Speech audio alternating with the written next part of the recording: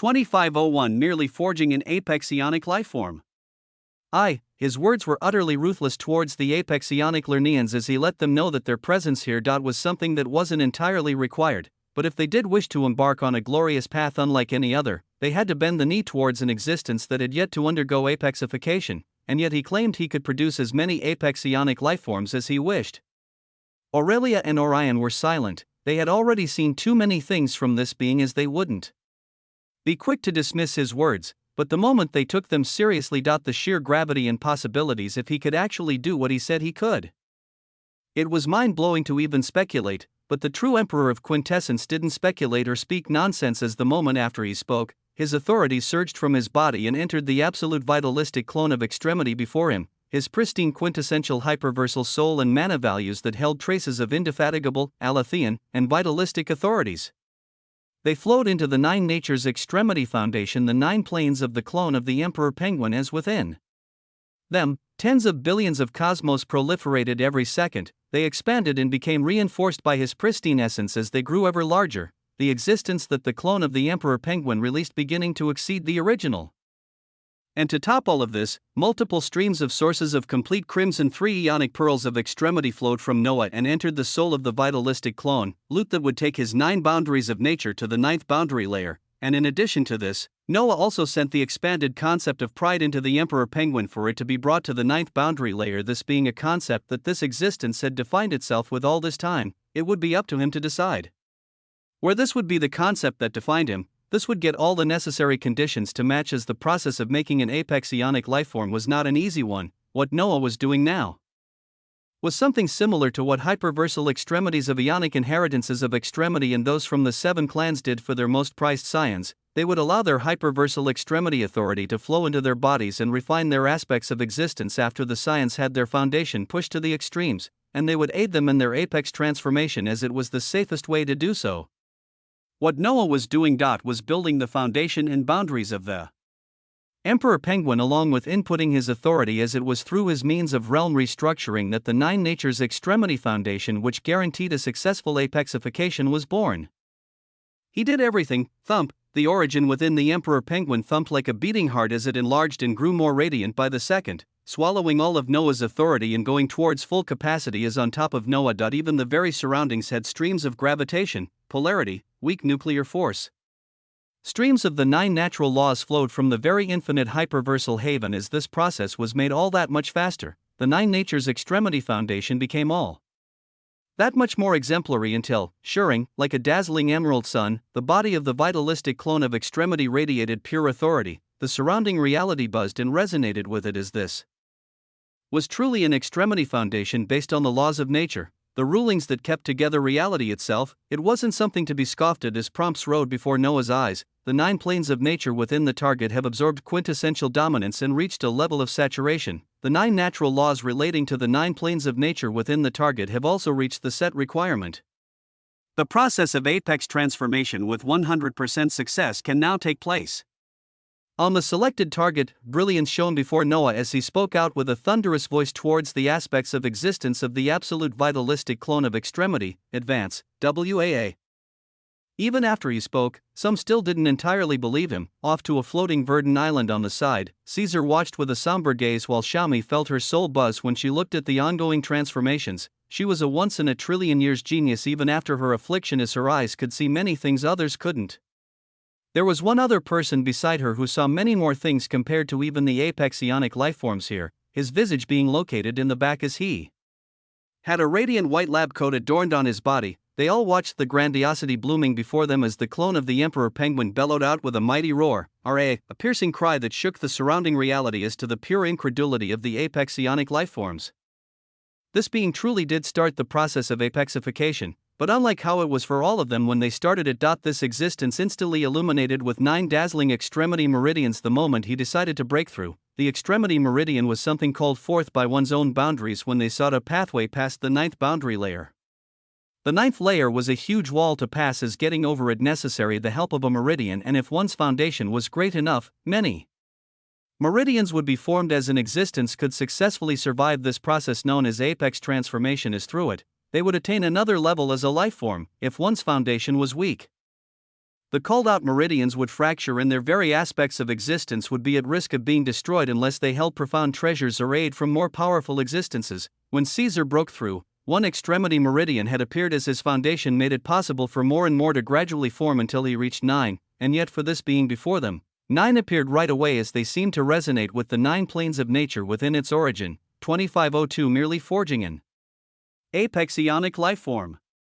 2. It was the finalizing of a foundation in order to take it to an even greater stage, taking all of one's accomplishments and culminating them into a single concept through the ushered extremity meridians. Thump, the body of the vitalistic clone pulsed as after the appearance of 9 extremity meridians, another 9 flashed into existence soon after. They rose like pillars that made his body as their light reflected into the surroundings, preposterous levels of authority blaring out as not too long after. Thump, another 9 meridians flashed into existence. The apex ionic lifeforms watching this became extremely quiet.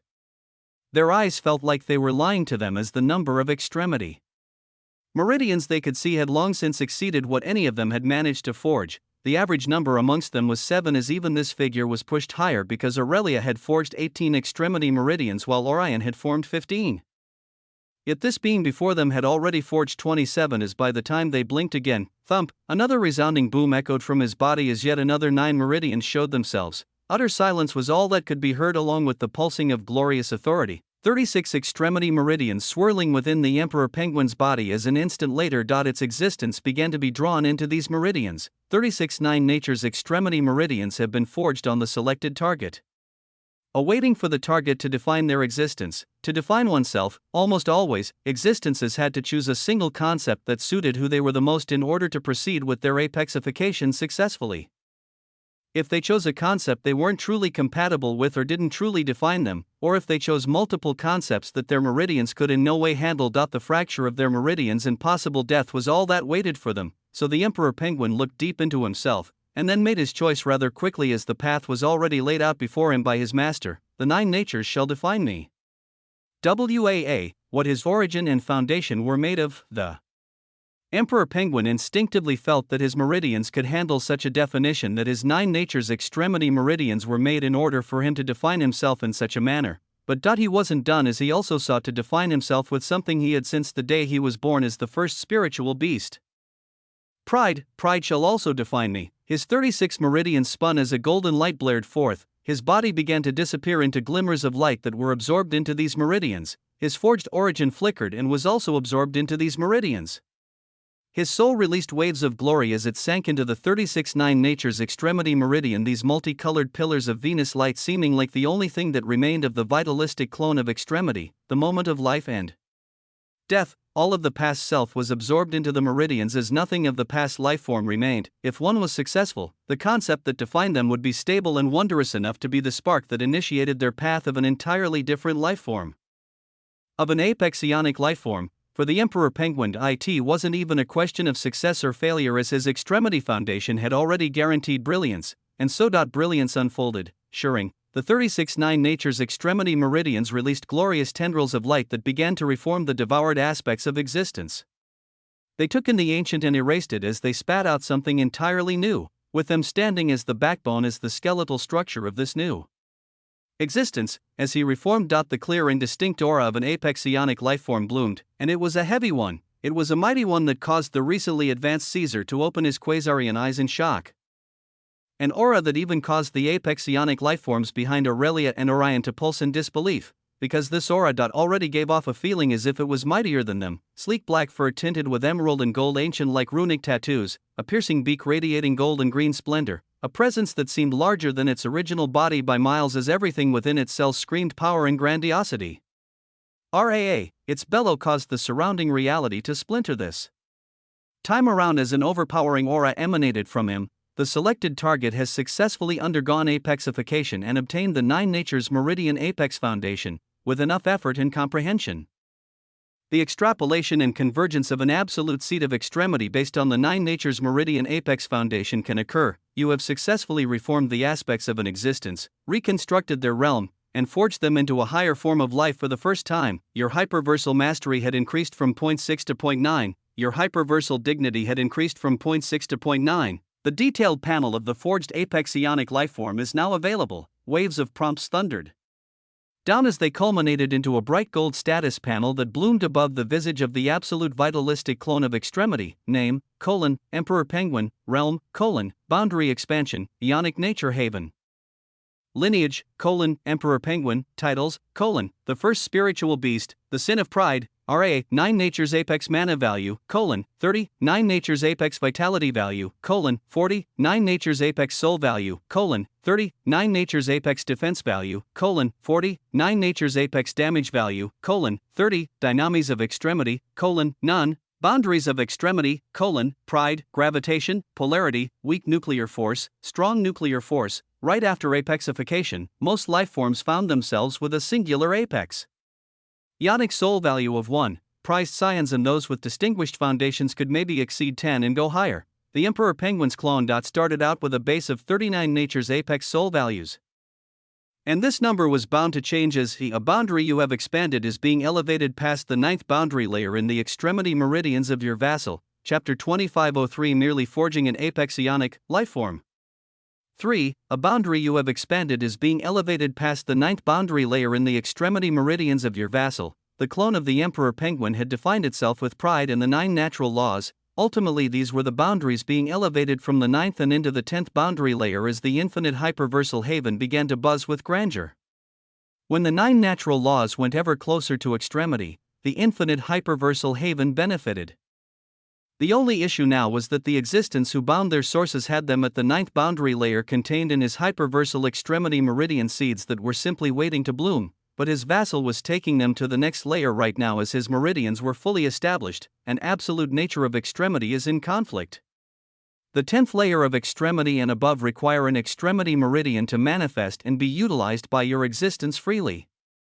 Yet the authority of 10 boundaries expanded by you exceeding the 9th boundary layer is occurring within your vassal, a conflict on the flow of extremity. It occurred in a step-by-step manner as what was happening currently should not be a possibility. Thus, a conflict was born as it needed to be corrected. The boundary of pride has attained the 10th boundary layer within your vassal as even though you cannot grasp and manipulate its advanced authority, your 81 hyperversal extremity meridian seeds absorb a portion of its authority. His body, which was already magnificent, radiated golden splendor. His foundation, which held 81 dazzling seeds, became even more exuberant as a wondrous light was seen being pulled within it. The absorbed authority of a boundary that has achieved the 10th layer will empower the 81 hyperversal extremity meridian seeds. When a sufficient amount of such authority is collected, there is a high probability that when a meridian seed blooms, the concept contained within it will automatically cross the 10th and reach the 11th boundary layer, WAA. As the glorious seeds of his foundation bathed in a unique authority, Noah received a massive potential boon for the future, while the body of the vitalistic clone of extremity before him only released a grander air of power. And as this occurred, the boundary of gravitation has attained the 10th boundary layer within your vassal, as even though you cannot grasp and manipulate its advanced authority, your 81 hyperversal extremity meridian seeds absorb a portion of its authority. The boundary of polarity has attained the 10th boundary layer. 9 more prompts came down after the first one of pride as Noah drank in all of their power as well. And towards the very end, the infinite hyperversal haven has attained even greater authority due to its natural laws getting ever closer to extremity, but it cannot express the full effect of such authority until the one who has bound their source grasps this authority themselves. The infinite hyperversal haven buzzed with bombastic waves of power as from this event, many sides made gains. The suffocating might of an unrestrained apex Ionic lifeform blazed out freely from the Emperor Penguin, shining with black and gold fur, an emerald color covering his eyes and beak as he made himself known to all. At such a juncture, Noah's piercing gaze turned towards Aurelia and Orion as he spoke calmly. Send one of the apex Ionic Lerneans behind you forward. Amidst their shock at this being actually doing what he said he would do, their souls were roused as they gauged the situation before them. Aurelia and Orion quickly understood the meaning of Noah's words as Orion sighed while voicing out loudly, Lucia, step forward.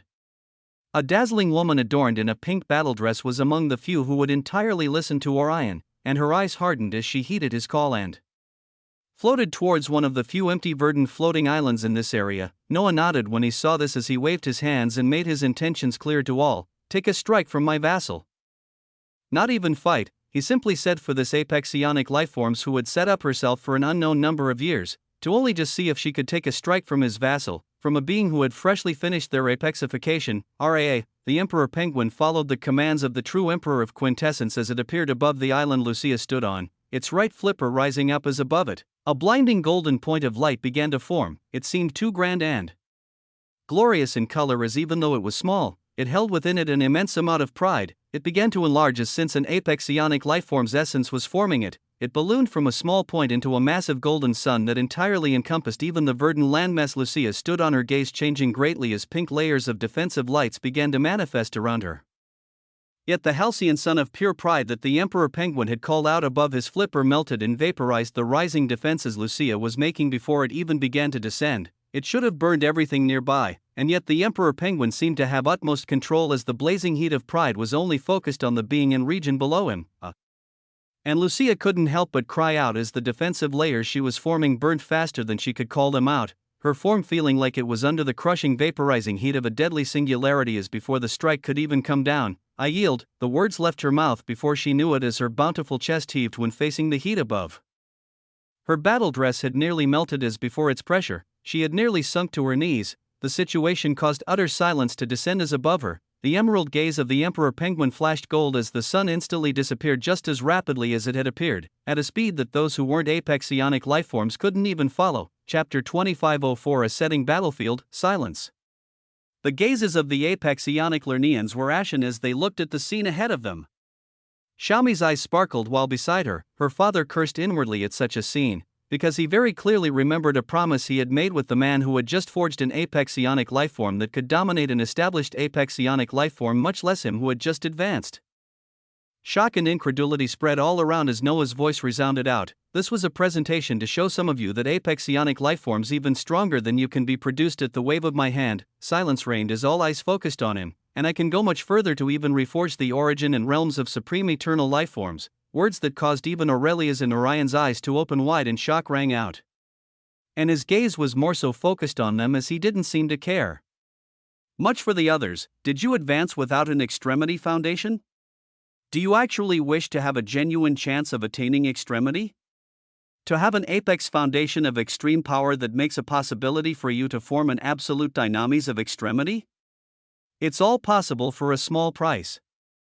WAA, a small price, a price of their souls, a price of fealty, brilliance shone as the situation developed into a fantastical path in the infinite hyperversal haven. Meanwhile, in the area filled with tendrils of ruin and nullity where Noah had almost come to a full clash with the noblesse lineage, the same location was determined to be where the apex war would take place, as it would be the apex battlefield.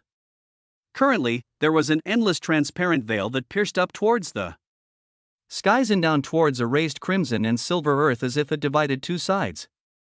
And it truly did so, as above the skies of one side, an illusory blue runic character that read, Lernian, was etched gorgeously as on the other side.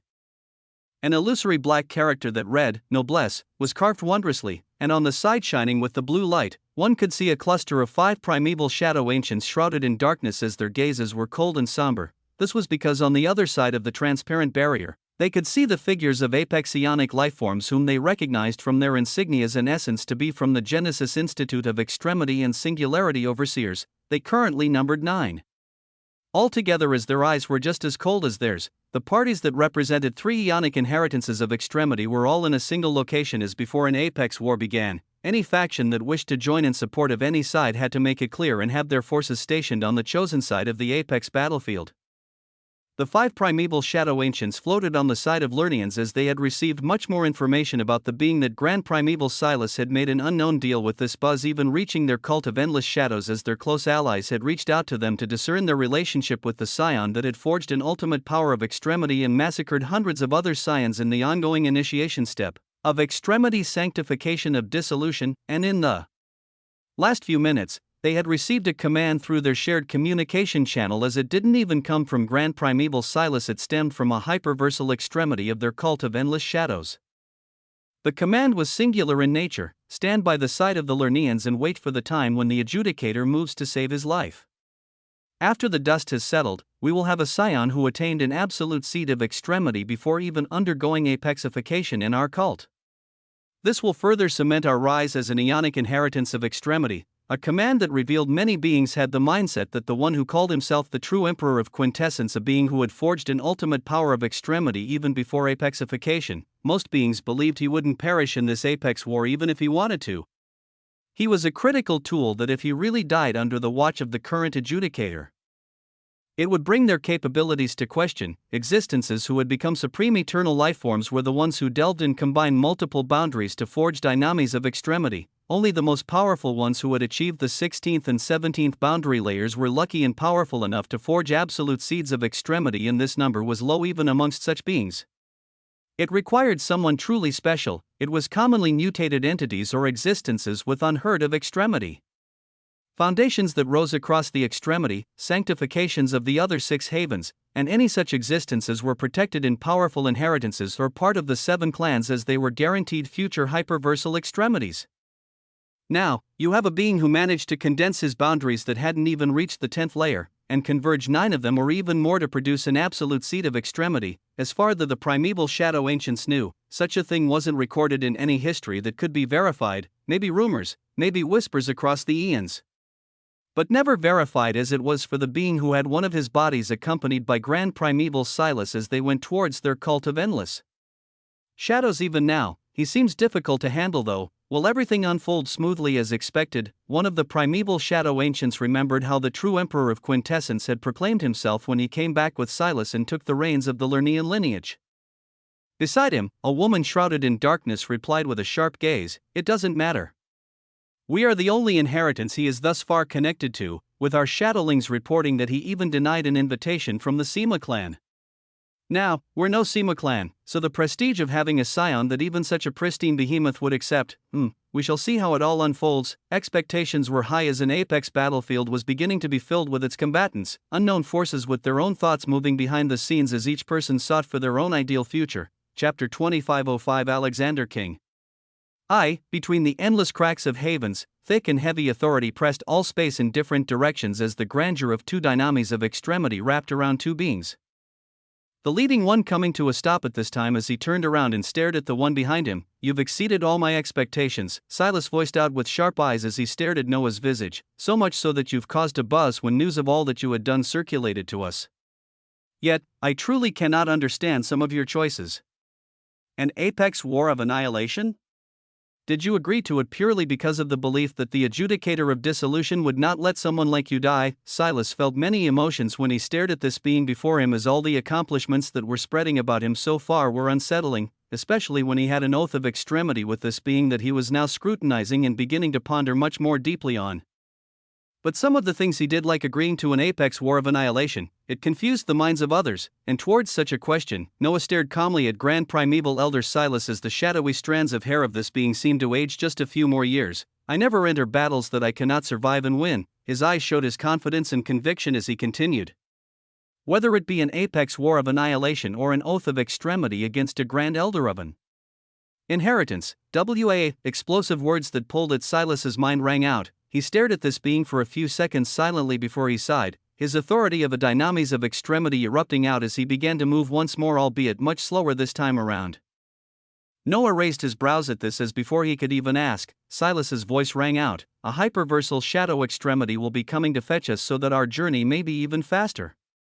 We cannot stray too far from our current coordinates or run the risk of coming across any unsavory entities when it has been realized your value is much different than anticipated. To cross the indomitable walls of the ionic havens of extremity and into the haven of penumbra, it would have taken an apex ionic lifeform like Silas a few days, yet as the news of Noah spread to the cult of endless shadows, an esteemed hyperversal extremity was coming to fetch them as a level of importance was placed on the true emperor of quintessence. In a region above many of the grand locations in the haven of dissolution, transparent layers of clouds filled with potent hyperversal extremity authority, much more than normal, as the whole region seemed to be suffocating with such an authority at this moment. At its core, the authority stemmed from the adjudicator of dissolution, as the visage of the hyperversal extremity of destruction was nowhere to be seen. Her lone grand figure stared towards the clone Noah had made, which stood before her as she voiced out coldly, "The small forces of 2 ionic inheritances stand against you with the noblesse while you have the backing of a lesser inheritance.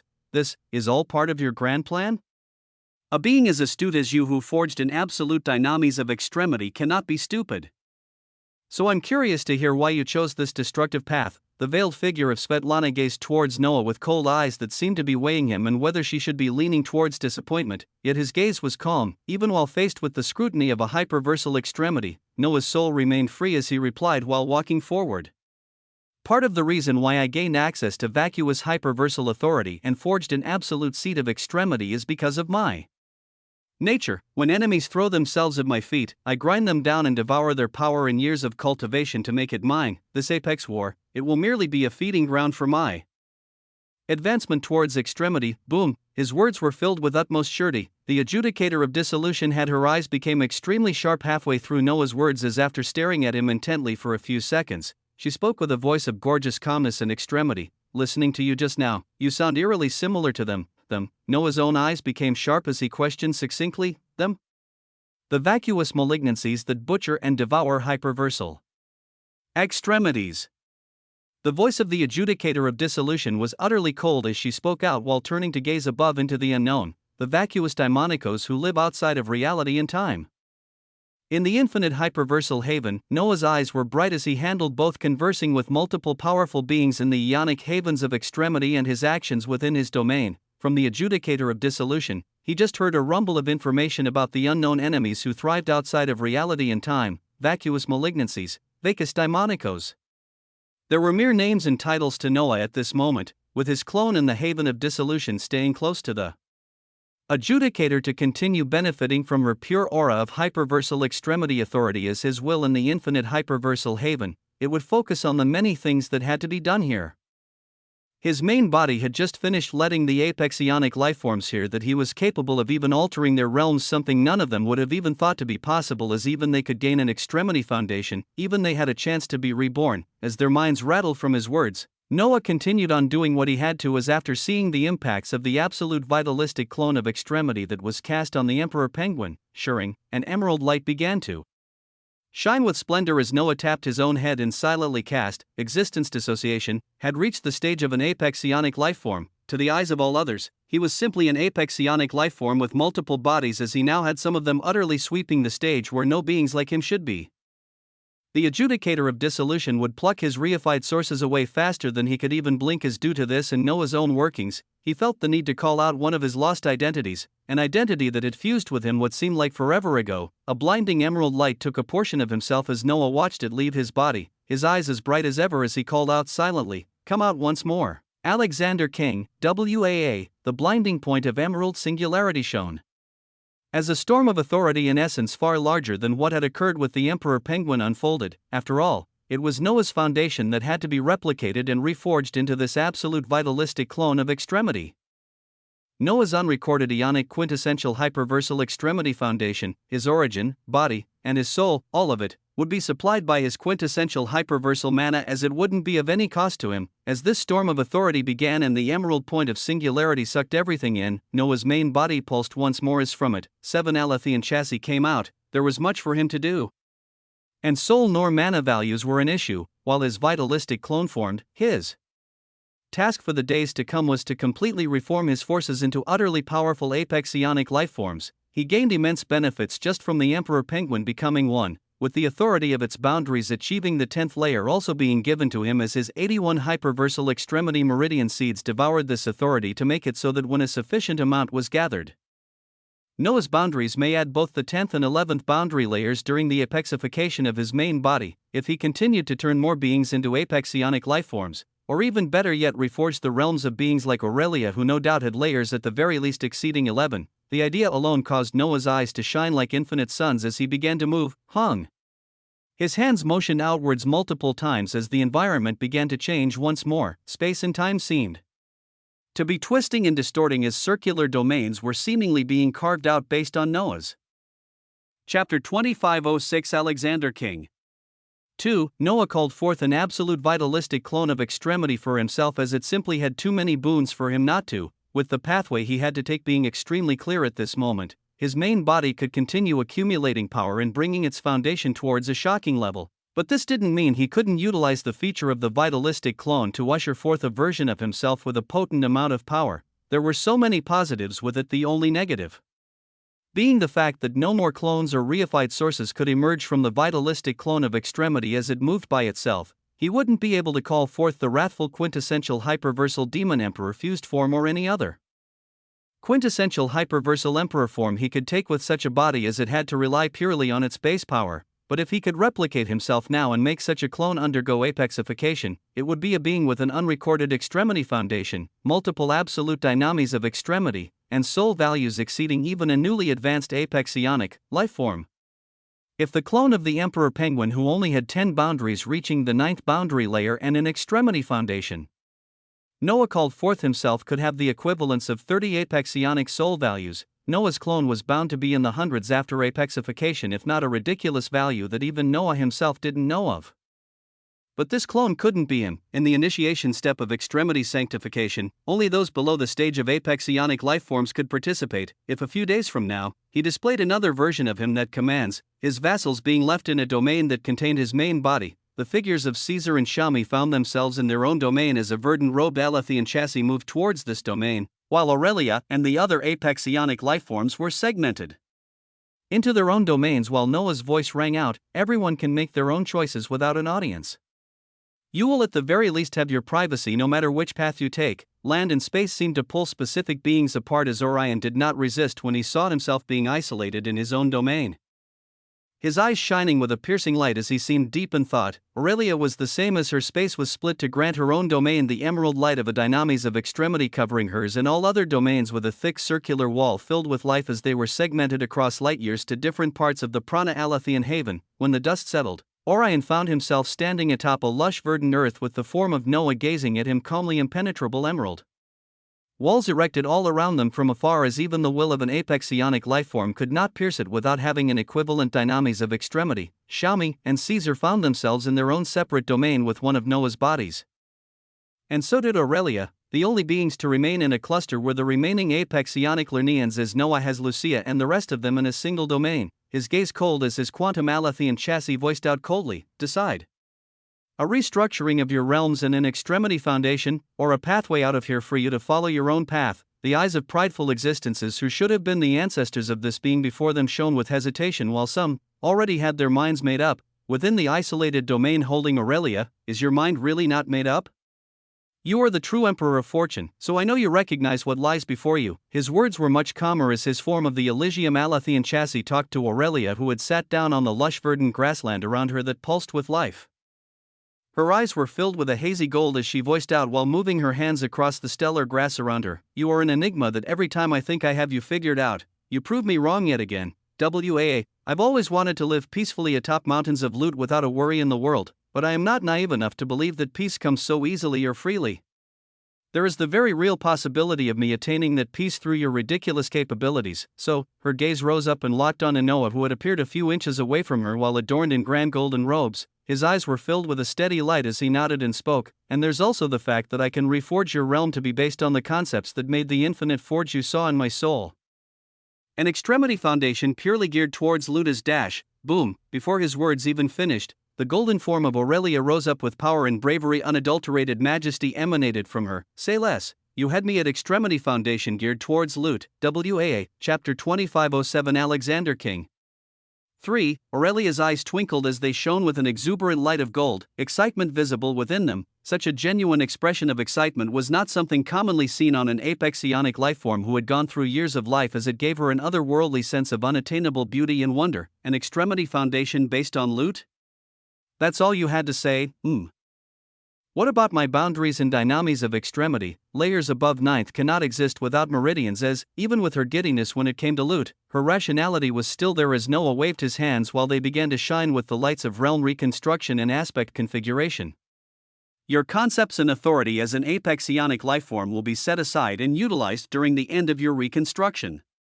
Nothing will be lost. His abilities were ready to unfold. Aurelia gazed at his hands pulsing with the authority of two different absolute dynamis of Extremity as she breathed out as if she prepared herself, shaking her head while voicing out, "Alright, let's do it. My forge better be at least the same level as yours, if not more pristine." After all this, Aurelia of the ancestral Lernians became the first apex ionic lifeform to choose which path she followed, and Noah didn't delay as his authority moved like unstoppable tendrils of light of cherry and emerald lights that caused her golden hair to move wildly. they sank into her body as this apexionic lifeform didn't put up any defenses, allowing the essences of two dynamis of extremity to flow into her aspects of existence, wrapping around dazzling extremity meridians that supported her existences like pillars of supporting light. They intricately wrapped around her very being as she granted Noah a profound level of access and control to the extent that he could shatter her very existence at this moment. How curious the fates of living beings are. Noah had such a passing thought as he thought of how just days ago, he was just grasping the fifth and sixth boundary layers while stepping into the ionic havens of extremity, and now, here he was. He had eradicated two apex ionic lifeforms not too long ago, and now he held the very aspects of existence of another such lifeform in his hands as BZZT, crack. The undeniable authority of an absolute dynamis of extremity caused the extremity meridians of an apex ionic lifeform to crack along with the origin of this being. It wasn't so much a matter of damage or defense values as it was the authority of realm reconstruction being carried out on a more powerful willing party. Ah! Aurelia felt her life's work being broken at this moment as it was something any being would despair at, yet there was never even a thought that this was a mistake in her eyes as she watched the authority of the broken extremity meridian that had her boundaries coursing through them. She saw that even though they were broken down, everything about them was preserved and put aside, the abundant authority of her life force. Her apex ionic soul values that had long since crossed the threshold of 200s.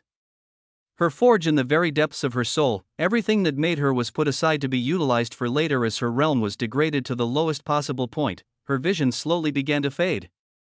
She didn't know how much time had passed, but after a certain point, she could only hear the voice of a single being. Fortune shall be at the very basis of your makeup, and your realm shall be composed of fortune, loot, providence, genesis, conquest, forge master, destiny, kismet, and quintessence. His voice determined the new planes of her realm, planes that would go on to determine her extremity foundation. When she came to again, she found her body being reforged as her golden eyes saw dazzling golden words appear out of thin air. The master of the infinite hyperversal haven is reconstructing your realm and aspects of being ever closer to extremity. You have been set on the path of the quintessential loot extremity foundation. The words before her caused her eyes to widen as at this time, she felt the portion of her past self that was put aside begin to return to her. They felt foreign and not as pure as her current self. She almost wanted to tell the being who was doing all this not to return the things from her past self when her will saw that everything returning back was being refined and reconstructed as well. Her realm beginning to rapidly reforge itself as her past accomplishments as in supreme ionic being reused as one of the many ingredients. She then felt the forge that was locked away in her soul once more. It seemed like a massive mountain of loot as at its very core, her greatest treasure pulsed and radiated light at this moment. Her Riviera fortune, her utmost treasure that she didn't even pull out on the deadly battle of an enemy more powerful than her in Orion who had chased them towards the noblesse battlefield as she would only utilize it when she felt like there were no other options. She felt the relic she had anchored into her workshop since before she even became the true emperor of luck radiate wondrous light as your greatest creation resonates with the forming quintessential loot extremity foundation. Your workshop has begun basking in the light of quintessential spoils as it is transforming into a tool worthy of the quintessential loot extremity foundation. Her will lit up with utmost excitement as she felt a sea of golden spoils light wash over her mountains of relics, gems, and ionic treasures of extremity. She felt like she was finally on the path of truly understanding luck and spoils as her soul didn't question any of the golden prompts appearing before her, fully delving into her changes and whatever they may bring. Chapter 2508 Alexander King.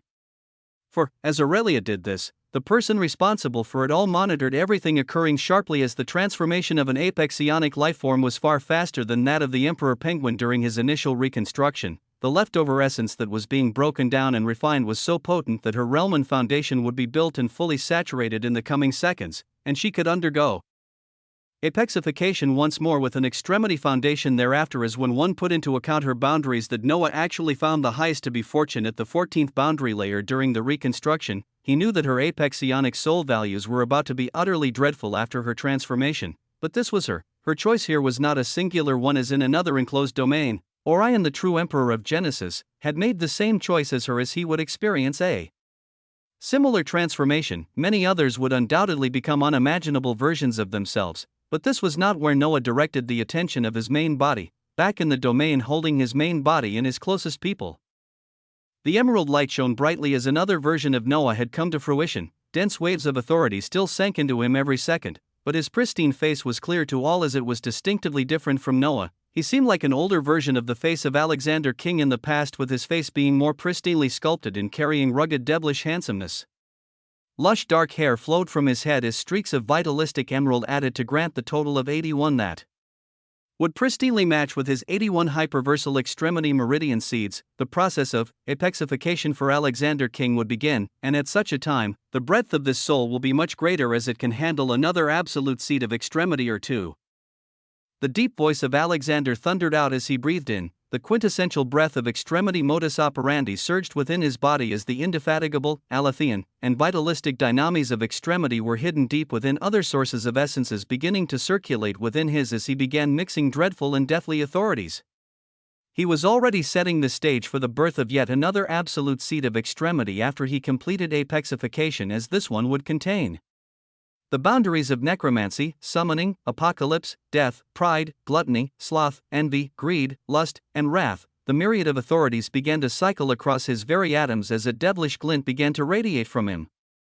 Good, Noah nodded at this fantastical sight as his gaze then turned towards the rest of his people, towards his son who shone with golden brilliance, towards Athena, Kazuhiko, Barbados, and the many others who gazed towards him with a profound light of eagerness. The stage of apexionic lifeforms is open to all, as it is only a matter of who will go after the Emperor Penguin. Many were excited for it, but none moved forward as they would follow whichever sequence Noah chose to follow. A fortunate light shone as Noah smiled and looked around, his gaze being taken towards a figure with observant eyes in the back, adorned in a stellar white labcoat. Golden strands of hair nearly reached his shoulders, as it was none other than Dr. Hall. It seems you hold something fortunate to share. WAA. Many eyes and gazes landed on him as he didn't falter or buckle from them. His golden eyes hardened as he nodded and began to float towards Noah's visage. Can we expand the boundary of medicine? I seek to put this at the very center and lead forces that can heal our people endlessly and even stop the advancement of true death. Chapter 2509, Raising a Dreadful Army. In the depths of the noblesse domains, Commander Vladik's expression was an ugly one to look at currently. This was because he had picked up on the whispers of his enemy from the elders of Genesis Institute of Extremity as he learned of the identity this being held. A holder of an absolute dynamis of extremity even before undergoing apexification, as it was even the consensus among the Genesis elders that even after the Lernaeans were annihilated in the apex war of annihilation, the one known as Osmont would likely be saved by the very adjudicator of dissolution. This utterly destroyed the whole purpose for him to incur this war, as it was all for killing the one who took Urieli from him right before his eyes, even if all the Lernaeans were destroyed, as they finally put to rest a long-standing grudge. So what? He had to have his due, and his will buzzed as he sought for a way out of such an unfair reality where he couldn't even get his full revenge because of forces more powerful than him. While his enemies plotted and planned, Noah systematically continued his preparations as he had multiple bodies moving in conjunction with his will, covering all aspects of what had to be done as his main body, and a few other clones were contained in the emerald domain that held most of his important people. He was looking towards the dashing golden-haired Dr. Hall at this moment as he thought of the word this being had just said, medicine. The vitalistic dynamis of extremity was already one that was filled with the impulse of life and vitality, as Noah had no doubt ridiculous and newer capabilities would arise once it was fully converged, but the field Dr. Hall wanted to delve into had its own merits, as Noah allowed it. Very well. Medicine shall be expanded, and your realm shall be constructed. WAA. His permission was given as a new concept began to shine with brilliance, Dr. Hall nodding as he felt his origin begin a fantastical process, his voice still continuing, Yes, Master. Some additional concepts that may be useful to include in this endeavor are biochemistry, epidemiology, essentiology, and pharmacology. This being was bold as he sought many more concepts from the true emperor of quintessence, and Noah only smiled as his soul buzzed with the sources of complete crimson 3 ionic pearls of extremity, each of the aforementioned concepts being expanded towards extremity as many new fields of interest opened up in his mind. His main body then proceeded with the process of realm reconstruction and aspect configuration, just like he had done before grand lights beginning to bloom as a similar process repeated, but there were other bodies here besides his main one. His Alethean chassis came forward as one pointed towards Barbados and Caitlin, another pointing towards Kazuhiko, as they already had their realms reconstructed and configured, and they would be opening their pathway of the absolute vitalistic clone of extremity as their clones would then proceed towards apexification. It was Noah officially beginning a process of producing an army of apexionic lifeforms among his own people. the process of raising a dreadful army that would far outstrip what any of the aboriginal lineages of the Ionic haven of dissolution had. This process would be a long one, as it would be among the things that would make the coming hours pass by wondrously, the 3-day counter already underway before an utterly fantastical reality unfolded, and while all of this occurred, the visage of Alexander King was surrounded by crackling waves of essence, his foundation and origin being taken to a sublime point as with a few more expanded concepts, his 81 hyperversal extremity meridian seeds would be filled as this body of Noah's, it would also undergo apexification, in another region within the Prana Alathian haven, enclosed in their own verdant domain with walls nobody could peer across. One of Noah's bodies stared at a father and daughter as he spoke with a smile. "It seems you truly didn't understand your daughter, Caesar.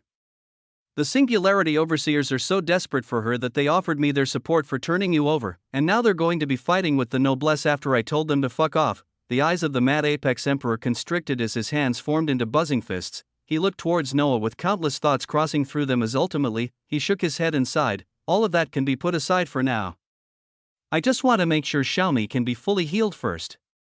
My deal with you still stands, as it seems you will be the clear victor, so no." A clear and sonorous voice rang out while the two men were talking. The dazzling figure of Xiaomi, who was made up of pure stellar quasars, spoke with undeniable conviction as the eyes of Noah and Caesar came to focus on her. "I am my own person. So whatever deal was made with my father, I will take its weight on myself to fulfill it, Xiaomi."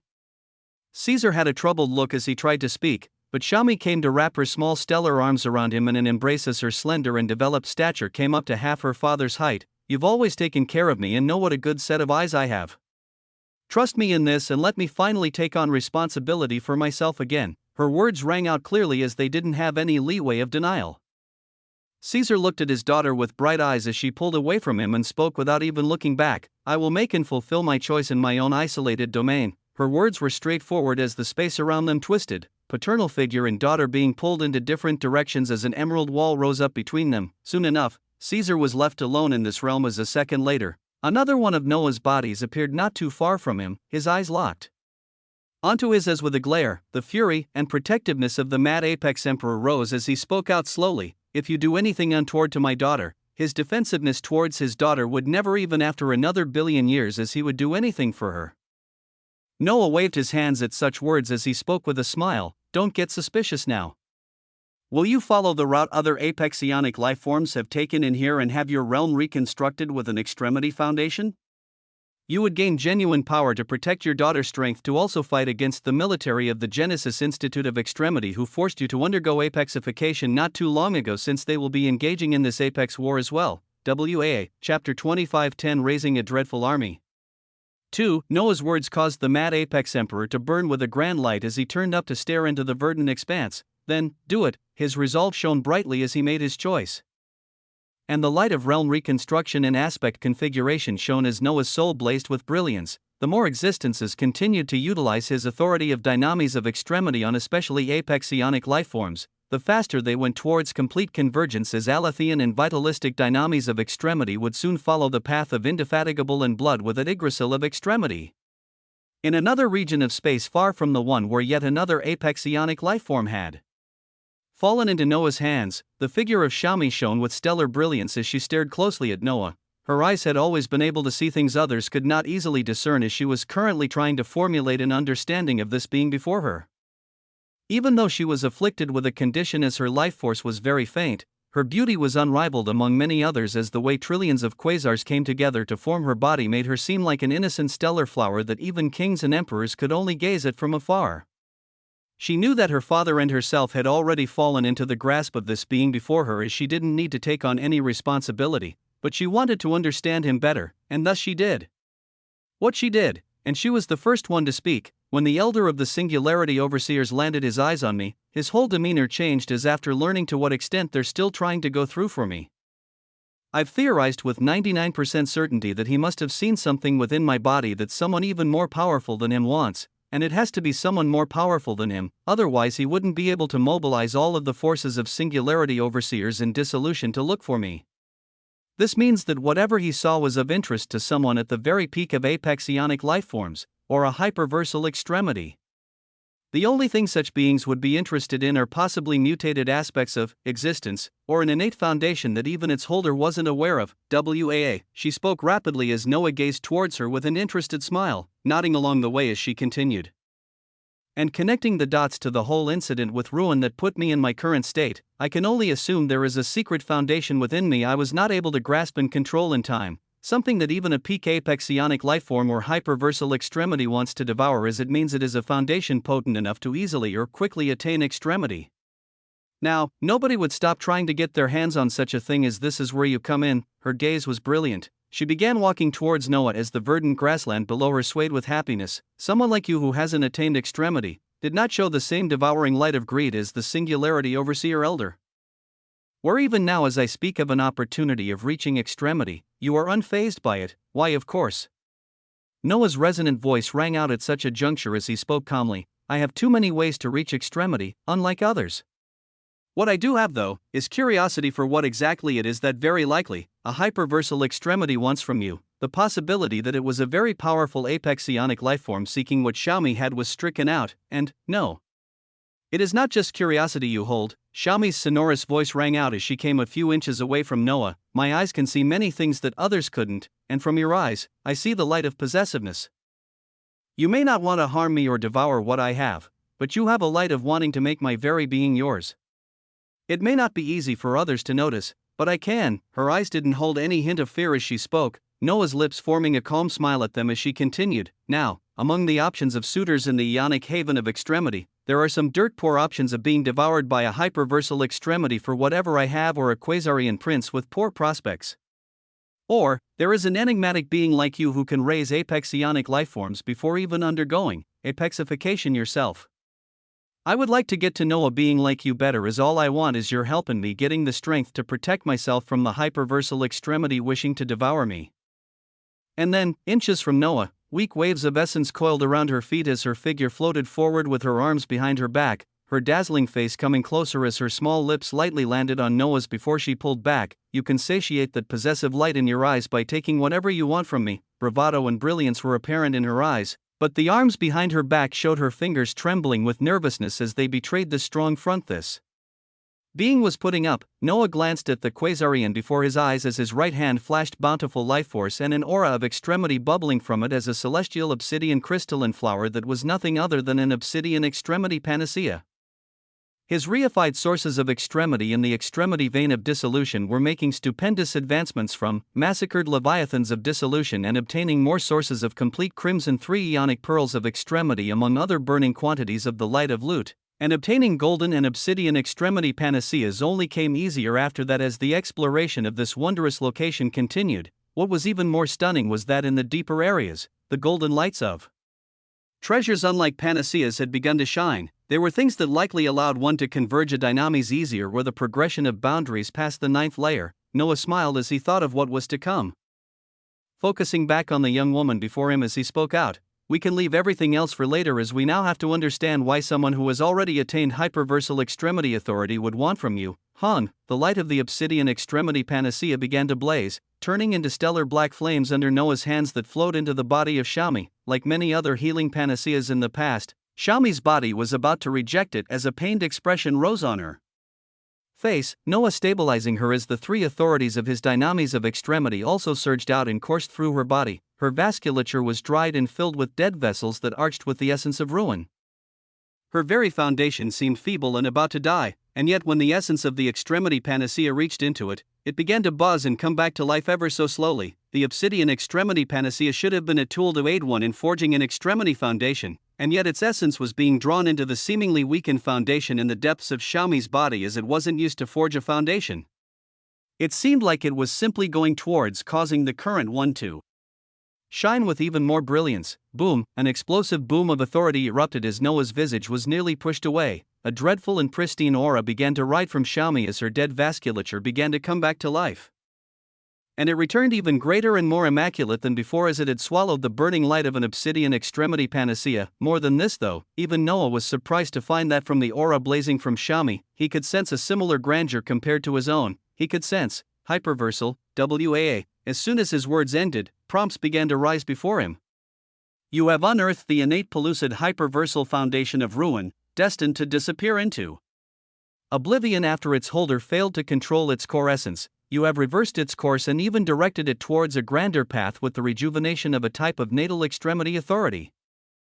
Natal extremity authority, this was the type of energy contained in an obsidian extremity panacea, so the crimson extremity panacea Noah swallowed that aided in him obtaining the unrecorded ionic quintessential hyperversal extremity foundation, maybe something even greater, due to a confluence of factors. The unrecorded innate pellucid hyperversal extremity foundation of ruin chaos has been born in the selected target. The sole purpose of the innate pellucid hyperversal foundation of ruin was to elevate the concept of ruin towards extremity in the shortest possible time. The unrecorded innate pellucid hyperversal extremity foundation of ruin chaos can now elevate 8 other sources of chaos apart from ruin towards extremity in an incredibly short period of time. Dazzling prompts appeared before both Noah and Shami. Her slender, bountiful, and gorgeous visage pulsed as around the verdant domain, dense origins of chaos began to gather. Along with this, the sources of chaos within your own foundation begin to resonate with the unrecorded innate pellucid hyperversal extremity foundation of ruin chaos. As the one who unearthed this unrecorded foundation from facing oblivion, you are granted a distinctive authority to benefit from the same sources of chaos. The holder of this foundation raises towards extremity, cultivating near or with the holder of the unrecorded innate pellucid hyperversal extremity foundation of ruined chaos will increase the rate of advancement of select boundaries connected to sources of chaos by 10,000% to 100,000%. A dazzling notification appeared before Noah's eyes, and before the stellar quasarian eyes of Shami, who felt her entire aspects of existence undergo a revolution, as an existence holding the unrecorded innate pellucid hyperversal extremity foundation of ruined chaos, cultivating near or with the holder of the unrecorded ionic quintessential hyperversal extremity foundation will increase the rate of advancement of all your boundaries connected to sources of chaos by 100,000% to 1,000,000%. The 11th, 12th, 13th, 14th, 15th, 16th, 17th, and the final 18th extremity boundary layer were immensely difficult to cross, each one being hundreds of times more difficult than the one prior. Due to her innate foundation and the changes it had just gone through, connected with the being of a being that truly shouldn't exist with the foundation that he held, Shami was one of the few, rare existences that may just be able to traverse across the arduous upper boundary layers with utmost ease. Chapter 2511 Raising a Dreadful Army. 3. 2511 Raising a Dreadful Army. 3. Each of the trillions of quasars that made her felt like they were filled with boundless potential. Her aspects of existence buzzed as they felt the unique authority coursing through them, the same authority that nearly killed her, the same authority that the moment it was being corrected. The 7th boundary layer of ruin has been achieved. The 8th boundary layer of ruin has been achieved. Crimson gold words like these rose multiple times over as the tendrils of ruin that had been wrecking her body all these years suddenly turned docile. The 9th boundary layer of ruin has been achieved. Enough understanding of ruin by your foundation still remains as it seeks your extremity meridians to progress even further. She felt it meld into her very soul as if she could control it to the finest threads, as if her soul was meant just for this. This was her innate pellucid hyperversal foundation that nearly killed her. It allowed her to absorb and turn the ruin that was killing her into pure understanding that only stopped at the 9th boundary layer because it couldn't go on any further. This was the ridiculous pace of progression she could make with her foundation. Her eyes fluttered with astonishment as she contained her nervousness when she gazed at the being who had made this change possible. If she cultivated near him, or did that with him, her progression could go up to 1,000% faster. Didn't this mean extremity would be achieved in a ridiculously short period of time? But when she thought about the action that would require such a thing, her stellar face reddened. She may talk big and analyze things calmly, with her mind choosing the most opportune paths in dangerous scenarios, but her true timid nature that even her father had rarely seen was still there. Since she fell from the high pedestal as a genius of the Quasarian bloodline, she had resigned herself to death as never in her wildest dreams did she think a man like this would appear to solve everything. He was nothing like the stellar knight in shining armor she always dreamed of. He was more like a celestial beast whose eyes clearly told her he wanted to possess everything about her entirely. She realized she had been blankly staring at him inches away while thinking all this as she collected herself an instant later and uttered out, "It seems that whatever hyperversal extremity is in contact with the singularity overseers wanted to get a hold of my innate pellucid hyperversal foundation." We can continue and see how much more powerful it'll be once I undergo apexification. She didn't even mention the crimson gold words she saw as she chose to entirely move on for now. He wouldn't have out anything about it anyway, right? Before her figure, he smiled devilishly as his finger tapped out, authority flowing into her body as like many others she was pushed towards apexification. This was Noah's goal as for such a thing. Hours passed, his authority of dynamis of extremity was utilized a great deal for the emergence of apexionic lifeforms as the gains he made were far too valuable. In a matter of hours, the changes that would occur in the infinite hyperversal haven were so drastic that if someone said a genuine hyperversal extremity was the one responsible for such changes, they wouldn't be believed. The first day before the promised apex war of annihilation was passing swiftly for some and strangely slow for others, but some beings were above the bindings of space and time itself, within the ionic haven of dissolution, near a region filled with molten mountains in the skies and the earth. Tendrils of a dark state of verisimilitude bursting from the mountain peaks as they seemed potent enough to burn the very souls of lifeforms. The few regions of the ionic haven of dissolution occupied by Lernians and noblesse were filled with ruin and nullity across it, but this wasn't the case for many other regions of this haven. The unexplored regions held their own dangers and natural phenomena as the current region with molten mountains covering the skies and earth had a massively radiant black crack that seemed to be swallowing the very surrounding space constantly. It was filled with vacuous hyperversal authority. If someone with sufficient power was able to enter this region, they would find that it was a specific zone of vacuous hyperversal authority where in its very center, two figures could be seen floating freely without any concerns or care. One sat in a meditative position as vacuous hyperversal authority pulsed around his body, the other standing behind this being as dense and potent hyperversal extremity authority of destruction flowed from him freely.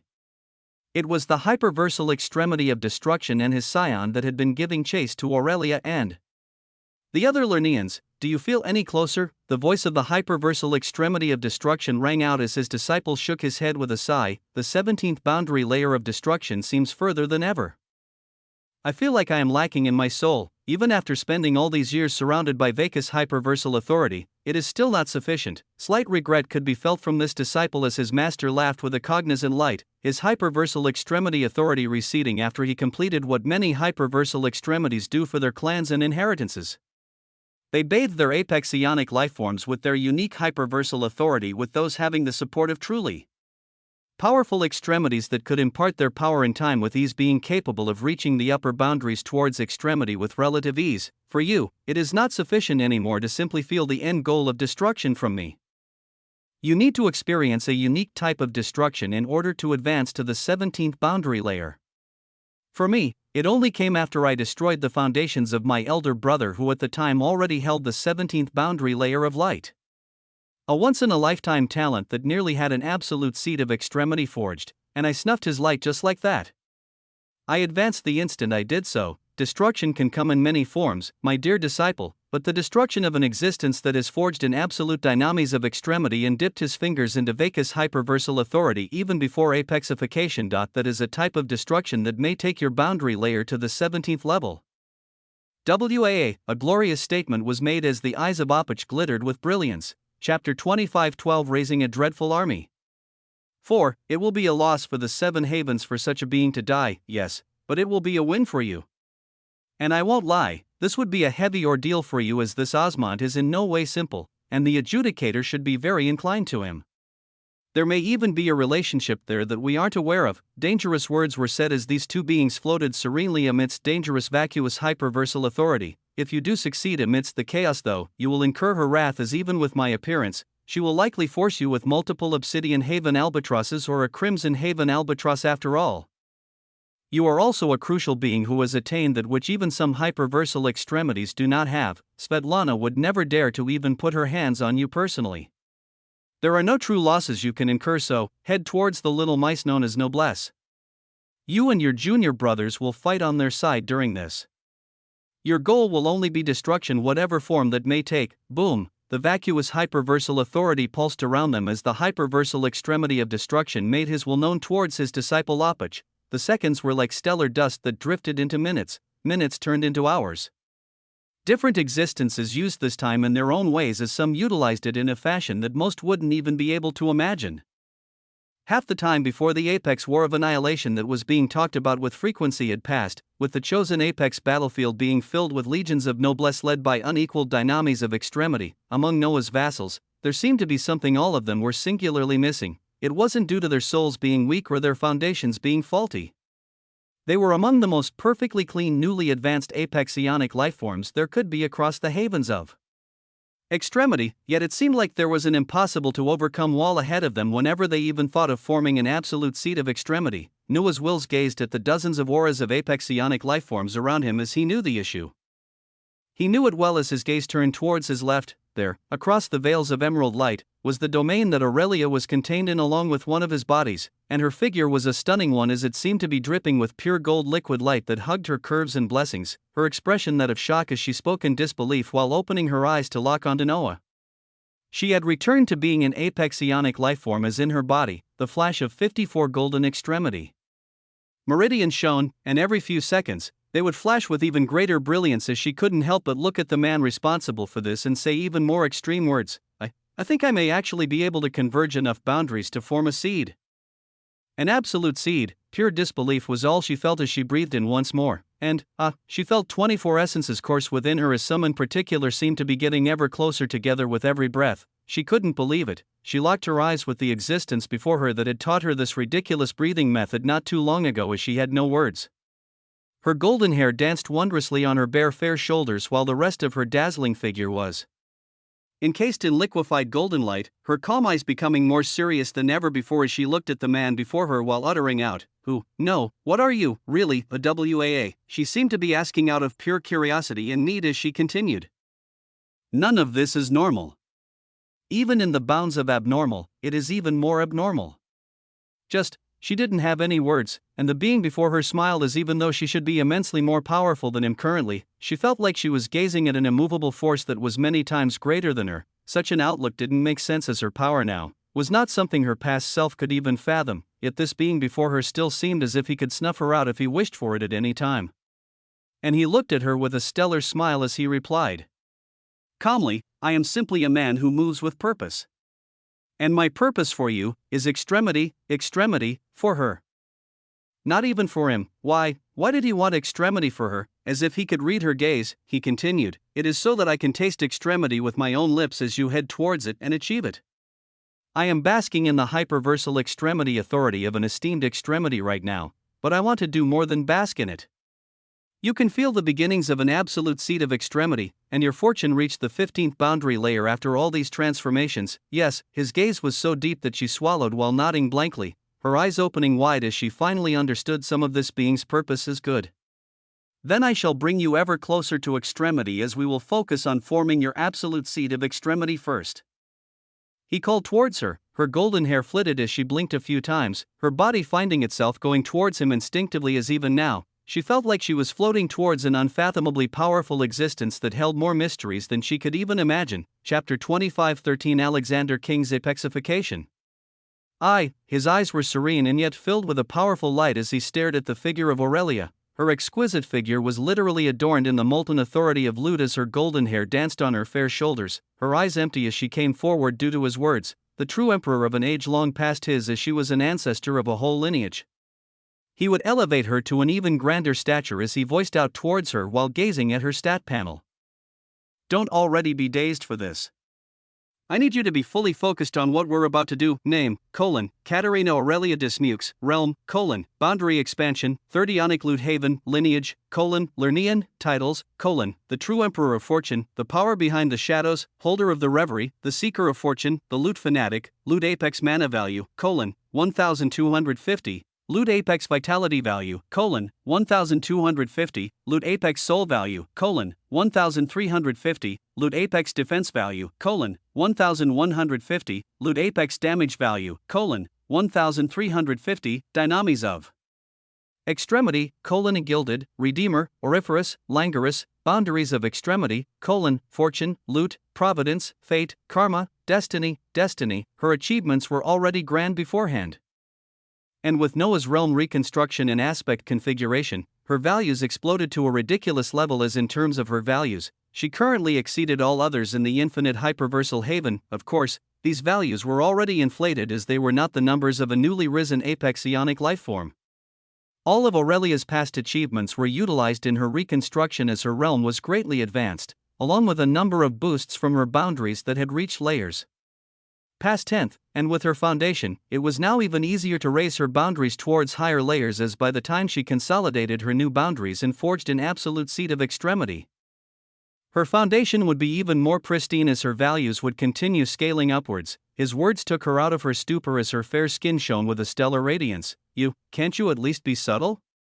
For some of us, this is the first time going through these experiences. Her golden eyes danced with power as they actually felt wronged at this moment. All the years she had lived, she secluded herself from others as with her golden forge, she had no need to ever step foot outside her domain to go on any adventures or anything of that nature. The only man she ever had prolonged contact with was Genesis, as even then, she found his demeanor and self-hatred of his past actions to be too bland for her tastes. Yet this unfathomable being before her, she didn't even know what to expect as towards her words. He smiled as if he had found something amusing to play with as his voice echoed out, "There is nothing subtle in what we're about to do."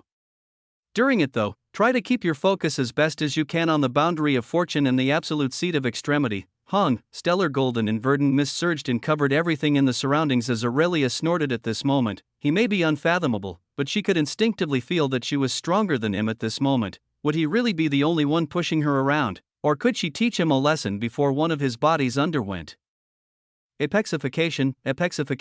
To prepare for such a thing with his absolute vitalistic clone of extremity that was Alexander King, Noah had spared no efforts in the past day and a half. The eyes of Alexander turned towards the direction where one of his clones was about to begin a different type of battle with Aurelia, this battle being something that Noah would truly benefit from. With the appearance of Alexander as an apex ionic lifeform, this was because his boundaries would be able to continue climbing upwards as an apex ionic lifeform, the practice of dual cultivation being something that would be most useful in elevating his boundaries if he were doing it with someone like Aurelia who had reached the 15th boundary layer, or an existence like Xiaomi who would make Noah's boundaries relating to sources of chaos climb at such a rapid pace that they would leave behind even quintessence. But all of these things could only truly be savored when one of his bodies became an apex ionic lifeform. When Alexander King took this step, and he had achieved all his requirements, over 81 boundaries were expanded towards extremity as Noah added the boundaries of life, Isurience, impermanence, archetypes, chronos, ether, destruction, slaughter, fealty, and annihilation. Some boundaries that were favored more than others were placed within the 81 hyperversal extremity meridian seeds, while others were removed, with the appearance of Alexander now being ready to proceed forward with his origin only saturated at the third Alethian haven of extremity. For an absolute vitalistic clone of extremity, Noah had already over-prepared by doing all this. His main body would continue doing its utmost to build an even more exemplary foundation as among many things in progress for the past day and a half. The elevation of his boundaries from golden consummate had begun as Noah put to use the light of conquest gathered by the domination of the Lernaean domains and his own elevated soul value in being capable of altering his recorded history in the Ionic annals of extremity. His main body would take the reins of building the most quintessential foundation before apexification, for the purposes of the upcoming war and domination of local Ionic inheritances of extremity, placing their fingers into the haven of dissolution.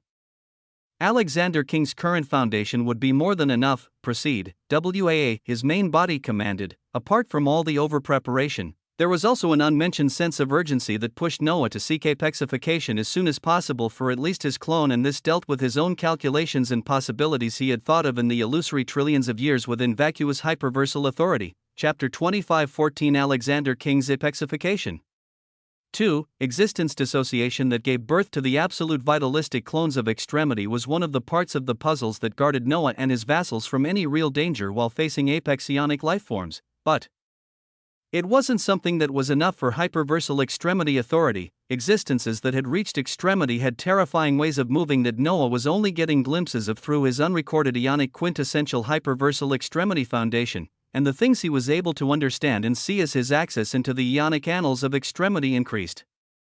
After the actions of Euryale and the repercussions they had, Noah did not just want to be reactive to what may possibly happen or not happen in the future, as the apexification of Alexander King was another method of protection against existences that had even reached extremity. He wouldn't be inactive and simply believe that the adjudicator of dissolution would move to protect him if a hyperversal extremity attacked him, whether hiddenly or in the open. She had already failed to do so once, as she could always do it again. No. As always, one had to depend on themselves, and one of Noah's solutions at keeping threats from even hyperversal extremities at bay involved forging an absolute seed of extremity geared towards areas that such beings were most adept at, ways of attacking that others couldn't even see coming, through destiny, fate, providence, or any other similar concepts, through the Ionic annals of extremity. It was a task for Alexander King to design yet another absolute seed of extremity apart from the one filled with devilish destruction and horrors that he had been experimenting with, and the concepts for the aforementioned seed of extremity were already set in stone as things only had to be implemented. And so, Alexander King moved forward. Come, his voice was deep and resolute as it made a calling to the dazzling 81 hyperversal extremity meridian seeds that were only waiting for such a call, and, boom, an explosive shockwave emanated out as immense and utterly wild seas of authority began to rage around Alexander King like a torrential storm of majesty. His body already held the seeds as the moment after he called them, they enlarged with a blinding light to become radiant stanchions of light that bloomed across his aspects of existence. The hyperversal extremity meridian seeds in your body are advancing to become quintessential hyperversal extremity meridians. The process of apexification fully began as 81 pillars of light began to appear and illuminate Noah's body. Other beings would start with 1 or 9 and continue building up more, but Noah straightaway achieved 81 extremity meridians in one sitting, as this was what his foundation boasted. 81 radiant quintessential hyperversal extremity meridians formed as his aspects of existence began to be drawn and devoured into them, even more prompts rising along the way. The unrecorded Ionic quintessential hyperversal extremity foundation is burning with the light of apexification. The unrecorded Ionic quintessential hyperversal extremity foundation asks you to define yourself. The definition of Noah Osmonds will within the rising Alexander King. It could be nothing else other than quintessential, thump, like a beating heart. One of the extremity meridians pulsed and turned into an utterly bright pillar of light, and it wasn't over, because the true emperor of quintessence had only just begun to define himself with more concepts: providence, mana dynamics, loot, blood, body, origin, soul, apocalypse, impermanence, one word after another. Multiple defining concepts were uttered out as an extremity meridian shone after every single utterance, and as this process began, the part of Noah's soul contained within Alexander King began to go utterly wild as its soul values started to exponentially surge upwards. And the moment this process began, the process of apexification is spurring quintessential changes to your soul. The process of apexification has spurred the remaining sliver of convergence of your dynamis of extremity forward. The convergence of his two dynamis of extremity, they had reached 99.99% after being used so much these past few days as they didn't budge thereafter, with Noah waiting exactly for this time as he didn't even utilize any loot to finish the last remaining percentage. Not a single bud of convergence. Such loot was reserved for the quick convergence of dynamis that were about to form, but at this glorious juncture, the Alethean dynamis of extremity has reached 100%. Convergence. The vitalistic dynamis of extremity has reached 100% convergence. A heavy presence erupted from his main body as the changes of concepts like dynamis were simultaneously expressed in Noah's soul. One runic seed that read, Alethean, and another that read, vitalistic, shone with splendor as they began to bloom a moment later. An Alethean perennial Yggdrasil of extremity is blooming within your soul. A vitalistic perennial Yggdrasil of extremity is blooming within your soul. A black gold Yggdrasil and another of emerald grandeur sprouted within his soul and caused its soul values to be elevated to an even more ridiculous level, profound changes continuing to take place. Each of the blooming trees had trunks as radiant as cylindrical havens, while their branches glimmered like black gold or emerald rivers of stellar realities that stretched out across Noah's body. Due to the enhancements of your foundation, every half a day, the Alethean and vitalistic perennial Yggdrasil of extremity will bud Alethean and vitalistic fruits of extremity equivalent to the number of concepts in their makeup, across Noah's aspects of existence. The first established indefatigable perennial Yggdrasil dominantly stood as one could see 27 dazzling stellar cherry-colored singularity already formed at the tips of some of its branches. 27 indefatigable fruits of extremity were already born during the past day and a half, as now Alethean and vitalistic would join the fray to add their own grandeur. All features under the banner of the Alethean and vitalistic dynamis of extremity are further enhanced. The Alethean and vitalistic absolute planar domains can now be cast on a corner of his eyes. Lines of golden prompts passed as they delved into the fantastical enhancements of the features of the elevated dynamis of extremity, as well as even new ones. but Noah set these aside to look at later as he gazed at two final prompts before turning his gaze towards the process of apexification. The authority of the Alethean and vitalistic dynamis of extremity will flow across your aspects of existence to strengthen your unrecorded ionic quintessential hyperversal extremity foundation passively when utilizing your quintessential breath of extremity modus operandi. Granting an increase in all your hyperversal values unceasingly, the combination of your quintessential breath of extremity modus operandi, unrecorded ionic quintessential hyperversal extremity foundation, and the authority of the indefatigable, Alethean, and vitalistic absolute dynamis of extremity coursing through you has caused the strengthening of your aspects of existence to reach an even more abnormal level, granting you an increase of 2.5 hyperversal soul values, 2.5 hyperversal damage values, 7.5 hyperversal defense values, and 7.5 hyperversal vitality values daily. Pristine beauty displayed itself as other beings would truly cry just at seeing it be a reality. And yet it was there as the authority of three fully converged absolute dynamis of extremity granted him massive enhancements to his power in addition to not yet quantified changes brought about due to the full convergence of all boundaries, his aspects of existence currently all being strengthened. But Noah had to bring his attention onto the visage of Alexander.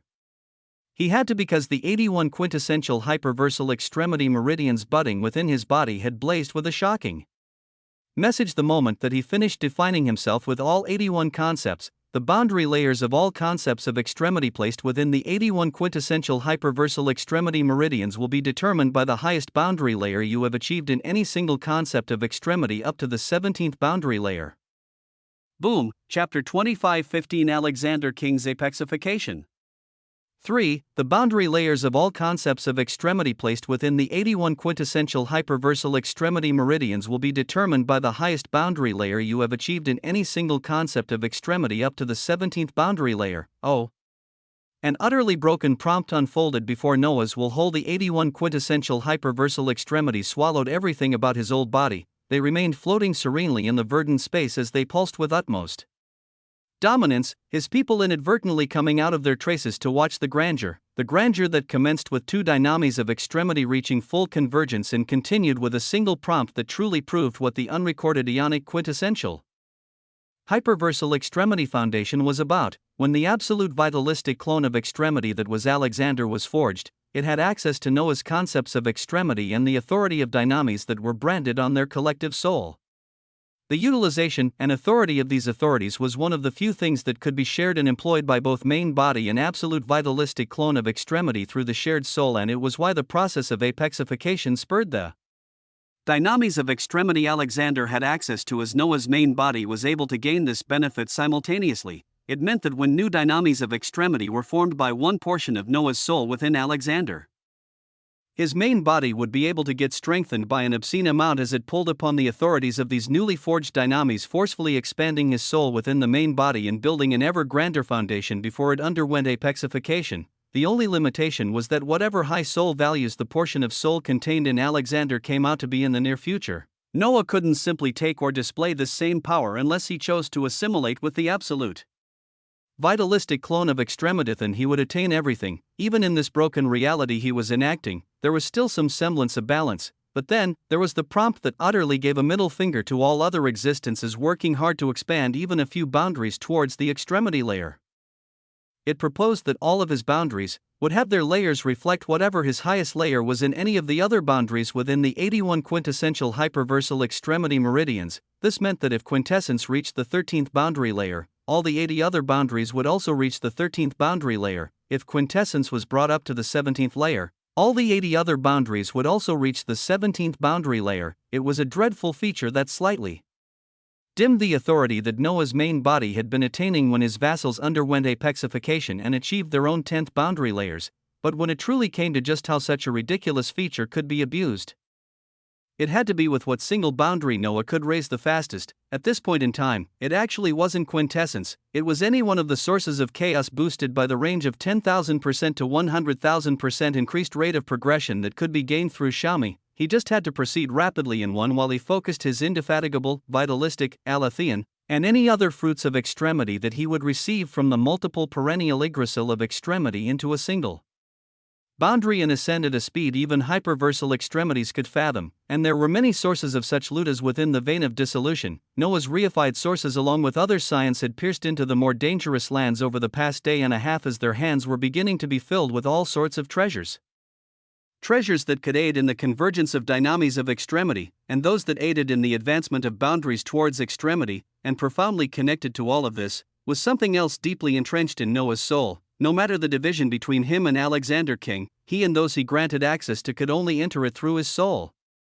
It was none other than infinite forge of extremity, where at its very core lay a relic that had one of its main purposes being the multiplication of loot. BOM, the 81 quintessential hyperversal extremity meridians released a multicolored pulses from it. A new form of life began to bloom. The culmination of all the accomplishments of the absolute vitalistic clone of extremity are being utilized to forge an apex ionic life form. A body commenced to be built with the 81 quintessential, hyperversal extremity meridians as the skeletal support, since its soul values already exceeded what a newly advanced apex ionic life form would have even before undergoing apexification. Just how inflated would they be when this process was complete? New aspects of existence took shape, and with them, a portion of Noah's soul experienced the most ridiculous explosion of strength yet. Alongside it, the 81 quintessential hyperversal extremity meridians illuminate the concepts contained within them. The 10th boundary layer of quintessence has been achieved. The 10th boundary layer of loot has been achieved. The 10th boundary layer of mana dynamics has been achieved. 81 blazing golden prompts, one after another, they came as with each one, the newly forming visage of Alexander became ever more magisterial. Since the meridian seeds became extremity meridians, the 10th boundary layer could be supported by the soul taking the identity of Alexander. But Noah's main body wouldn't be able to express the authorities of these layers until he formed extremity meridians of his own. But Alexander King could display all of it, as with every boundary attaining a new layer, brilliance overflowed along with abundant information for each new layer, until the transforming soul of the absolute vitalistic clone of extremity is resonating with the construct of the infinite system accessible within its very depths. A quintessential amount of authority has begun flowing into the infinite system and its constructs. Fantastical and all-around change bloomed as many things were altered. Chapter 25:16 Alexander King's Apexification. 4. A relic floated in the midst of radiant white gold brilliance as it was in a humanoid form. It shone with crimson and gold light while bathing in waves of profound loot light. The air it gave off putting most apex ionic relics to shame, as it had been refined and elevated by endless loot light within the infinite forge over the past days.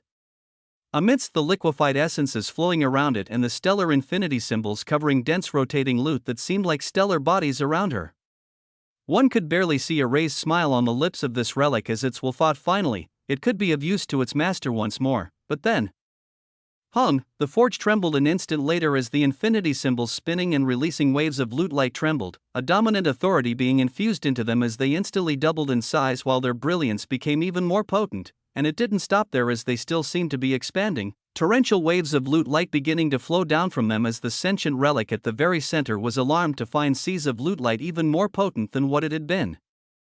Bathing in this whole type behind to swarm towards her on all sides, it was ruination experiencing an even more profound baptism and elevation due to the apexification of a portion of Noah's soul. Ancient groves of trees floated in space, their roots sinking and melding into stellar space as they seemed connected with the very reality of this region. They shone in pronounced colors of stellar obsidian light as they were composed of layers of cosmos. Clusters of such groves of trees stretched throughout this region that didn't seem to have a sky or earth. In one area, a destroyed grove could be seen along with a massive body of a prion armadillo split open, the visage of the ever so radiant reified source of quintessence being seen next to this dead leviathan of dissolution. As from the grove of trees, he plucked out a crimson gold hyphae herb that shone with brilliance. Blazing hyphae of extremity, an ionic treasure of extremity that is conducive in aiding the progression of boundaries geared towards heat and flames. The potent light of extremity within it seems capable of aiding one up to the 13th boundary layer. Such treasures were the ones Noah and many others were finding as they roamed the extremity vein of dissolution, with Noah's quintessential emperor of extremity form remaining in this area briefly after attaining the artifact, as a subtle brilliance could be seen on his stellar skin. The reason for this was none other than the fact that quintessence had reached the 10th boundary layer with a portion of Noah's soul, for the reified source It felt as if it had attained an even grander stage, and at the same time not as the portion of Noah's soul it stemmed from could not express the authority of the 10th boundary layer. It was delving into this incongruency when an instant later, "Oh, Osmont," the booming voice of Ericsson was heard as this wild being appeared from the side. His tan visage seemed to glow with strength as he had grasped his own extremity foundation, his beach shirt radiating stellar radiance as he held his slippers in his hands instead of his feet. Further behind him, Scions who had also achieved their own extremity foundation followed him, each one adorned in sleek suits as it seemed Ericsson had rejoined with his forces. He came beside Noah's reified source of quintessence freely while whistling out at the sheer aura he radiated, his voice echoing out, "My people tell me some inconsequential lineage sought an apex war with you and your people as a few dredges of inheritances are standing beside them. Do you want me to send out an obsidian Sema legion or two to stand beside your lineage? I have enough power to mobilize them." Obsidian Sema legions, one of the core forces of the Sema clan as they stood just below the Crimson Sema legions and above the Golden Sema legions. Within a single Obsidian Sema legion, 24 apex ionic lifeforms were at the lead. For Ericsson to have the power of mobilizing multiple of such forces. His identity was not a simple one. Towards his words, Noah stretched his neck while replying, "No. I want all my enemies to myself.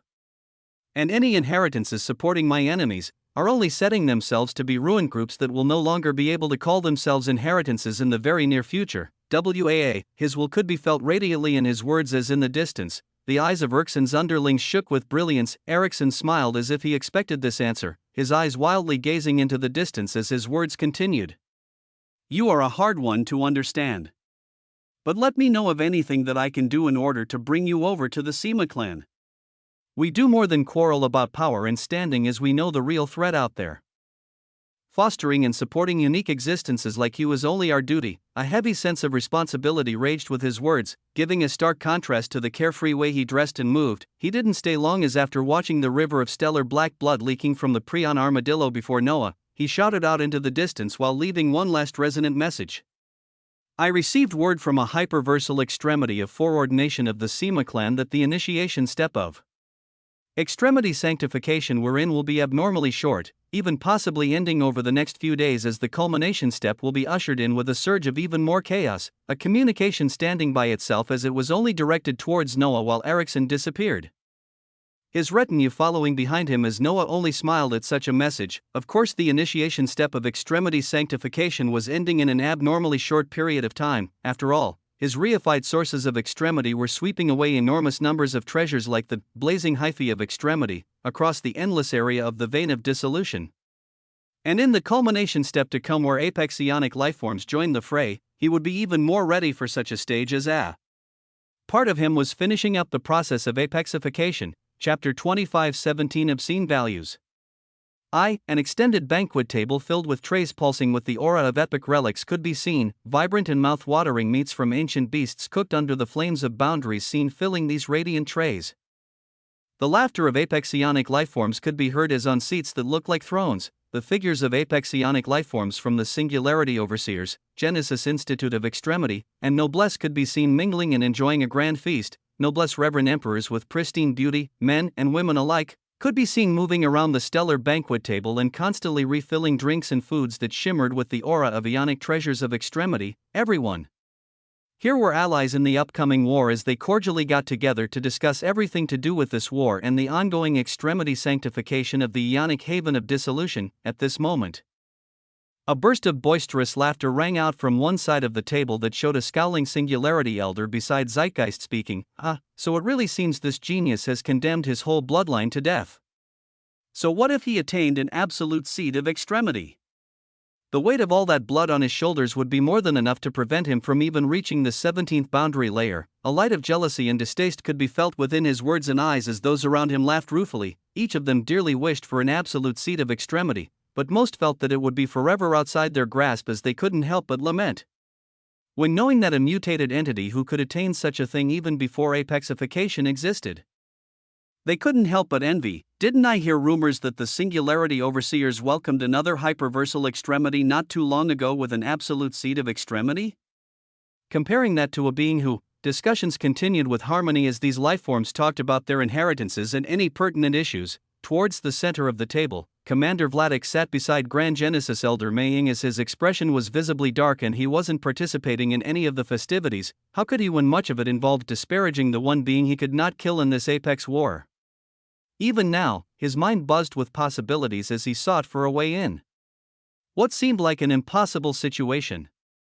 Maying saw this as she sighed while speaking to him mentally. Sometimes, the powers that be make it impossible for things you consider fair to occur.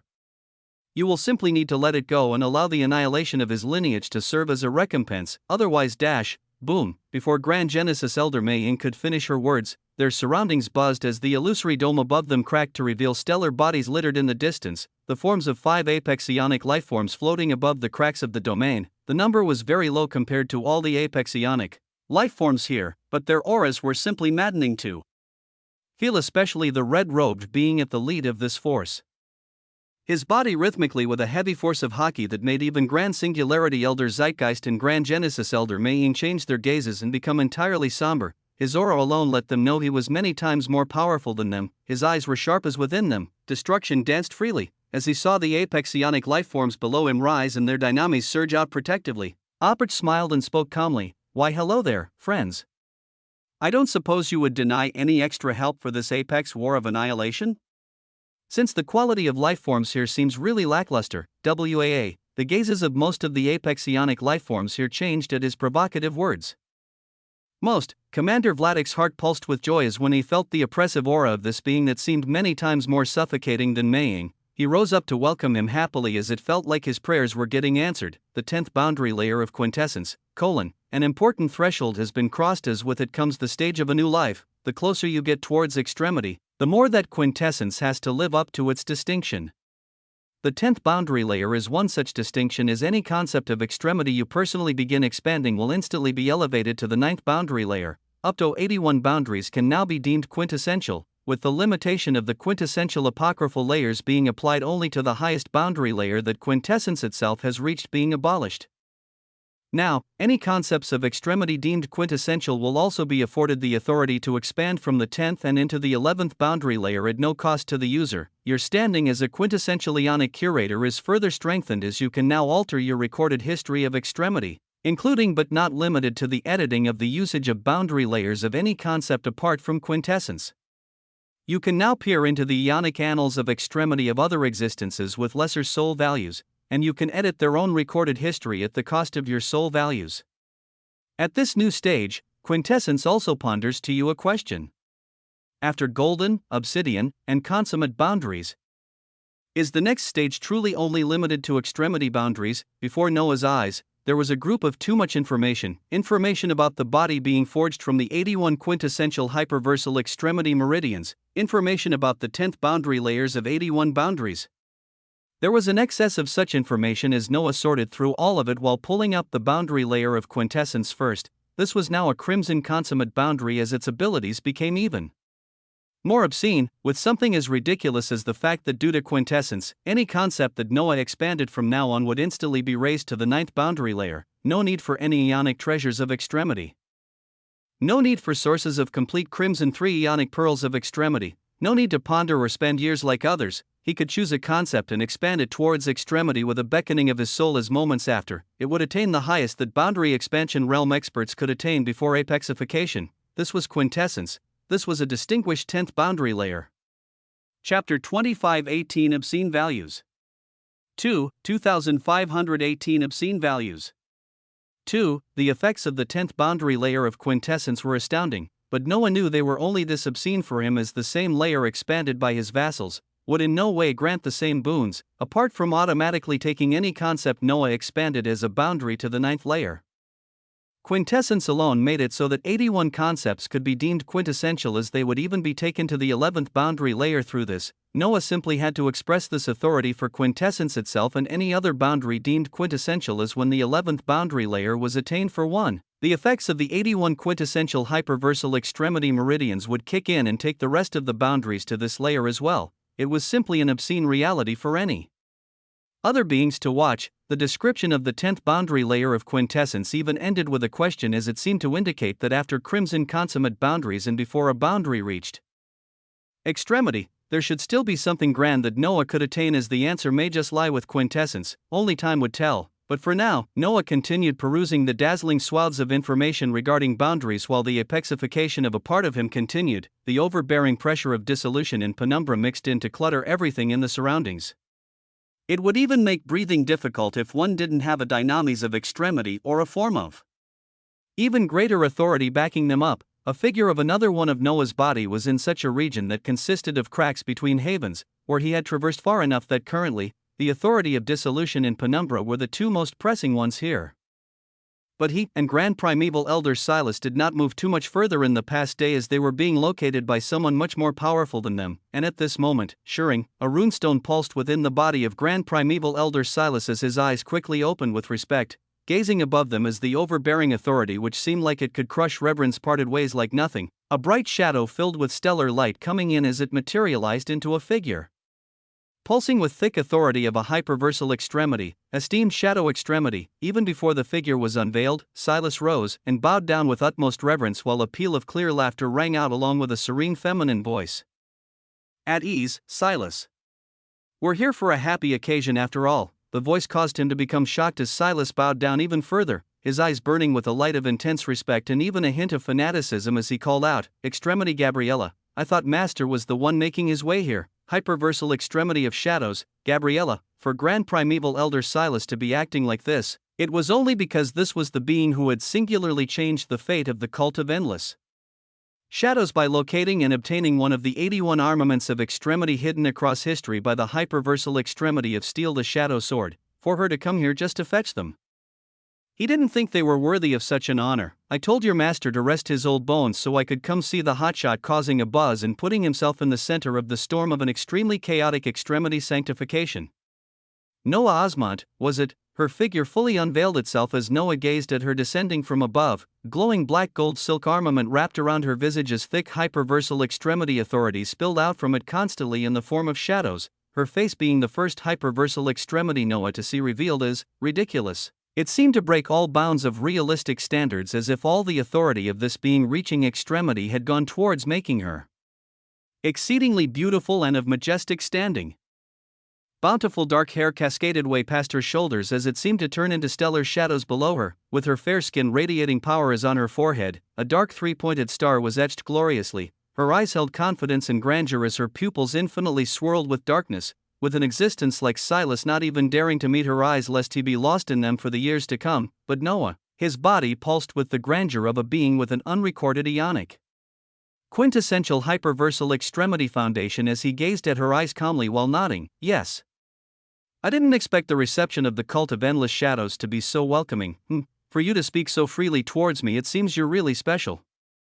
Alright, let's go. BZZZT. Their surroundings see that as all authority here was instantly replaced with a sparkling darkness of shadows. Silas showed reverence at this pristine authority while Noah, his eyes became sharper as he felt how his current self wasn't able to do too much against such an authority. It wrapped around them fully as the dreadful pressure of dissolution and penumbra around them seemed to all but disappear, the very space around them shifting and being displaced as. Before even a second passed, everything calmed again. Noah gazed at their surroundings as the glowing darkness receded, and he saw that they were no longer in the cracks between havens. Behind them, massive churning tendrils of darkness rose up infinitely to form a wall they couldn't see the ends of, the space around them filled with dredges of broken stellar bodies and even split planes of existence that were unrecognizable. With a single move, Extremity Gabriella had taken them within the cracks of havens and into a brand new land. This should be your first time here, so let me welcome you to the Ionic haven of penumbra. Roiling dark clouds appeared below their feet as they were wrapped in hyperversal extremity authority, their figures being pulled forward at a rapid speed as when Noah's will spread out. He found a stunning scene, extremely far in the distance. He could see that the skies and earth were filled with billowing darkness as across them, a crystalline vein seemed to have risen from the earth below as it weaved across the skies endlessly, insanity-inducing power stemming from it as it was the extremity vein of penumbra. It had risen from whatever abyssal sanctimonious lands it stemmed from, as this was a haven that had long since been in the extremity step of extremity sanctification. Noah's first arrival here was hastened by the arrival of a hyperversal extremity in existence that had her will examining him ever since she appeared, as she spoke with a smile while they barreled deeper into this haven. In this haven, there are countless shadows and darkness that reveal one's true heart. Osmont, what darkness hides behind your heart? Why did you wrap Silas here in an oath as you now stand on the precipice of an apex war? The words of a hyperversal extremity flowed freely as even though she was smiling, Noah could feel a feral sense of danger that caused his soul to burn fiercely with tyranny and quintessence. He didn't reply to her question as his soul sent messages to spur the portion undergoing apexification at this very moment. He sent a message to spur Alexander King to begin making the absolute dynamis of extremity. That would even mask and protect him from hyperversal extremities, as a meeting with another one whose intentions could not be easily discerned made him move even faster. 1. Chapter 25:19 Obscene Values. 3. Her eyes fluttered open, and how could they not when she felt his will become focused on her? Her surroundings were filled with bright golden seas of loot light as far, far above her, she could see 81 infinity symbols shining with a myriad of different colors of light. Each of them acted like a conduit as they released rivers of liquefied golden loot light that had the vast majority of it concentrated on her all this time, as even now, it continued to flow into her and made her ever more pristine. Her eyes had fluttered open amidst all of this as she felt the will of the one being she wanted to always be of use to her crimson gold pupils coming to see his manifested form before her, floating with a light smile. Are you ready? His gaze was far-reaching as his words seemed to be asking her about many things. Was she ready to step back into the limelight? Was she ready to bear the weight of all things to come?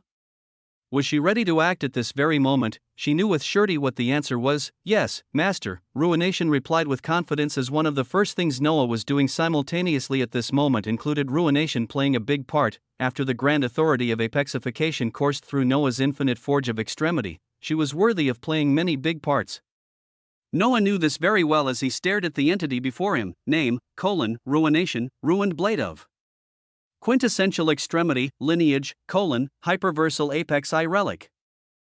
Titles, Ruination, multiplicator, Emperor's armament, ruined hyperversal apex mana value, 1000, ruined hyperversal apex durability value, infinite, ruined hyperversal apex soul value, 1000, ruined hyperversal apex defense value, 1000, ruined hyperversal apex damage value, 1000, features, hyperversal proliferation, hyperversal armament replication, hyperversal outburst, miscellaneous, a unique relic that supersedes normal apex relics by a large margin.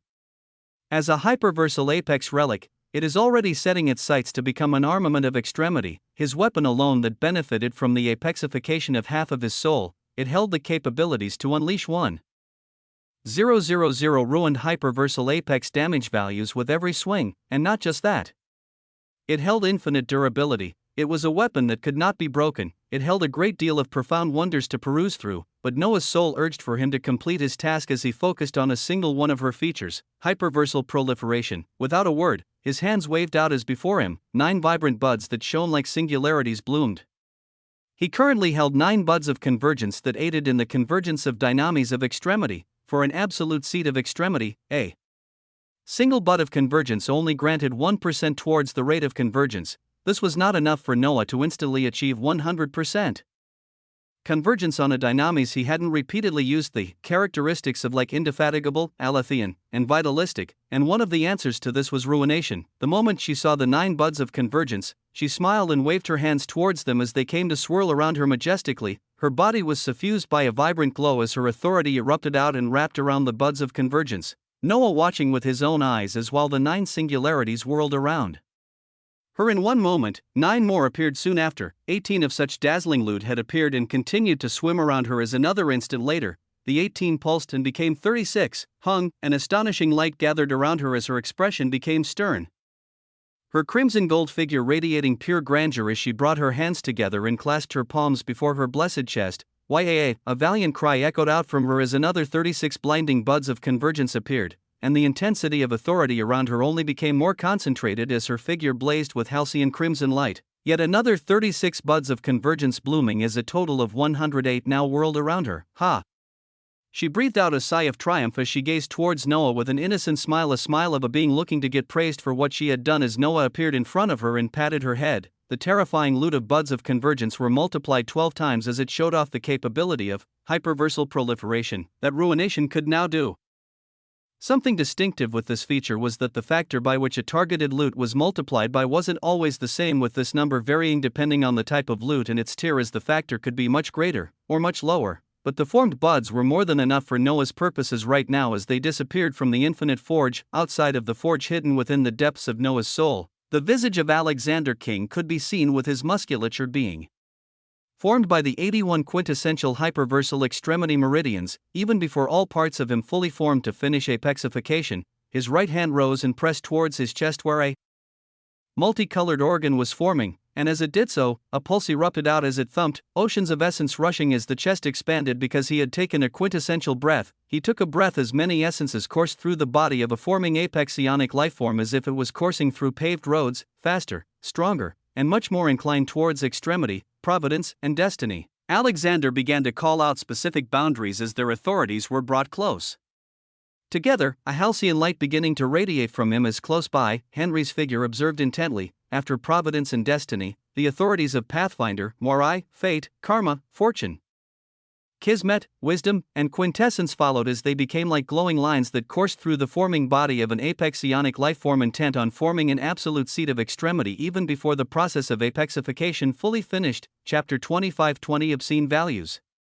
For, around the same time, Noah enacted a new dynamis of extremity with a portion of his soul. Within the Quasarian lands, the figure of grand singularity Elder Zeitgeist returned from a banquet that just had powerful apexionic lifeforms join. Others returned to their abodes to prepare while he moved into what used to be the hidden domain where a young woman used to be. In this hidden domain, the sea of abundant treasures filled with life force still remained as currently. There was a maddeningly powerful aura floating at its very center. It was the aura of a hyperversal extremity, and it was none other than hyperversal extremity Kabul, who was dispatched here by the hyperversal extremity of devouring Yo ensure success in achieving the being with the innate pellucid extremity foundation. Brother Kabul, Zeitgeist called out with reservation as he had already sent back the intelligence of all that occurred in the banquet between the inheritances. The hyperversal extremity before him only nodded without even turning back as he spoke out serenely while gazing at the sea below him brimming with life force. Zeitgeist, do you know the first thing that happens when a being attains extremity? WAA, he began with a question as Zeitgeist nearly rolled his eyes, knowing the tendency of this older brother of his to ask questions that he didn't really want answers to, as he continued himself soon after. Their very existence, the records of their achievements and their very being become their own for them to manipulate. Their records become things that are erased from the ionic annals of extremity where other beings can freely access. But those who haven't, traces of their existence will be found everywhere. And such traces can be utilized to do many things. As he spoke, Kabul's hyperversal extremity authorities seethed and spilled out from him, Zeitgeist becoming shocked as he asked to clarify. Brother Kabul, are you moving to act against this being personally? I thought Master agreed with THR method of the Apex War and Dash. Zeitgeist, HUUM, a single word stopped him in his tracks. The methodology of this Apex War is muddy. Too many ambiguities can occur as it is best to make a move before all of it unfolds. Zeitgeist had many thoughts crossing his mind as he pondered just what this older brother of his was thinking. Wouldn't something like this affect you adversely? The adjudicator of dissolution would be able to find out that it was the work of a hyperversal extremity, as this could even ignite a conflict between her and Master. He shouldn't have spoken.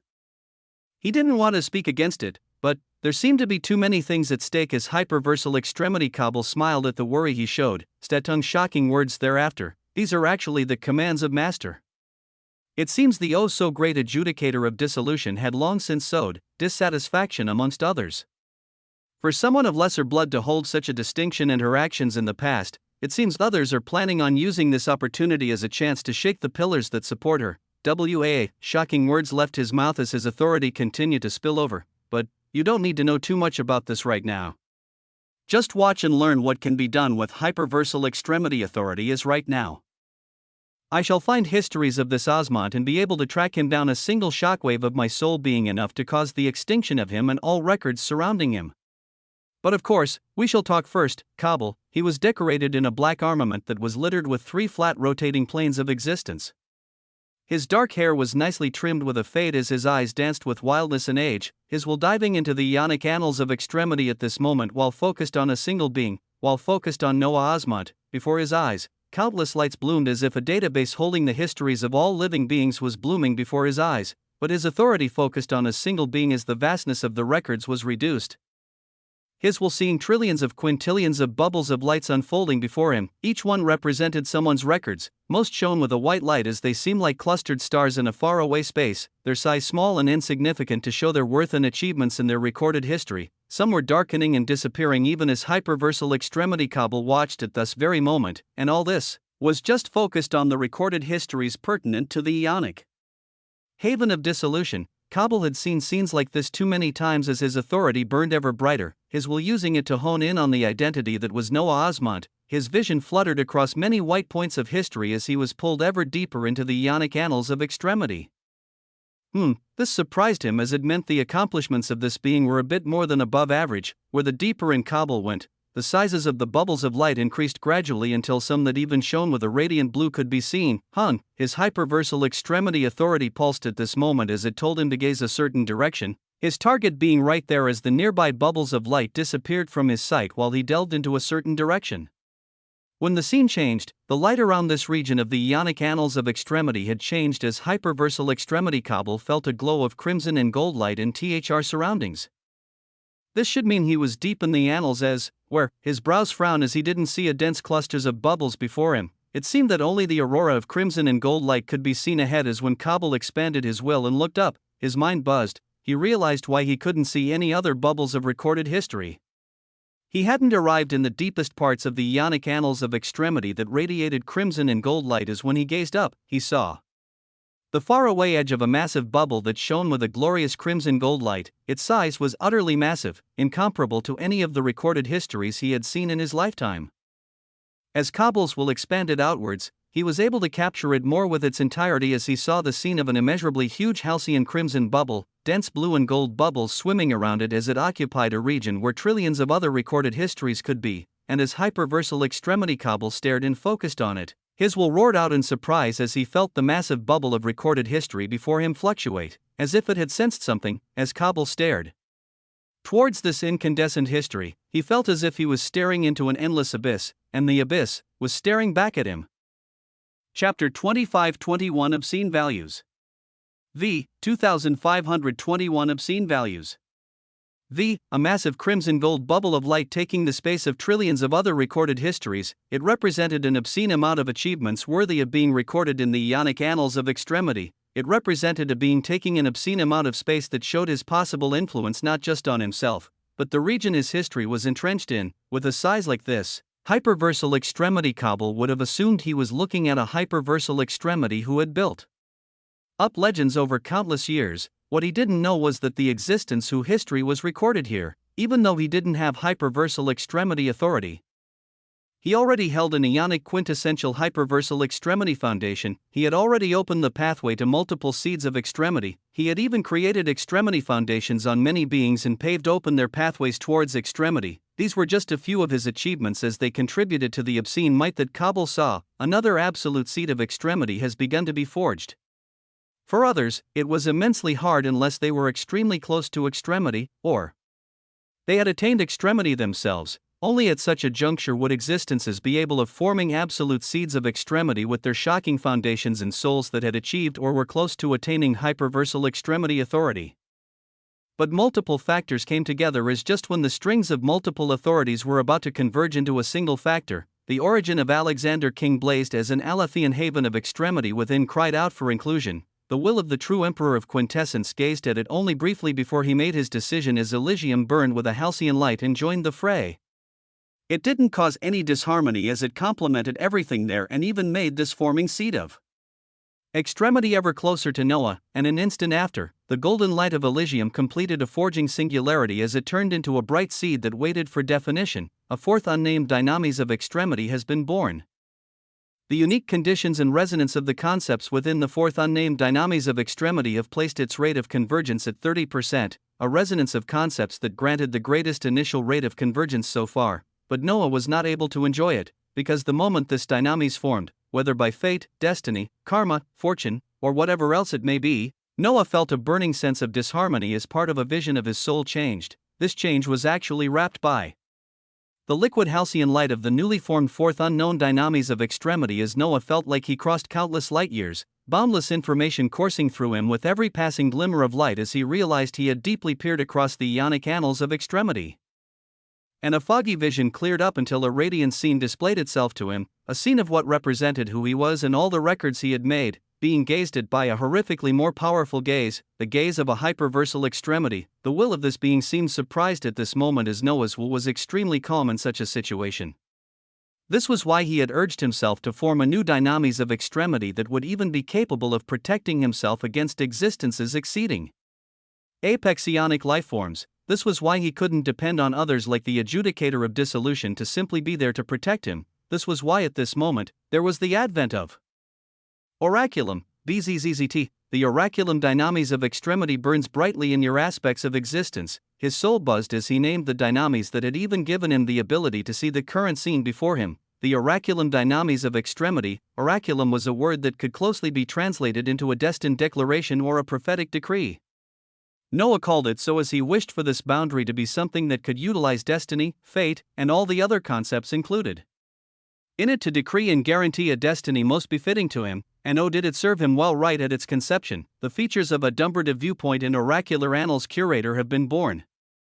A prompt that he perused through now, even though one of its abilities had passively initiated to bring him where he currently was, within the depths of the Ionic annals of extremity. It was oracular annals curator that had allowed him to feel the seeking gaze of a hyperversal extremity and be capable of gazing back at him, but this wasn't enough.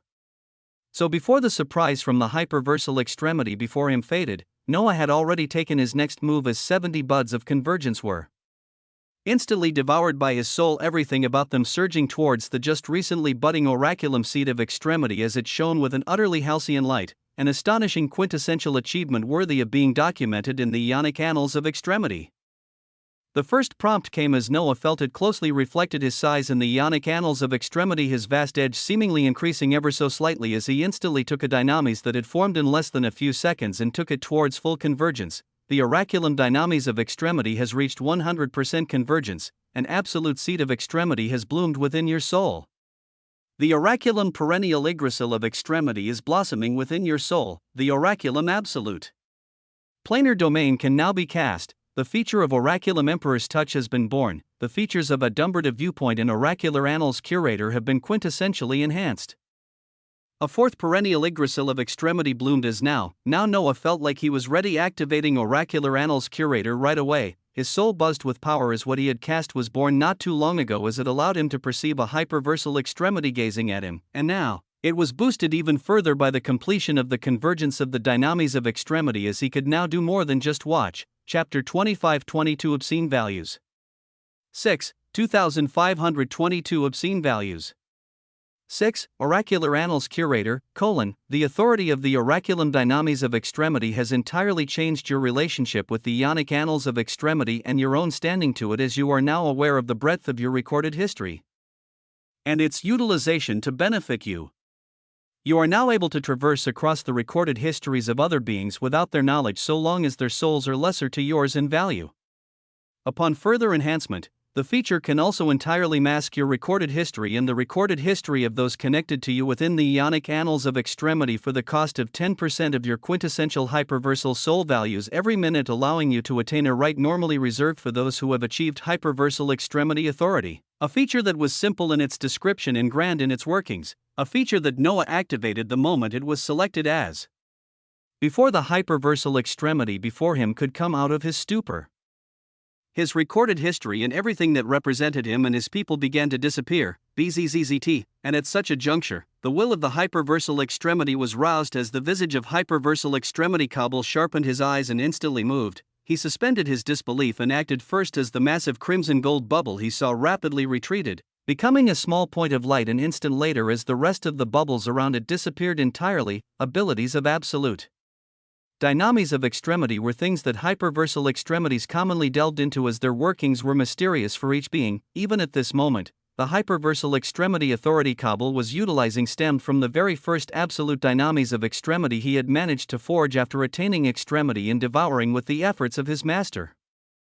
The abilities had their distinction in the name. They were absolute, so why was a single dwindling point of crimson gold light still there after Noah had used Ocular Annals Curator? Why was there a part of him not being able to be hidden away to the extent that the will of the hyperversal extremity authority Kabul reached into it? The answer was a dazzling one. Every day, The oraculum perennial Yggdrasil of extremity will bud oraculum fruits of extremity equivalent to the number of concepts in its makeup.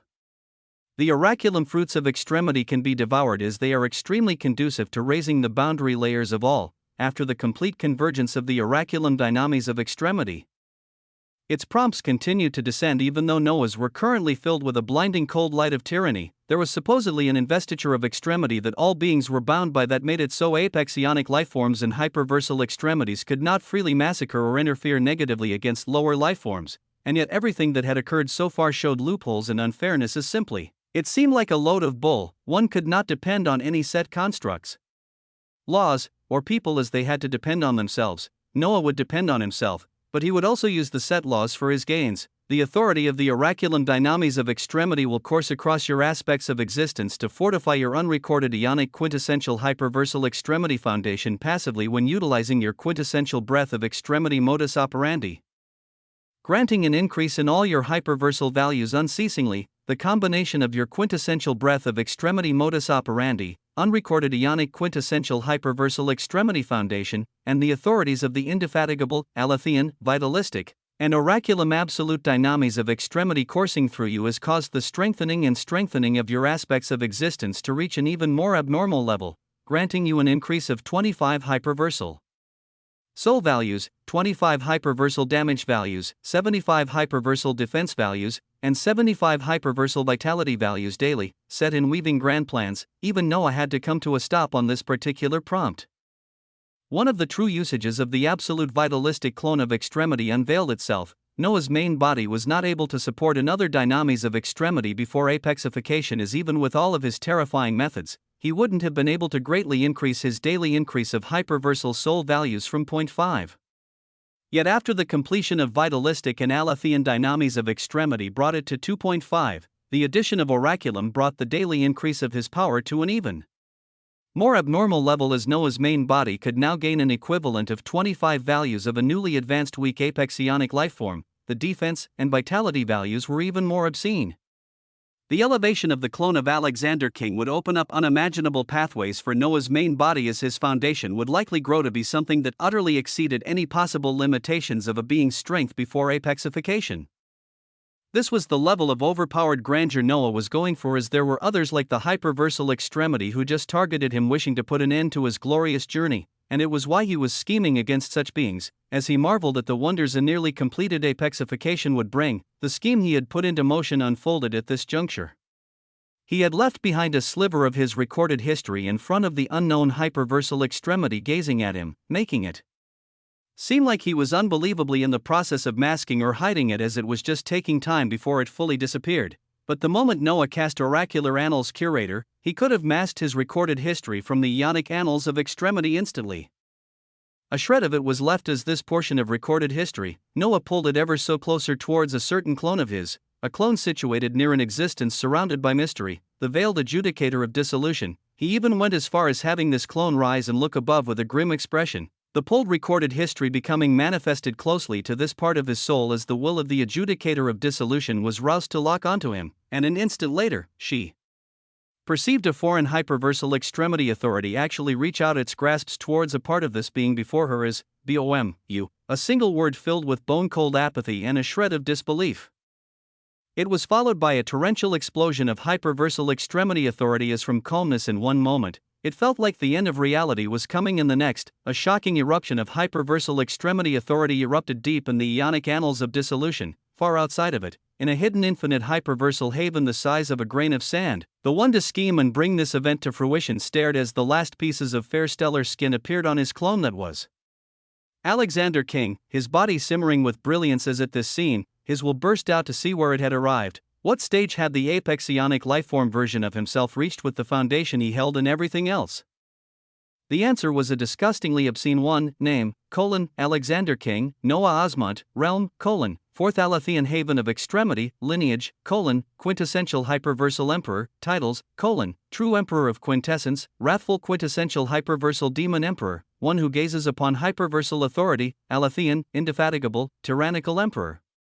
Quintessential hyperversal mana value, infinite, quintessential hyperversal vitality value, 5,999, quintessential hyperversal soul.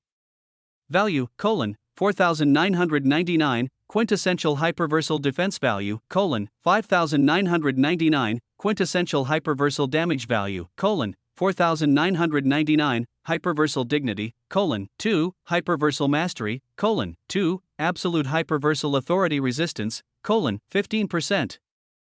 Dynamis of extremity, indefatigable, absolute, alethean, absolute, vitalistic, absolute, oraculum, absolute, boundaries of extremity, quintessence, blood, mana dynamics, loot, reality, dimensions, anima, body, origin, soul, genesis, apocalypse, prana, dreams, Avalon, chapter 25-23 Rage Against the Dying Light. A stat panel that showed utterly magisterial values presented itself as the visage of Alexander King glowed with quintessence. It couldn't be described by anything else other than quintessence, as his eyes carried the emerald glow of the absolute vitalistic clones of extremity while pulsing with golden light from the intensity of the oraculum dynamis of extremity.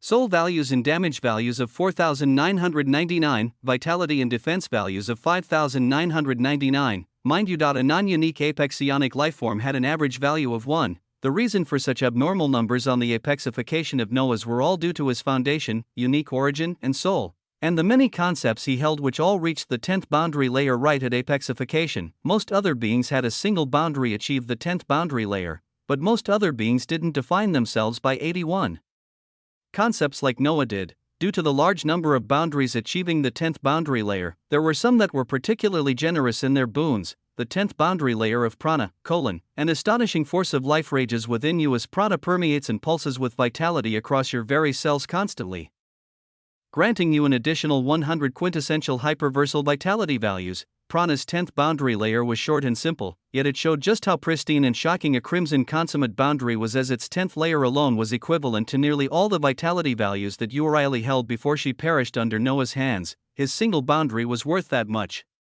Multiple other boundaries in Noah's roster granted similar boons, as they were the reason for the ridiculously high initial quintessential hyperversal values. The 10th boundary layer of the soul, a quintessential hyperversal soul, stands gloriously above others as it strives to reinforce that which it defines. Its mere presence at the 10th boundary layer grants you an additional 150 quintessential hyperversal soul values. The breadth of your soul is expanded ever more as your hyperversal dignity and mastery experience a boon to bring you ever closer to extremity. Many of his boundaries were intent on bolstering either aspects of him as they contributed to his ridiculous values. After that, his values should experience another boost from all the advanced, and all this was before he utilized the authority of the 10th boundary of quintessence to take any of his 81 boundaries towards the 11th layer. After that, his values should experience another boost from all the advanced boundary layers. Wild waves of power emanated from the countenance of Alexander as all of his vassals surrounding him felt their hearts palpated his grandeur. They had reached a new height as apex psionic lifeforms, and yet his aura surpassed them in such a manner that they felt like children before him. Even the figure of his main body that had yet to undergo apexification felt like a mountain they could never truly scale. They were many times stronger than common apex psionic lifeforms, but most of them held the same issue of not being able to bring together different authorities to make an absolute seat of extremity possible, even though their foundations had already paved the way towards it. They gazed towards Noah with longing as they wondered, why was this? What were they missing? Whap! Space snapped as if it was squeezed while the astounding visage of Alexander King disappeared, leaving behind the magisterial main body of Noah as his people gazed towards him for answers. As for where Alexander King had disappeared to, in a verdant domain filled with golden misty light, nothing could be seen on what was occurring within, as the most powerful ancestor of the Lernaean lineage was currently undergoing dual cultivation for the first time. Amidst the dense golden mist, Aurelia bit her lips as she tried her best to allow her soul to concentrate on the connection and breaths of her body. She felt like she had joined together with an endless conduit that held essence and authority that even exceeded her, and when she took the quintessential breath of extremity at the same time as him during this connection, she was able to feel the lines of multiple authorities coming together much easier.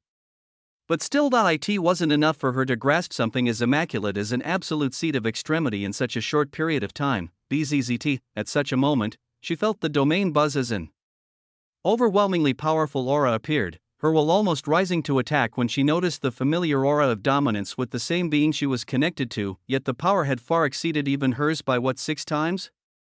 8? It was unbelievable as she barely managed to get her words out. You underwent apexification. No, just a part of my soul contained in a clone. I brought this part of me here because I will be forging my fifth absolute seed of extremity through this body. Use this coming chance and connection to make sure you condense your absolute seed of extremity as well, forging a fifth absolute seed of extremity. He spoke of it so freely as even with her golden hair strewn chaotically on her head, Aurelia still gazed towards the arriving figure of Alexander King as she spoke with disbelief. Your fifth? What the hell dash? Yeah, her words weren't able to finish as the visage of Alexander King exploded with power, focus. His single word pulsed with irrefutable power as the perennial Yggdrasil of extremity of indefatigable. Alethean, vitalistic, an oraculum flashed over his body. He breathed in as thereafter, the authorities of necromancy, summoning, apocalypse, death, the seven deadly sins, a great deal of concepts began to cycle around him as he was once more about to make something immensely difficult for others to do look extremely easy. There were many things happening concurrently that his soul effectively handled, but he didn't pause on the things he planned to do as the moment many boundaries began to revolve around his body. He also gave another command: let quintessence disintegrate any obstacles and attain the 11th boundary layer. Chapter 25-24 Rage Against the Dying Light. 2. The boundary that was quintessential in its name. The effects of its 10th boundary were applied to itself first as an invisible dam seemingly broke, the aura around Noah's body of Alexander King becoming even more maddening because along with quintessence going towards the 11th boundary layer, hung his 81 quintessential hyperversal extremity meridians carried out their utterly reality-breaking feature as the rest of the 80 boundaries within them also began surging towards the 11th boundary layer. He kept going, he didn't stop for even a second nor change his plans when he just came across a hyperversal extremity seeking to act against him, a hyperversal extremity that at this moment through Noah's actions faced the wrath of the adjudicator of dissolution. The anger was understandable. The disbelief in her single word was attributed to the fact that she couldn't believe a hyperversal extremity in existence that had truly achieved extremity. To actually act out against an existence that hadn't even undergone apexification. They had to first ignore their dignity in order to do so. They had to ignore the investiture of extremity and what it stood for. They then had to utterly ignore her position as the adjudicator who imposed the rulings of the investiture of extremity. They had to think through all of this and still choose to do what they were doing now. The veiled eyes of Svetlana turned exceedingly cold as she didn't lift a finger. Yet a maddening hyperversal extremity authority erupted from all around her and ascended towards the foreign hyperversal extremity reaching out towards Noah, this whole region of reality instantly shattering as the will of hyperversal extremity Kabul on the other end was instantly alerted, becoming roused and trying to sink backwards into the ionic annals of extremity to return to his body. His eyes were somber as his actions shouldn't have been found out until after he completed what he wanted to. This was how he knew the authority of an adjudicator to work. If it wasn't actively in her vision when it occurred, she would find out about it within moments due to her authority as an adjudicator. She would know when the investiture of extremity was violated. By knowing this after it happened, was utterly fucking useless for the weaker lifeform attacked while the more powerful one would be slapped on the wrist and set as an example for the future, telling others not to repeat such a thing again. This was why, even though it was something rarely done, hyperversal extremities or apex ionic lifeforms who weren't actively under the gaze of the adjudicator would be able to achieve their aims and only be punished after. But for hyperversal extremity Kabul to not even succeed and be found out, his somber volition turned below him as he saw the visage of the body of the being he was looking for. And on him, he saw a smile. He instantly understood what had occurred. He was baited? A hyperversal extremity, he was retreating ever faster across the ionic annals of extremity as rage began to build within him, but this rage turned into shock a moment later as he felt his hyperversal extremity will suddenly stop its movement back towards his body. Thereafter, he actually felt it accelerate forward outside of his own control towards where he was escaping from. This wasn't all, as the thin strand of connection there was across the ionic annals of extremity was pulled upon. His body in the Quasarian lands felt a tug as something unimaginable happened thereafter. In the domain that used to be Xiaomi's home, Zeitgeist was watching hyperversal extremity Kabul's situated body with a hint of worry as a moment after, crack, the plane around them splintered as a crack appeared tight above hyperversal extremity Kabul. A bellow was heard from his roused body as he tried to erupt with maddening hyperversal extremity authority, and yet it was as if an undeniable invisible hand had appeared, the hyperversal extremity authority he was releasing. Instantly snuffed out as he was plucked away from this region, he was plucked away as shockingly, he moved across the recorded histories of the very Ionic annals of extremity towards where a part of his hyperversal extremity will was currently contained. It was a startling action as nearby, Zeitgeist felt his aspects of existence receive an enormous shock, blood leaking from his orifices as he staggered back, far away from this location, in a crack of darkness pulsing with vacuous hyperversal boom, authority. The head of the hyperversal extremity of destruction popped out inquisitively as he felt the massive waves of hyperversal extremity authority spreading out distinctly across different regions of the haven of dissolution, and back in the domain where the adjudicator of dissolution's veiled visage was. Her eyes coldly watched while a Tier 1 hyperversal extremity was plucked across the very Ionic annals of extremity to appear before them, his body surrounded by terrifying waves of hyperversal extremity authority that was oppressive around him on all sides. His face was ashen as he constantly enlarged and reduced in size, wisps of absolute dynamis of extremity trying to rise and be snuffed out as even without lifting a finger, the massive and much more refined tier of authority the adjudicator of dissolution controlled seemed capable of crushing Kabul entirely, and at such a juncture, Master! He bellowed out with a guttural roar as he didn't feel any sense of communication coming from the adjudicator of dissolution. It seemed that she only wanted to crush his hyperversal authority on all sides. There was no rebuke or even an inquiring as to why he did what he did to buy time for his master to come. Things were not flowing how they wanted nor planned for. The adjudicator of dissolution moved too swiftly without even inquiring, as if she knew exactly what was happening, with her veiled figure not even batting an eye when she heard Kabul roar out the word master. Her gaze only became colder as from afar, from outside the very havens of dissolution, boom, reality seethed as an interminable force barreled through. It seemed to be swallowing up reality, time, and space itself as it had both arrived, and not arrived at this moment, and dominance of heavy insanity and power, the hyperversal extremity authority of devouring. Chapter 25 Rage against the dying light. 3. Everything was seemingly being swallowed up by an indomitable force as a terrifying aura unveiled itself. This authority being so potent that it even devoured time itself. This could best be seen by what occurred next, as even though this terrifying aura should have been arriving from a vast distance, the maddening aura from afar disappeared as if it was never there, and it instead blared up right beside the visage of hyperversal extremity Kabul, who was getting ground down by the authority of the adjudicator of dissolution. The maddening aura appeared here as if it had been at this location this whole time. Tendrils of black and crimson darkness pulsed out powerfully as they acted like an endless shawl wrapping over this being. A devouring darkness was constantly rising from the tip of his feet all the way to the top of his head, as it seemed to be trying to swallow him alive. And one could only see his endlessly stellar pupils amidst this darkness. His concept that he had taken to extremity was devouring as he had defined himself with it. When a concept proceeded so extremely far in the bounds of extremity, it would even be capable of doing what other concepts stood for, and sometimes even better. He held the hyperversal extremity authority of devouring, and yet he could swallow up and alter the orientation of time itself. He could traverse across great distances faster and more proficiently than any spatial concept, and at this moment, bzzzt, the darkness around him rose as his hand reached out towards the struggling figure of Kabul, and this time he devoured the nearby hyperversal extremity authority itself as Kabul's sorry figure gradually became able to breathe easier. The environment reality still buzzed and shook at the heart auras in this region as seeing the appearance of a second hyperversal extremity authority. The adjudicator of dissolution seemed unfazed as she didn't question what he was doing here nor what his purpose could be.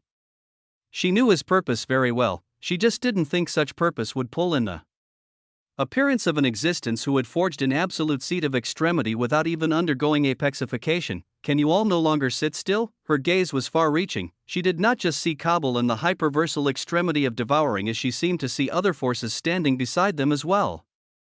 And the extremity shrouded with tendrils of devouring stabilized Kabul as he spoke out with a voice that seemed to be eating away at one's soul. Whatever could the adjudicator of dissolution be talking about?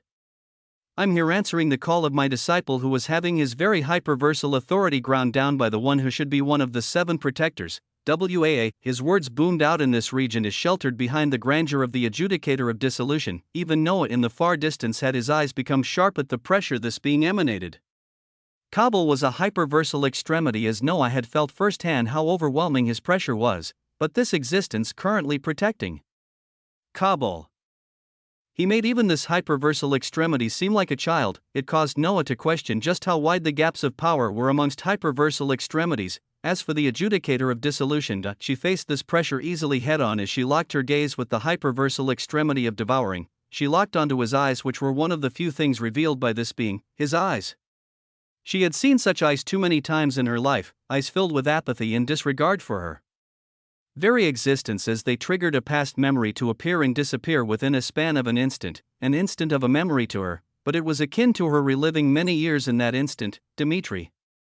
What are you? Nothing, Sergei. What are you? A nothing. A massive existence was floating in a darkened space as he gazed down at an obsidian stellar disk of earth that held a dozen souls. Each time, he floated to a different one and asked questions as his voice leaked with potent hyperversal extremity authority. All around this region, only an overwhelming darkness could be felt and seen, as those here seemed like everything across existence, the visage of the dark existence pulsing.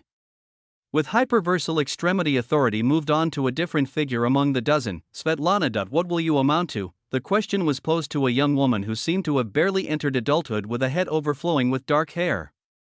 Her eyes filled with immense darkness and a lack of life as she replied without any emotions. Nothing, she answered, just like all others. But, look at me when you reply, girl. Splutch. As his words ended, the left arm of the young woman became utterly shredded and destroyed, everything being turned to mush right up to the shoulder as black gold blood exploded out like a river.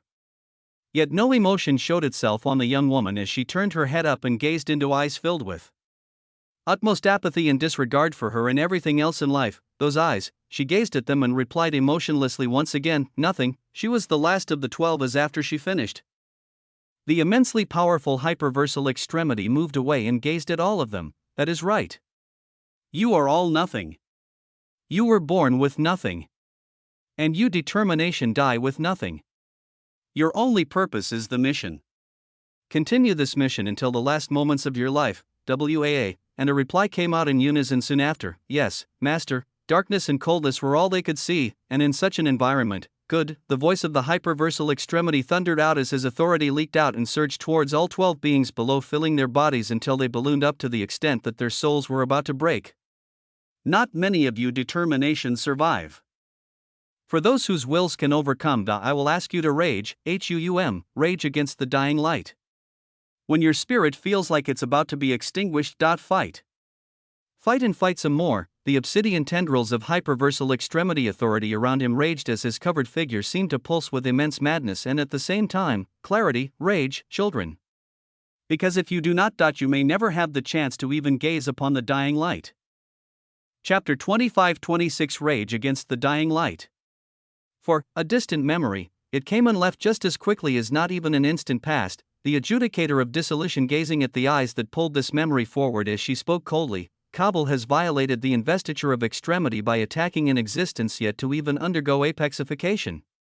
For such a blatant action by someone of his stature, his hyperversal extremity authority shall be stripped by half. For his blatant violation of the investiture of extremity, Kabul would be stripped of half of his hyperversal extremity authority. It was a shocking punishment that was meant to serve more as a message than anything else, as with it beings would be told that they shouldn't just expect obsidian or crimson haven albatrosses to bear the weight of if they violate the investiture of extremity, but the tendrils of devouring around a certain being vibrated as he shook his head. No. Taking half the authority of a hyperversal extremity for merely gazing upon the recorded history of a lower lifeform is an unreasonable price. He spoke with the same dominance and surety as the adjudicator of dissolution, as if they were equals, and yet the veiled figure of dissolution turned her head as her fair hand rose up. You seem to be under the misconception that I was asking for permission, WAA. No. My punishment is already done. Her words were utterly cold as her fair hand that had risen came down, and with it, behind the figure of the hyperversal extremity of devouring, Kabul cried out as even under the protection of his master, he found that a great chunk of his authority and power was fading away. This was an unfathomable situation as the profound and powerful hyperversal authority of devouring was all around him, and the authority of the adjudicator of dissolution shouldn't have been able to reach him, and yet, erasing the recorded history of a weak-willed hyperversal extremity who would go as far as to blatantly attack lower lifeforms is an easy thing to do. Let this serve as a warning to any others alongside him. Erasing their records in the event of any violations. Will be just as easy. Her voice felt chilling as Kabul's soul shuddered. She had erased so much of his recorded history to the extent that half of his hyperversal extremity authority was taken away. His soul felt the changes that were so profound that it shouldn't be possible for any common hyperversal extremity to even dream of it. And yet, he found to his horror that he couldn't find any knowledge or records of two of his absolute dynamies of extremity. Not just that, he had lost any knowledge of a few dozen of his boundaries, with the second boundary he should have attained extremity in after devouring. Also being nowhere in sight. No, his soul felt blank as if it had forgotten utterly crucial things that should have never left him. He couldn't help but feel a sense of profound fear when he gazed towards the veiled adjudicator of dissolution as her powered IT was actually so terrifying that it could go as far as erase the recorded history that even included a boundary that had reached extremity?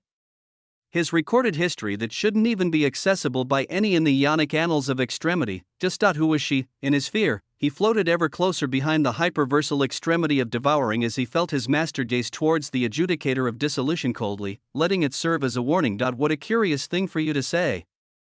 Adjudicator, his voice was deep as he gazed towards the surroundings, seemingly seeing through all veils and gazing at all of dissolution as his eyes even came to lock onto Noah's visage. Do you know what is even more curious though? Most adjudicators quietly observe their jobs and duties. Yet in the span of days, you've had multiple interventions publicly spread all around. Apex Ionic lifeforms killing lower lifeforms, hundreds of science perishing under your watch, an apex war blooming, and now. Even a clash against hyperversal extremities. It really brings to question your judgment and position. The shocking words caused even Noah's eyes to turn sharp as he felt the dense hyperversal extremity authority of devouring blaze. The very reality itself being devoured as the figure of the injured extremity disappeared first. At the shocking words, the veiled visage of the adjudicator of dissolution actually laughed sonorously as one could feel immense coldness in it, her voice booming out on all sides. How kind of you to worry about my position. When you are able to stand before my presence for longer than a few seconds before scurrying away, maybe then I'll take your worries with care. Words that utterly decimated the grandeur of the hyperversal extremity of devouring echoed out. In the far distance, a hidden figure of Apache's master, the hyperversal extremity of destruction. His visage drew a sharp breath as he was once more reminded how unfathomable the adjudicator of dissolution was.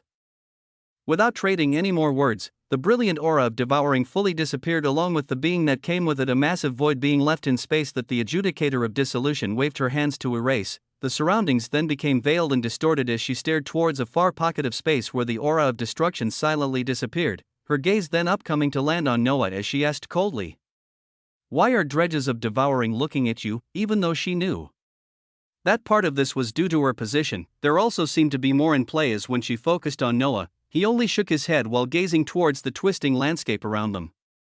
"They seem to want one of my people who has an innate pellucid hyperversal foundation, WAA." He spoke freely as the hidden eyes of the hyperversal extremity pulsed. He held an existence with such a foundation?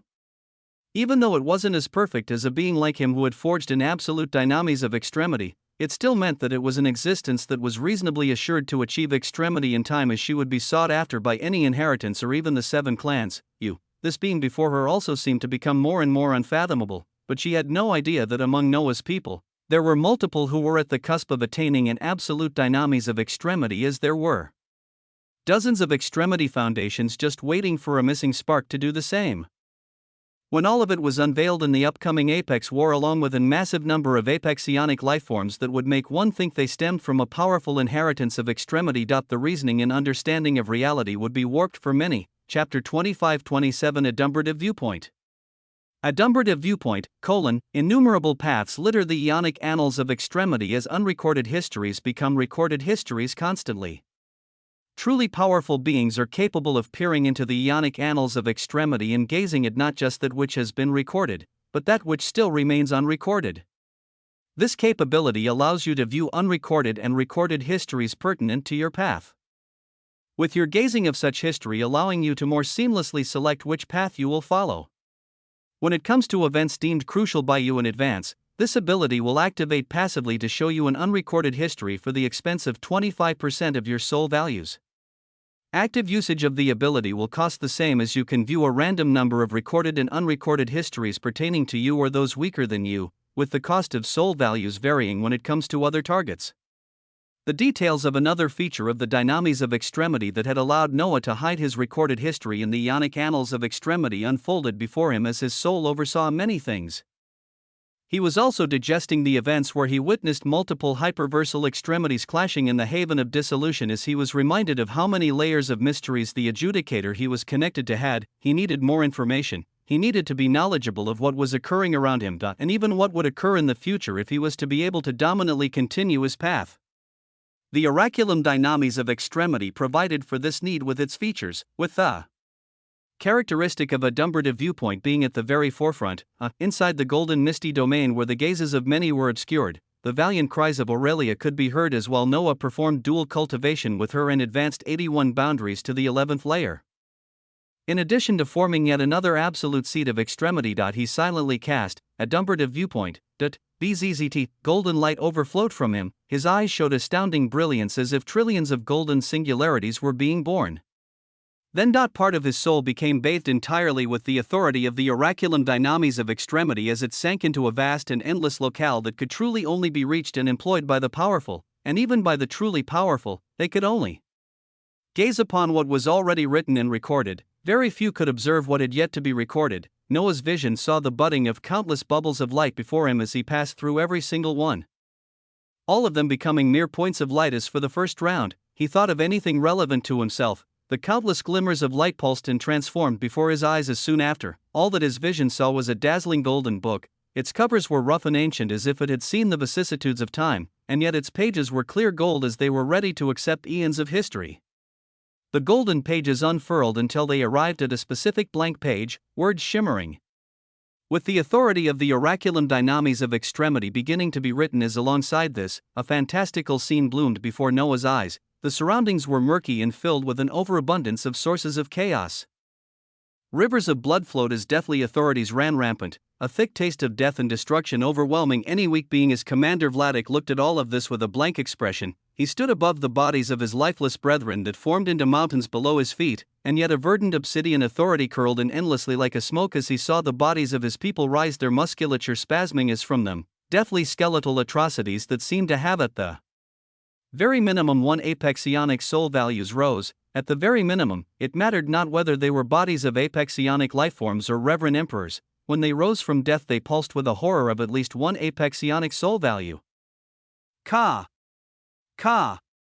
They were only one of the reasons for him being where he was right now, as in the distance, the cackling of a lich reveling in death could be heard. Dense clouds of verdant obsidian light covered everything else in the surroundings as he couldn't discern how everyone else was faring. But did he really need to wonder?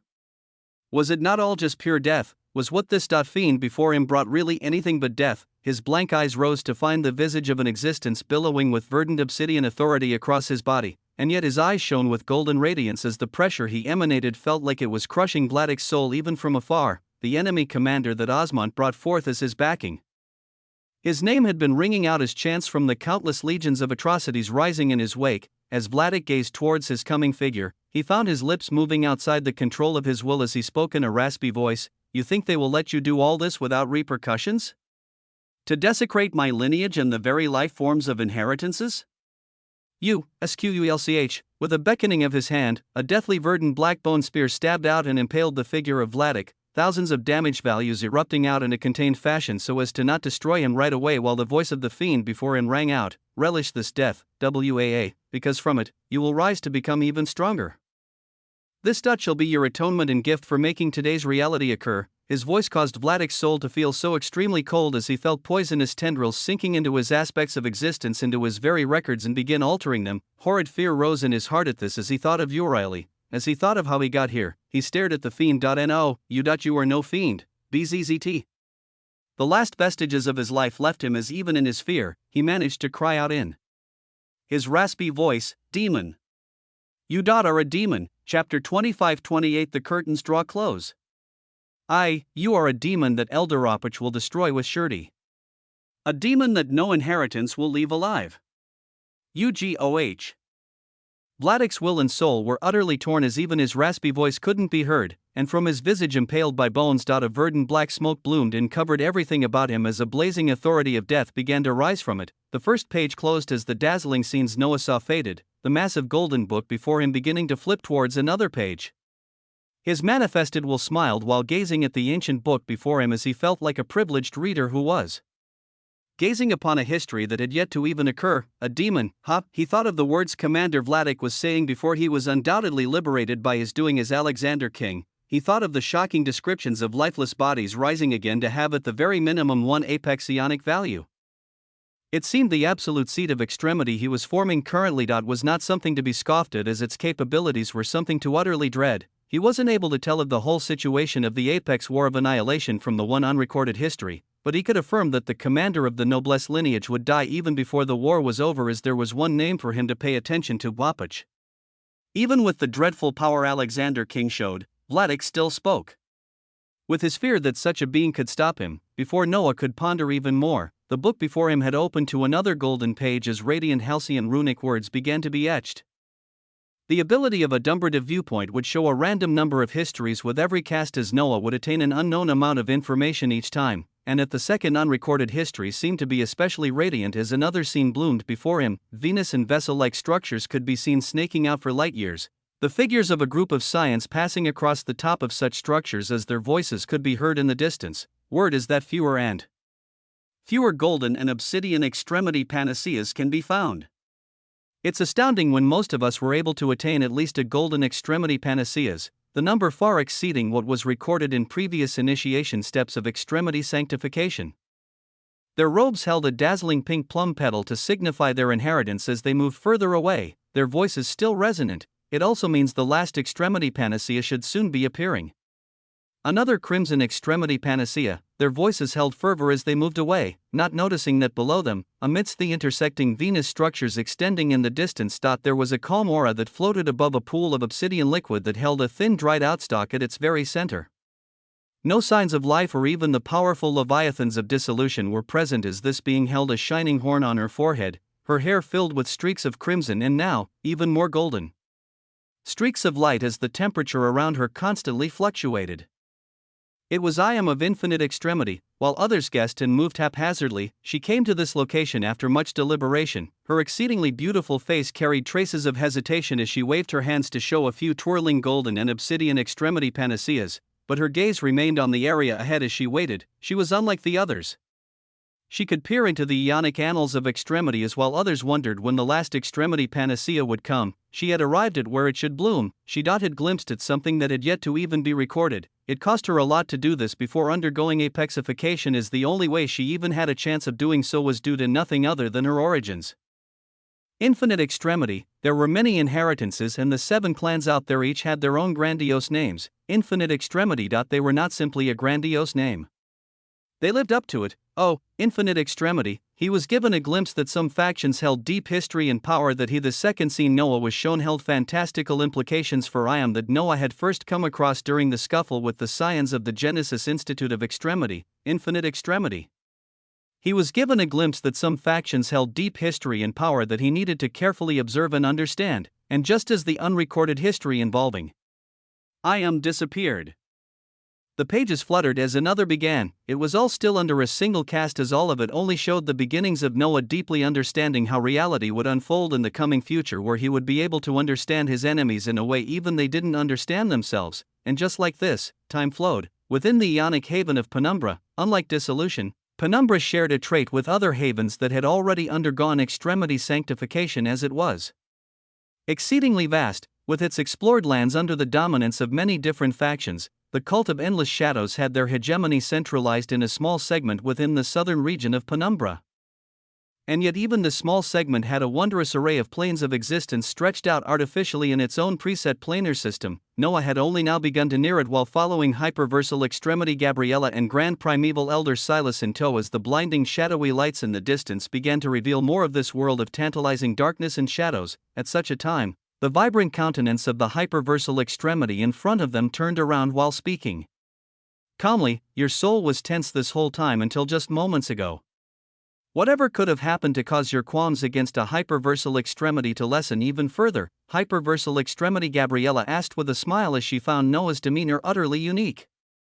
Silas retained a respectful expression before this being, while having already sent Noah multiple messages to show the utmost respect towards her, her standing being something not many in the whole of the cult of endless shadows could match. Yet Noah freely gazed back at her while his will took in the grandness before him, his words ringing out resonantly. What happened? A body of mine just watched a hyperversal extremity have half of their recorded history erased from existence. It made me comprehend even the esteemed hyperversal extremities aren't all that in the face of true power. News hadn't yet fully spread as with the threat from the hyperversal extremity of devouring They were bound to. The upper echelons of the cult of endless shadows would be among the first to hear of the stunning event that had just occurred in the haven of dissolution. Elder Silas turning ashen at Noah's words and about to turn towards hyperversal extremity Gabriella to apologize when this existence actually laughed while her deep eyes locked onto Noah with even more scrutiny. You're truly living up to your name when you act like this, and you're making my anticipations all that much higher for you. Very well, enter our cult of endless shadows and let us see more of you. We shall also deliberate when you can obtain the shadow sword, or if you are even qualified to begin with. A long expanse of shadows were cast behind her. With her words, it seemed like the gates into the cult of endless shadows truly opened at this juncture. Chapter 25-29. The curtains draw close. 2. His authority gave the illusion as if he was as vast as an endless sea, but he knew it was just that, an illusion. Within this illusion, he could see the scenes where stood on dark skies with the hyperversal extremity Gabriella and Elder Silas. He could see his reified sources of extremity moving across the vibrant and unique space within the extremity vein of dissolution as they grabbed anything even shimmering with the essence of an ionic treasure of extremity. He could see his figure standing before the adjudicator of dissolution, and his many bodies standing before many different existences. He could see it all within this vastness that was himself as after a while, thump, the beat of his heart reverberated out and took him out of this illusion, and instead he stepped into the very real reality as he felt this vast authority in the form of multiple boundary essences coursing across his body. This authority wasn't endless, but there was one thing that was, thump, mana dynamics joined the fray as quintessential. Hyperversal mana proliferated all around. It brought together the vibrant concepts of necromancy, summoning, Cthulhu, apocalypse, death, pride, gluttony, sloth, envy, greed, lust, and wrath that were coursing through Noah's body with every breath. The deeply cerulean mana was telling him that it was time. His portion of the soul that was taking on the identity of Alexander tuned out everything else momentarily, but the task at hand is after activating a dumbrative viewpoint and seeing the grandness of the next absolute seat of extremity that he would make. Noah sought to even go above this as he expanded the base boundaries he was mixing. Mana dynamics joined the fray to give this new boundary the quality of endlessness. With this quality in place, he then pulled in Nibelheim and entropy, BZZZT. His quintessential breath of extremity modus operandi buzzed as it supported it all officially for now. The number of boundaries Noah was trying to fuse in this new dynamis of extremity already exceeding what the previous dynamis held during their formation. He wanted to add even more, but of course, they had to have a semblance of compatibility. Otherwise, even with his quintessential breath of extremity modus operandi, it would all fall apart. He felt the many strands of authorities cycling in line through him as he carefully added ether and conquest. Thump, his heart beat resonantly again as his whole soul now felt a strain, yet his will was still bright as in the midst of concepts like necromancy and death, add in the concept of life, prana, and the soul. A verdant life flourished as both the boundaries of life and prana joined the fray, only to be followed by the concept of the soul, since he had foreseen the very recorded history of being like Commander Vladik be changed upon their death by the effects of this new dynamis. The inclusion of the soul among others would only magnify the brilliance, but the cycling authorities turned unstable as they seemed to say it was one too many and even possibly not aligned in their definition. But the tyrannical will of the soul doing all this couldn't allow such a thing as to complete everything. The radiant multicolored light of quintessence shone. It cascaded down and dominantly suppressed all others under its light, telling every single one to behave, and an unfathomable resonance is occurring with an extremely large number of concepts. An absolute seat of extremity unlike any other has begun to be forged. Mana dynamics, necromancy, summoning, Cthulhu, apocalypse, death, pride, gluttony, sloth, envy, greed, lust, wrath, Nibelheim, entropy, ether, prana, life, conquest, soul, quintessence, 21 concepts, 21. Noah was only attempting such a drastic thing due to the expanded breadth that his soul of Alexander King now held as an apex ionic lifeform. Thump, the beat of his heart was resonant as another full cycle was completed. There was no disharmony. Quintessence forcefully corrected any discrepancies there were between the many concepts and brought together a product of utmost majesty. And the result was a glorious one. A tear of a dynamis of extremity belonging only to you has come to fruition. A quintessential absolute seat of extremity has been born. Shirring, his body of Alexander King shone with brilliance, the visage of Aurelia that was connected to him in this misty domain. No way, Aurelia set out with hazy eyes as she felt the convergence of an abstruse absolute seat of extremity she had been feeling this whole time in her soul. She felt it all meld together under the impressive light of the seed being born within Alexander King. As if it was ashamed that it couldn't be converged this whole time when something even grander than it was just converged in the body of the being who held the sources of the very concepts Aurelia was trying to converge. So ridiculously, two absolute seeds of extremity formed simultaneously within the infinite hyperversal haven at this juncture. One within Katerina Aurelia Dismukes, and the other was within an elevated portion of Noah's soul, as what he forged was a distinctive type of an absolute seed of extremity, a quintessential absolute seed of extremity. His soul burned gloriously with 4 perennial Yggdrasil of extremity already. And yet a mere forming quintessential absolute seed of extremity caused their countless branches to shake and flourish with even more brilliance. The quintessential absolute dynamis of extremity has named itself. The Thanatos quintessential absolute dynamis of extremity has formed under unimaginably distinctive conditions the resonance of concepts within it and its standing, placing its rate of convergence at 50%. It didn't even wait to be named, it named itself in a grand show of power as it named itself Thanatos, a word that was steeped in death, a word that was actually reminiscent to a river in the old Nibelheim dimension where grand battles were fought before. Such a word forged into a blinding runic seed in Noah's soul, as even while it was 50% of the way converged, the grandeur it released seemed to be competing with the auras of the perennial Yggdrasils of extremity within his soul. Chapter 2530. The curtains draw close. 3. Along with a ridiculous 50% convergence right at its founding, the Thanatos quintessential absolute dynamis of extremity domineeringly took up space within Noah's soul as a verdant obsidian deathly light spread out. The features of quintessential undead rise, quintessential Thanatos embodiment, and Chthonian sinners of Thanatos have been born. 3 dazzling features bloomed as Noah's visions of what he saw in a Dumbarda viewpoint were coming closer to fruition and even being exceeded. However potent this feature used to be, it was now something else entirely after the changes Noah made for the forging of the quintessential absolute Thanatos dynamis of extremity, and this showed itself clearly with just the first feature, quintessential undead rise, death is not the end.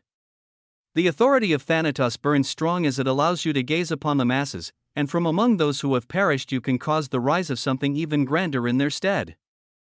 This ability is both an active and a passive one that requires 5% of your maximum quintessential hyperversal soul values to express the passive and active effects every minute. Quintessential Undead Rise utilizes the authority of the Thanatos quintessential absolute dynamis of extremity to rewrite the recorded histories of all affected perished existences, transforming them into quintessential undead Thanatos vassals who live only for the glory of the authority of Thanatos.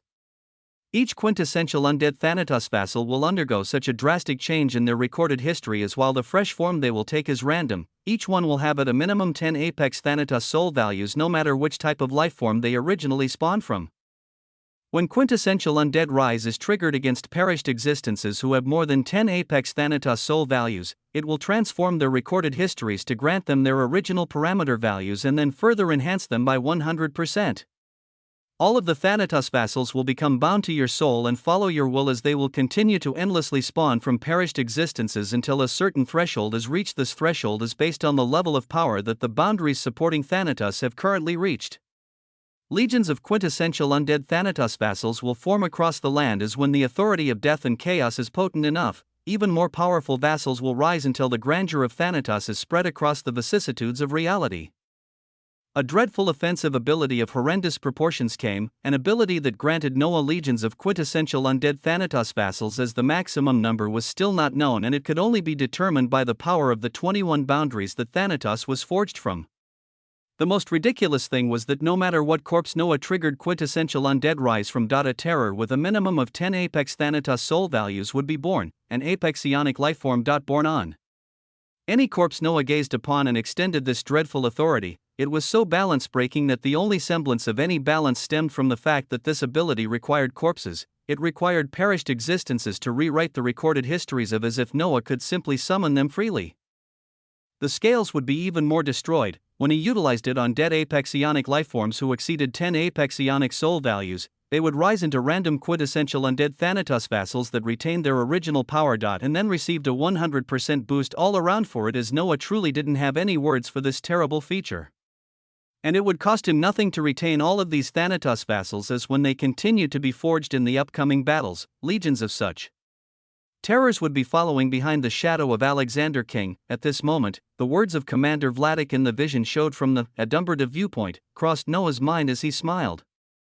He could now understand why this noblesse had called him a demon, but no matter what distinction he was given, after the changes he had made things were bound to get even more ecstatic, unbelievable. Aurelia uttered out in a daze as she felt the budding seed in her soul. Was it truly an absolute seed of extremity, something like that had actually bloomed in her soul?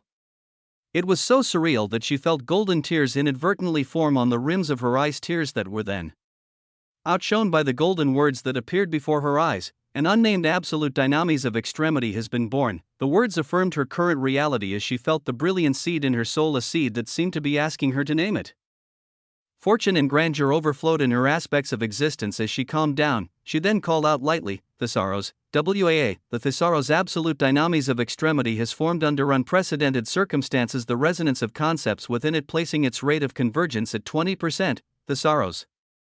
A word that was closely related to a treasury or location where profound riches and treasures were collected and laid out. This was the first absolute dynamis of extremity that the true Emperor of Fortune forged under the guidance of the true Emperor of Quintessence. It was also the second existence within the infinite hyperversal haven to achieve such a feat. It showed the rapid pace of progression of a power that was relatively unknown at this point in time in the ionic havens of extremity. It showed that the grandeur the true Emperor of Quintessence held was something that could also be expressed by those around him. When the infinite hyperversal haven fully unveiled itself and all of its wonders in the future to come, just how would the myriad of inheritances and clans compare? Character stat panel, name, Dr. Hall, realm, ionic vital haven, lineage, human, titles, the doctor, master of medicine, big pharma, vital apex mana value, 20, vital apex.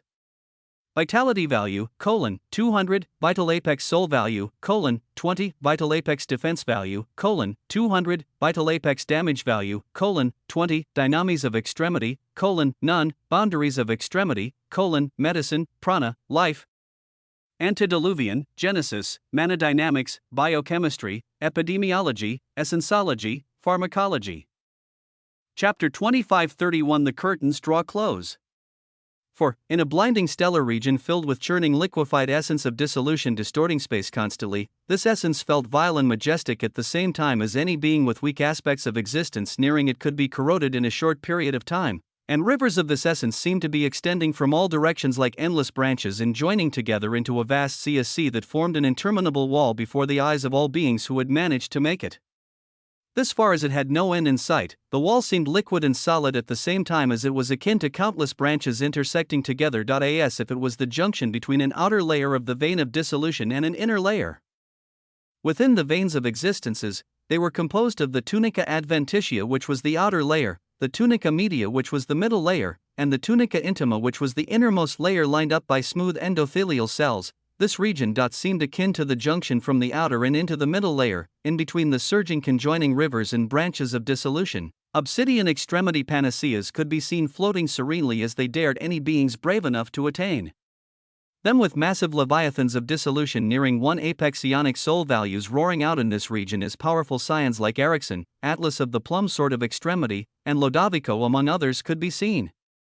Their bodies released blinding radiance and power as they had forged their extremity foundations, beings like Atlas having even attained a dynamis of extremity as the power they released was enough to rival leviathans of dissolution who were almost nearing a singular apex ionic value. They still fought as apart from obsidian extremity panaceas. There were also blinding singularities of ionic treasures of extremity that were either precious loot that allowed one to traverse towards the 10th boundary layer with ease, aid in forging a dynamis of extremity, or panaceas that were useful in reinforcing one's foundation. They fought tooth and nail as all of them felt the urgency that others had begun to openly mention the last few hours.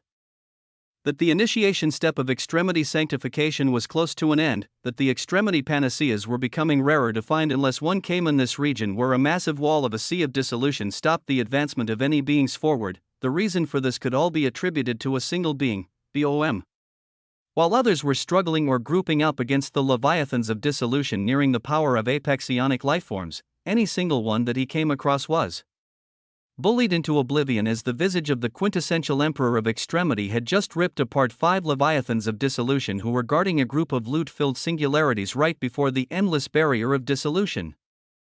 The one to bring everything to an early end was none other than the true Emperor of Quintessence, as he had his reified sources of extremity sweep away all obstacles easily while obtaining an overabundance of loot himself. it was to the extent that apart from the loot stemming from the 2 apex ionic lifeforms he had killed, ionic treasures of extremity that were conducive to elevating boundaries, forming dynamis of extremity, and the faster convergence of dynamis of extremity were within his hands in abundance. Each of them held a myriad of names like the blazing hyphae of extremity, glacial perennial heartwig, radiant moongrass, singularity torn bud. And many more. When categorizing them, Noah was able to quantify 233 ionic treasures of extremity geared towards helping the progression of boundaries up to the 13th boundary layer, many others sharing this quality like the blazing hyphae of extremity. There were 198 ionic treasures of extremity geared towards increasing the chances of the successful convergence of boundaries into a dynamis of extremity, these being things utterly useless to Noah, as he would actually have to try really hard to be capable of failing in forming a dynamis of extremity, but they would be invaluable for his people, so even they held their importance. Lastly, he had scoured and attained 174 ionic treasures of extremity geared towards increasing the rate of convergence of already formed dynamis of extremity. It was a heavy haul for a single being, and this wasn't counting the extremity panaceas he collected for the shadowlings of the cult of endless shadows and others he kept for his own collection. All in all, he had dominated the scions that had risen up in this stage of the initiation step of extremity sanctification, and he now stood before a huge demarcation of a barrier that seemed to be something only apex ionic lifeforms could cross. His eyes were full of calm as he had utilized the feature of adumbrative viewpoint greatly these past moments with the might of Alexander, finding out many more things in the unfolding future as he understood that this wall would only begin to buzz and initiate a profound new process when the last set of crimson extremity panaceas were plucked. Yes, a set. He had seen this with his own will as his body in this junction of a space filled with dissolution turned away and gazed towards an entirely different direction, the hidden space far away from here when the set of crimson extremity panaceas would bloom. And where the visage of I am of infinite extremity was hidden. The horn on her forehead shone with a crimson gold glint at this moment as she seemed like a priestess of flames and honor, her figure hidden from others as the region she was in had been enacted with veils that masked the very records of this area. If others were to look, even scions like Lodovico may be fooled into seeing an altered record than was currently happening. Because as fewer and fewer extremity panaceas remained, with tens of thousands of scions struggling for even a smidgen of an edge in order to stand out on the stage of apex ionic lifeforms about to unfold, a heavy aura and a blinding crimson light had begun to blare from this region. It was a light that would normally tell others and cause them to rush here to fight for one of the ultimate opportunities, but Iam's fearsome means contained it all as she gazed towards a blooming singularity. With great expectations, that is until, whap, her eyes flashed as her gaze changed, turning towards her left side as she saw the altered recorded she had set up be twisted as an existence calmly stepped in. An air of majesty emanated from him as he was none other than the reified source of dreams, the dreamer of extremity carrying Noah's devilishly handsome visage and adorned in sandy gold robes appeared at this position that nobody else should have been able to discern. Chapter 25:32 The curtains draw close. You came. I am turned to focus on the visage of Noah's dreamer of extremity as she spoke calmly, but one could still see a sense of veiled surprise deep in her eyes. Noah gazed at the center of the blooming singularity whose blooming would mean the end of one stage and the start of another as he asked with a smile, "Were you actually expecting me?" "I was expecting that if there was anyone who might exceed all my expectations and appear at such a critical juncture, it had to be you."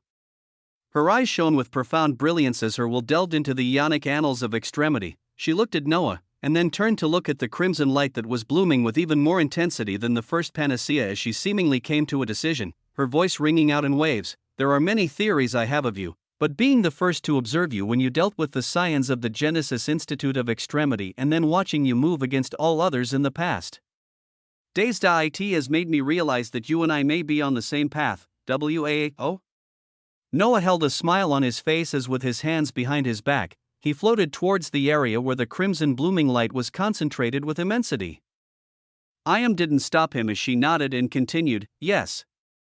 You are also seeking to complete an aspect of infinity, are you not? An aspect of infinity." If it were the past Noah, he would have been surprised and given Iam even more interest as he heard more of her shocking words out, but the current Noah was a vastly different being compared to even an hour ago. "You think that I am trying to forge the infinity of essence while you yourself chase the infinity of heat.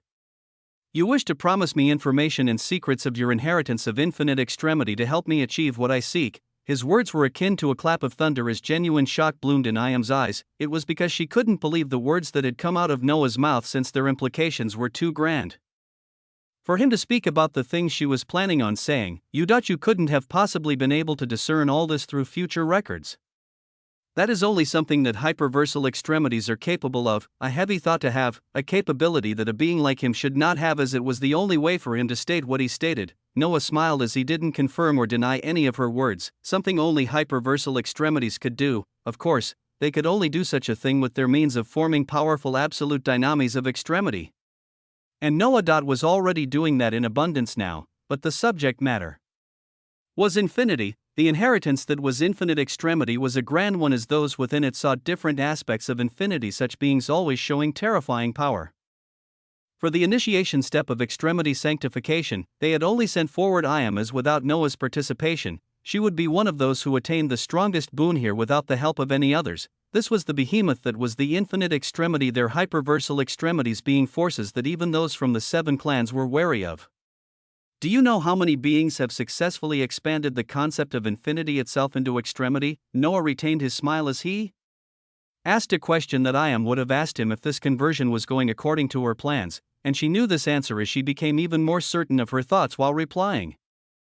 None, none recorded in history. Anyways, none. Nobody had been capable of expanding and taking the concept of infinity towards extremity, as it was simply too grand, too unachievable. But would this be the same case for Noah? His body began to blare with a cerulean brilliances from the soul of Alexander King in the infinite hyperversal haven. The concept of infinity was roused and began its venture towards extremity. Once expanded, quintessence would do its job and seamlessly take it towards the 9th boundary layer, as in no time, his main body and reified sources of extremity were able to express it, a concept others could not take to extremity. Noah embarked on its tumultuous path today as his visage began to burn brightly with it while speaking towards Iam.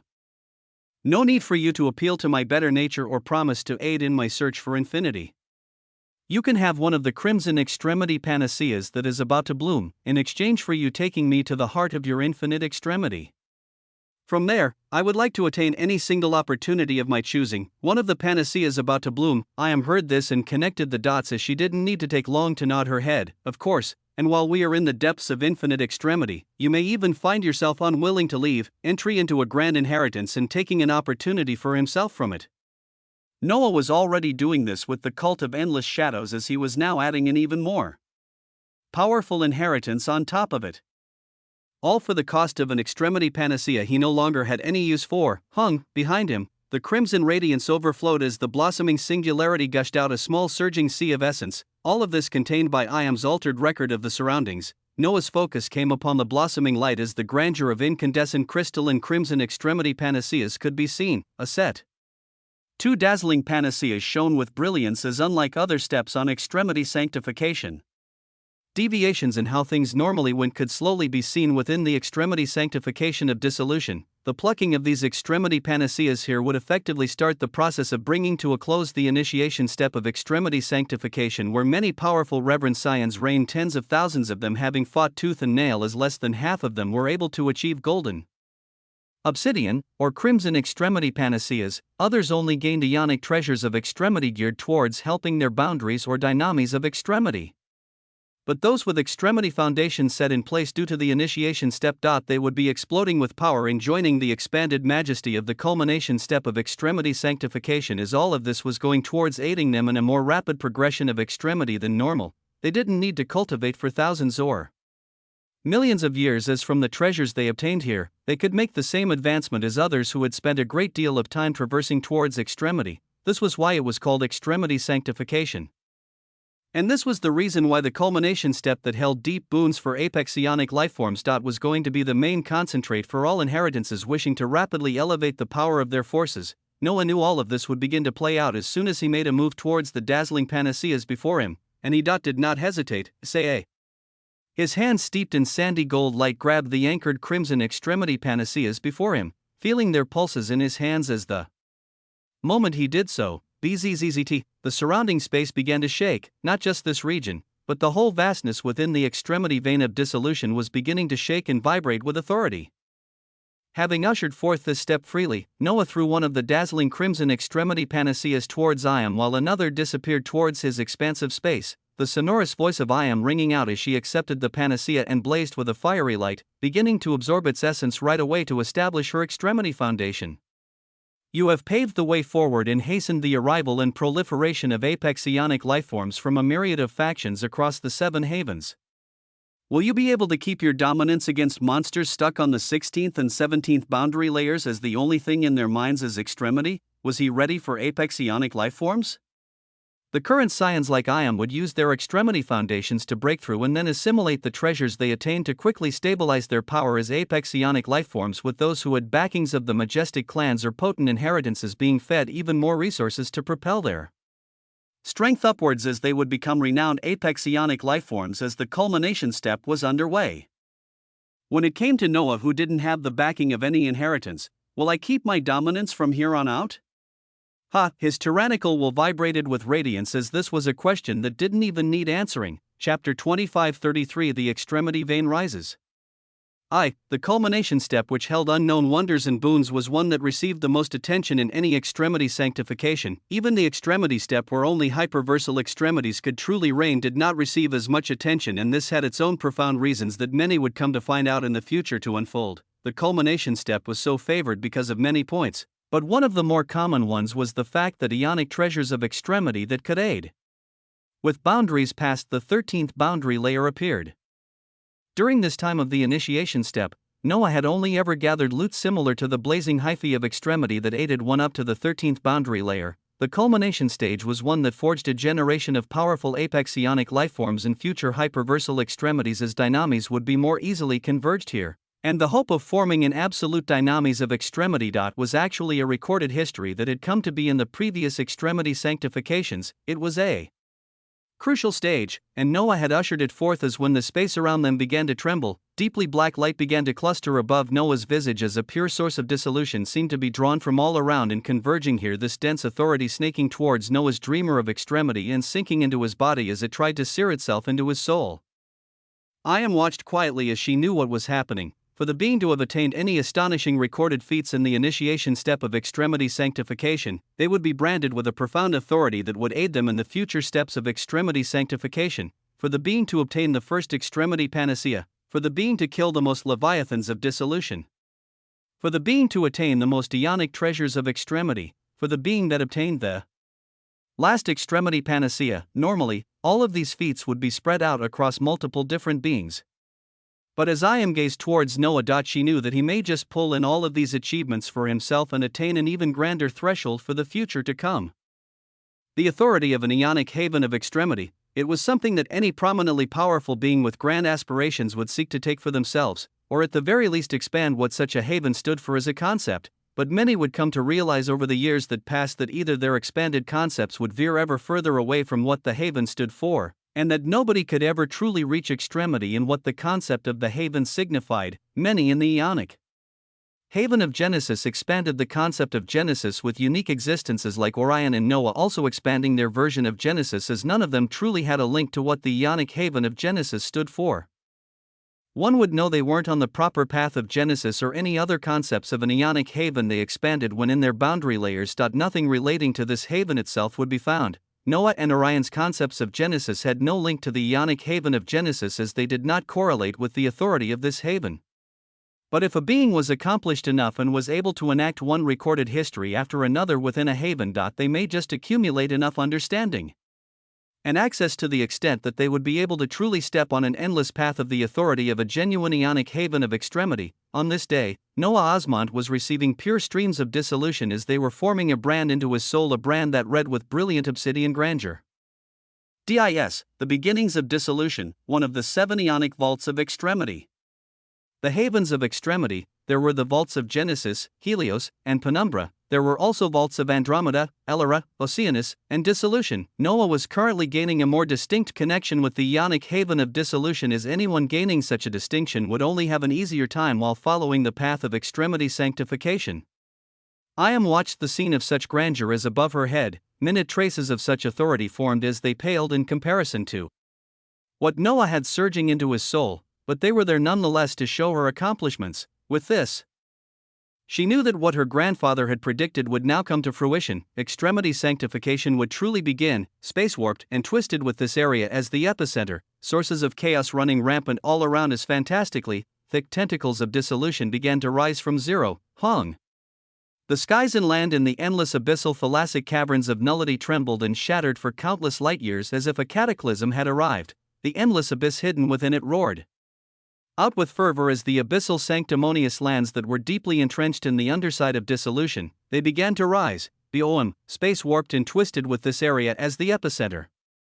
Sources of chaos running rampant all around us fantastically, thick tentacles of dissolution began to rise from the depths of the abyss that were light years in length and diameter, these tendrils smashing onto the skies and land as the moment they did. The areas they touched seemingly became malleable and began to expand. The very earth and glacial floor expanded as if countless tectonic plates were shifting below it. All of this change prompted by the tentacles of dissolution writhing out and expanding from this region and continuing throughout. Alongside this, the glacial floor split apart with utter glory as from the depths below, one could see the rough yet glorious sheen of a vein begin to rise.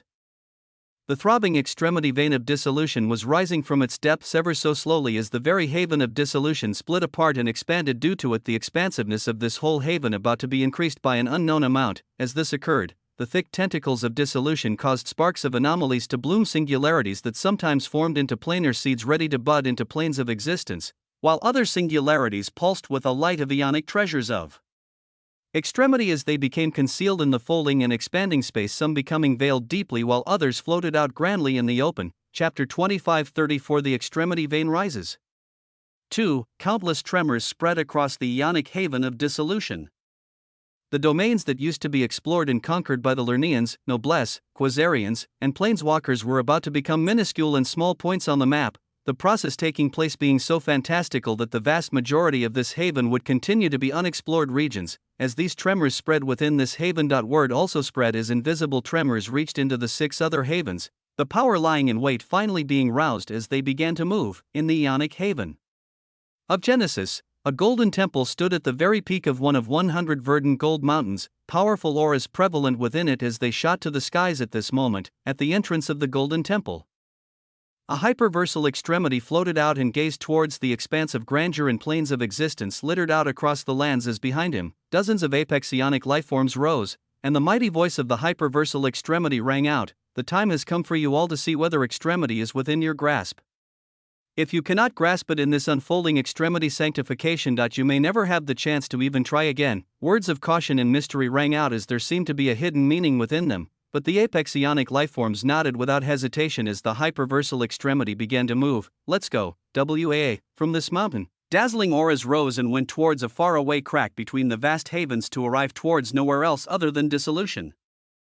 On another mountain, another party with slightly less apex ionic lifeforms rose as one of them asked the hyperversal extremity leading them, "Master, since many of our forces will be arriving there before the apex war of annihilation we are supporting starts, will we be adding any more of our apex ionic lifeforms into it? We will observe and see before this small battle unfolds.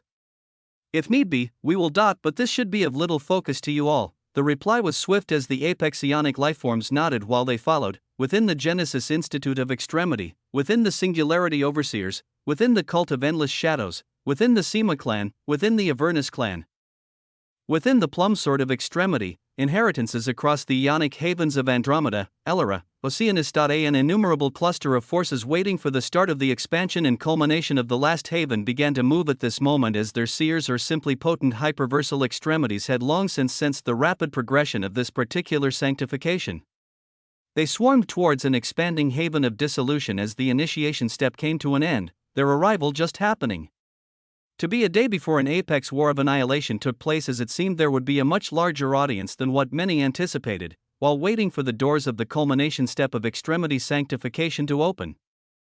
How likely was it for these clusters of powerful apex ionic lifeforms to come and view an unfolding apex war? The chance was extremely high. In the infinite hyperversal haven, Noah's main body felt the glorious concepts and dynamis that the other part of his soul expanded, with him being able to express the boundaries up to the 9th layer, while the dynamis of extremity forged by Alexander would only be accessible to him when this part of his soul grew potent enough to accept their absolute seed or perennial Yggdrasil of extremity, so he felt the terrible power of the Thanatos quintessential absolute dynamis of extremity with his main body. But he couldn't express its power as it seemed abstruse and far away. But the boundary of infinity that was just expanded, he felt his endless mana churn ever faster since its conception, he felt the other resources within him flare and jump excitedly, he felt many minute changes from the expansion of this single concept towards extremity as he carefully gazed at its details while his figure moved. He floated across the space busting with the verdant essence of prana and appeared before his son, who rose up in respect. His main body remained unblemished, like all others, as he even placed his absolute vitalistic clone of extremity on pause, almost as if he knew what was about to happen in advance. Noah smiled as he waved his hands and caused a dazzling crimson extremity panacea to appear, his voice masking its brilliance as he spoke. When I took this to solidify my foundation, I forged the unrecorded Ionic quintessential supreme being foundation. Forge your own path with it and let's see how far you can go. From the last two crimson extremity panaceas, one had gone to Iam as the other went to Henry. The son of destiny grasped the crimson extremity panacea with a heavy heart of responsibility as beside him, Adelonly smiled as she stared at father and son. After this, Noah's gaze turned to the vassals around him, who had their absolute vitalistic clones of extremity standing beside their main bodies while releasing powerful waves of power, his voice ringing out to address all of them while his visage swirled with the power of absolute dynamis of extremity. You all have the foundation, circulation modus operandi, and all other tools that allow you to forge an absolute seed of extremity. And yet you cannot. The reason for this is that even though you were able to define yourselves with the concepts due to your foundations, you do not and have truly expressed these concepts with your aspects of existence. Yes, those closest to him were granted everything from him, as many of them had yet to even use the power of their new boundaries to form skills, attack, or even cast their planar domains. You all grasped the boundary of quintessence, but what quintessential feat have you enacted? You hold the boundary of loot, but have you taken down a myriad of enemies to see their very existence turned into caches of loot? If you truly wish to grasp an absolute dynamis of extremity, you must first utilize your newly granted authorities and build a sufficient amount of records with them, and paired with your extremity foundations. Enacting an absolute dynamis of extremity then would only be a reality. They heard his words as their aspects of existence pulsed, and as if to hit the nail in the coffin, it just so happens that within a day, there will be an apex war with ultimate existences from lineages and inheritances who have yet to see the grandeur you all can express. In that battle, you all can create your records and enact your own legends for the eons to come. BOM. Waves of golden oraculum dynamis of extremity scattered out as the aspects of existence of Noah's people roared. From them, roars and shouts of valor began to echo out as they got ready to delve into a grand war. Chapter 25:35. The extremity vein rises. 3. Ericsson's eyes were like lanterns of singularities as he gazed at the massive and endless wall that didn't seem to want to decide on being solidified or liquefied in form, his beach attire standing out amidst this scene as his slippers were back on feet shining with the glint of an apexionic relic. The wall before him radiated grandiose waves of dissolution as ever since the fundamental change began hours ago, which represented the last crimson extremity panacea being attained. This wall had remained just as it was now. Any word on who obtained the last crimson extremity panacea? He asked with sharp eyes as behind him, reverend emperors with extremity foundations built by obsidian reality panaceas floated protectively while a woman with round-rimmed glasses gazed towards a certain direction. There is a high probability that it was the self-titled true emperor of quintessence.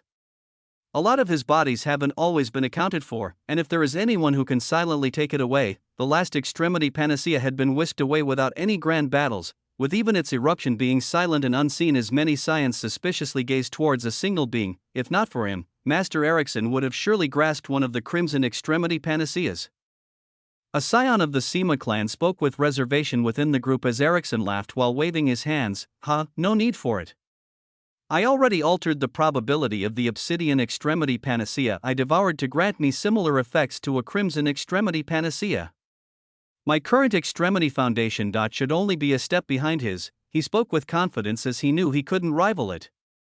After all, he was not able to distort the probability enough at his current stage to birth something as pristine as an absolute dynamis of extremity. But this should change greatly when he became an apexionic lifeform. As he thought of this, he turned his gaze behind him and saw hundreds of pillars of multicolored lights blooming like suns all across this region. Each of these pillars showed extremity meridians being formed, the vast majority ranging from 6 or 18, as it was all beings who had acquired an extremity panacea and had a guaranteed chance of becoming apex ionic lifeforms. It was the process of scions undergoing apexification en masse as they wanted to be entirely ready to participate in the culmination step that was about to unfold. Are you all ready to start too? He spoke towards the Sema clan scions behind him as they nodded. All right, boys and girls. He cracked his neck and stretched his body as the light blue beach attire on him pulsed with glorious waves of hockey. The next stage to come will have an easy and rapid path of progression across the stage of an apex ionic lifeform as in recorded history. Those who benefit the most from the initiation step and the culmination step. Will in no doubt achieve hyperversal extremity at the extremity step of extremity sanctification. No arduous hard work for millions of years. Just be outstanding enough to grab the opportunities of extremity sanctification as with enough fortune. You may even be standing alongside the elders of the Sema clan in the months and years to come. His words caused the eyes of the Sema clan scions to burn as their bodies pulsed with rhythms of power and battle. Ericsson's face turned serious while he spoke as immense bravery and honor leaked from his tan skin, his voice radiating out to even be heard in the surroundings as Noah's visage in the far distance that was observing the vast wall of dissolution turned around to gaze at this scene. We of the Sema clan are the protectors of the Seven Havens. We make the malignancies that wish to harm us run in fear as our power is absolute. Ho! The rhythm of the Sema clan scions behind him formed into a booming sound that emanated out with his words. So live up to the name and standing of the Sema clan. Obtain the strength required to continue our holy mission for the years to come. Undergo apexification. Ho! Radiance shone on the scions behind him. Hundreds of extremity meridians flourished in a grand show of power as apart from this region. All other locations had the emerging light of extremity meridians blooming as thousands of scions took the step forward to get ready for wonders to come. In one corner, the visage of shadowlings could be seen near the wall of dissolution as they stayed close to Noah's reified sources of extremity. Many of them also shone with the light of extremity meridians as some had even successfully finished their apexification and wondrously felt the power of an apex ionic lifeform. What was frightening though, was that some thought the being who had led them here this whole time would feel less like a mystery and an unshakable existence as those who had become apex ionic lifeforms gazed towards Noah's reified sources of extremity. With their new power, they expected to be able to at least see through him and not feel the sense of suppression. But, their gazes trembled in shock as their more attuned senses as apex ionic lifeforms warned them of danger when they gazed at Noah's bodies. The sense of oppression he gave off before becoming maddening. Even after advancing as apex ionic lifeforms, they could actually not even touch a fraction of this being's power. What the hell was this? There was no answer to come as not just them. Many scions becoming apex ionic lifeforms and wishing to break the feeling of inadequacy they held whenever they gazed at Noah's visage before would try to send their wills over, but they would only receive another unfathomable shock that few would be able to forget in their lives. Meanwhile, Noah's bodies were in front of the huge wall of dissolution, the hands of his quintessential emperor of extremity placed on it as he rippled with its massive waves of authority, thinking of even more audacious things like passing through this impassable wall without even having undergone apexification. Chapter 2536: A Glorious Apex Battlefield. Within the vast haven of dissolution itself, a shocking scene could be seen at this moment as one could appreciate the outer layer of an utterly majestic vein extending infinitely across, tendrils of dissolution arcing across it and constantly changing the space around them. It seemed like less than half of the extremity vein of dissolution had risen from the abyss as it showed the progression of extremity sanctification, its appearance filled with grandeur and mystery for any who gazed at it. Astonishing to view every time, isn't it, in a region with concentrated tendrils of ruin and nullity, near the apex battlefield where the apex war of annihilation between two factions would soon be taking place. A voice of wonder rang out as a humanoid woman adorned in a white robe with bright gold wings erupting behind her back could be seen.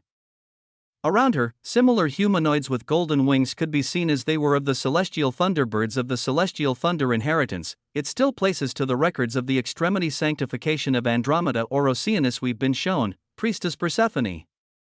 Their extremity veins were something of wonder. Another voice chimed in as priestess Persephone shook her head with a smile. You all have yet to see this extremity sanctification fully unfold. It had been recorded that the last sanctification will be something surpassing any others.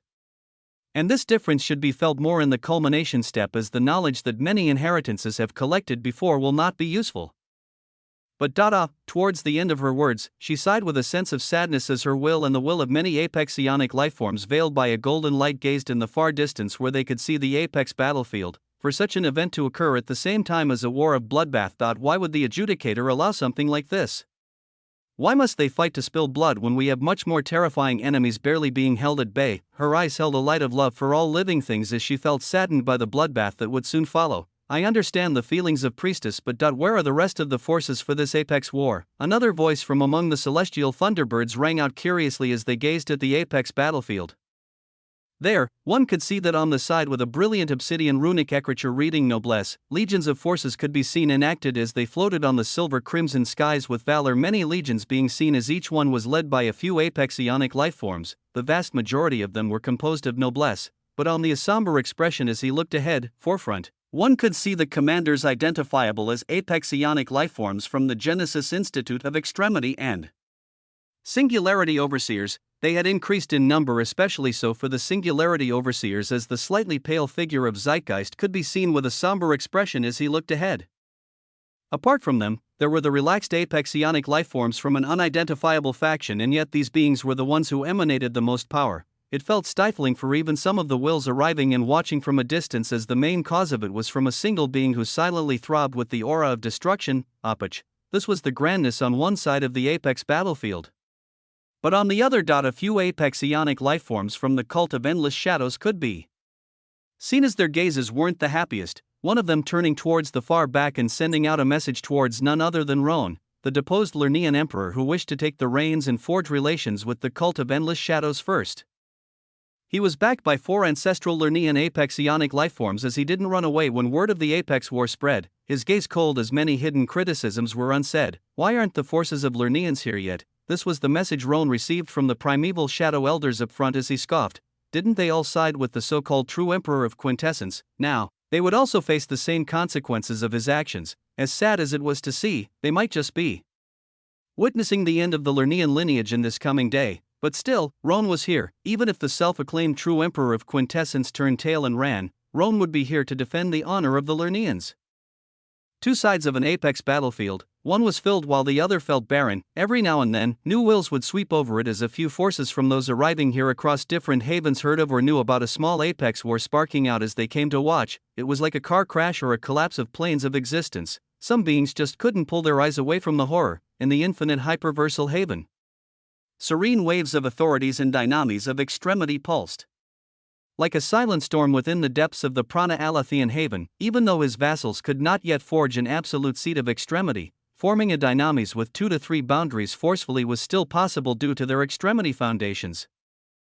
And to go even further, each of his vassals' main bodies had assimilated obsidian or golden extremity panaceas from the many that Noah had collected, elevating their foundations even further. They all prepared thoroughly for the apex war of annihilation that would occur within less than a day, with Noah continuing to work the most. At this moment, multiple clones were within another area of the infinite hyperversal haven that was surrounded by the golden light of Lut and the crimson light of flames. Glorious forges burning with intense heat could be seen organized in a curved linear formation as if they were a stellar system, each one pulsing with the light of relics as armored breastplates, briefs, helmets, boots, gloves. A numerous of relics radiating a light even more intense than apex ionic relics could be seen. The hyperversal blacksmith's forge was pulsing with a grand light of quintessence as said items were being forged to be equipped by an already horrifying army. Chapter 2537, A Glorious Apex Battlefield.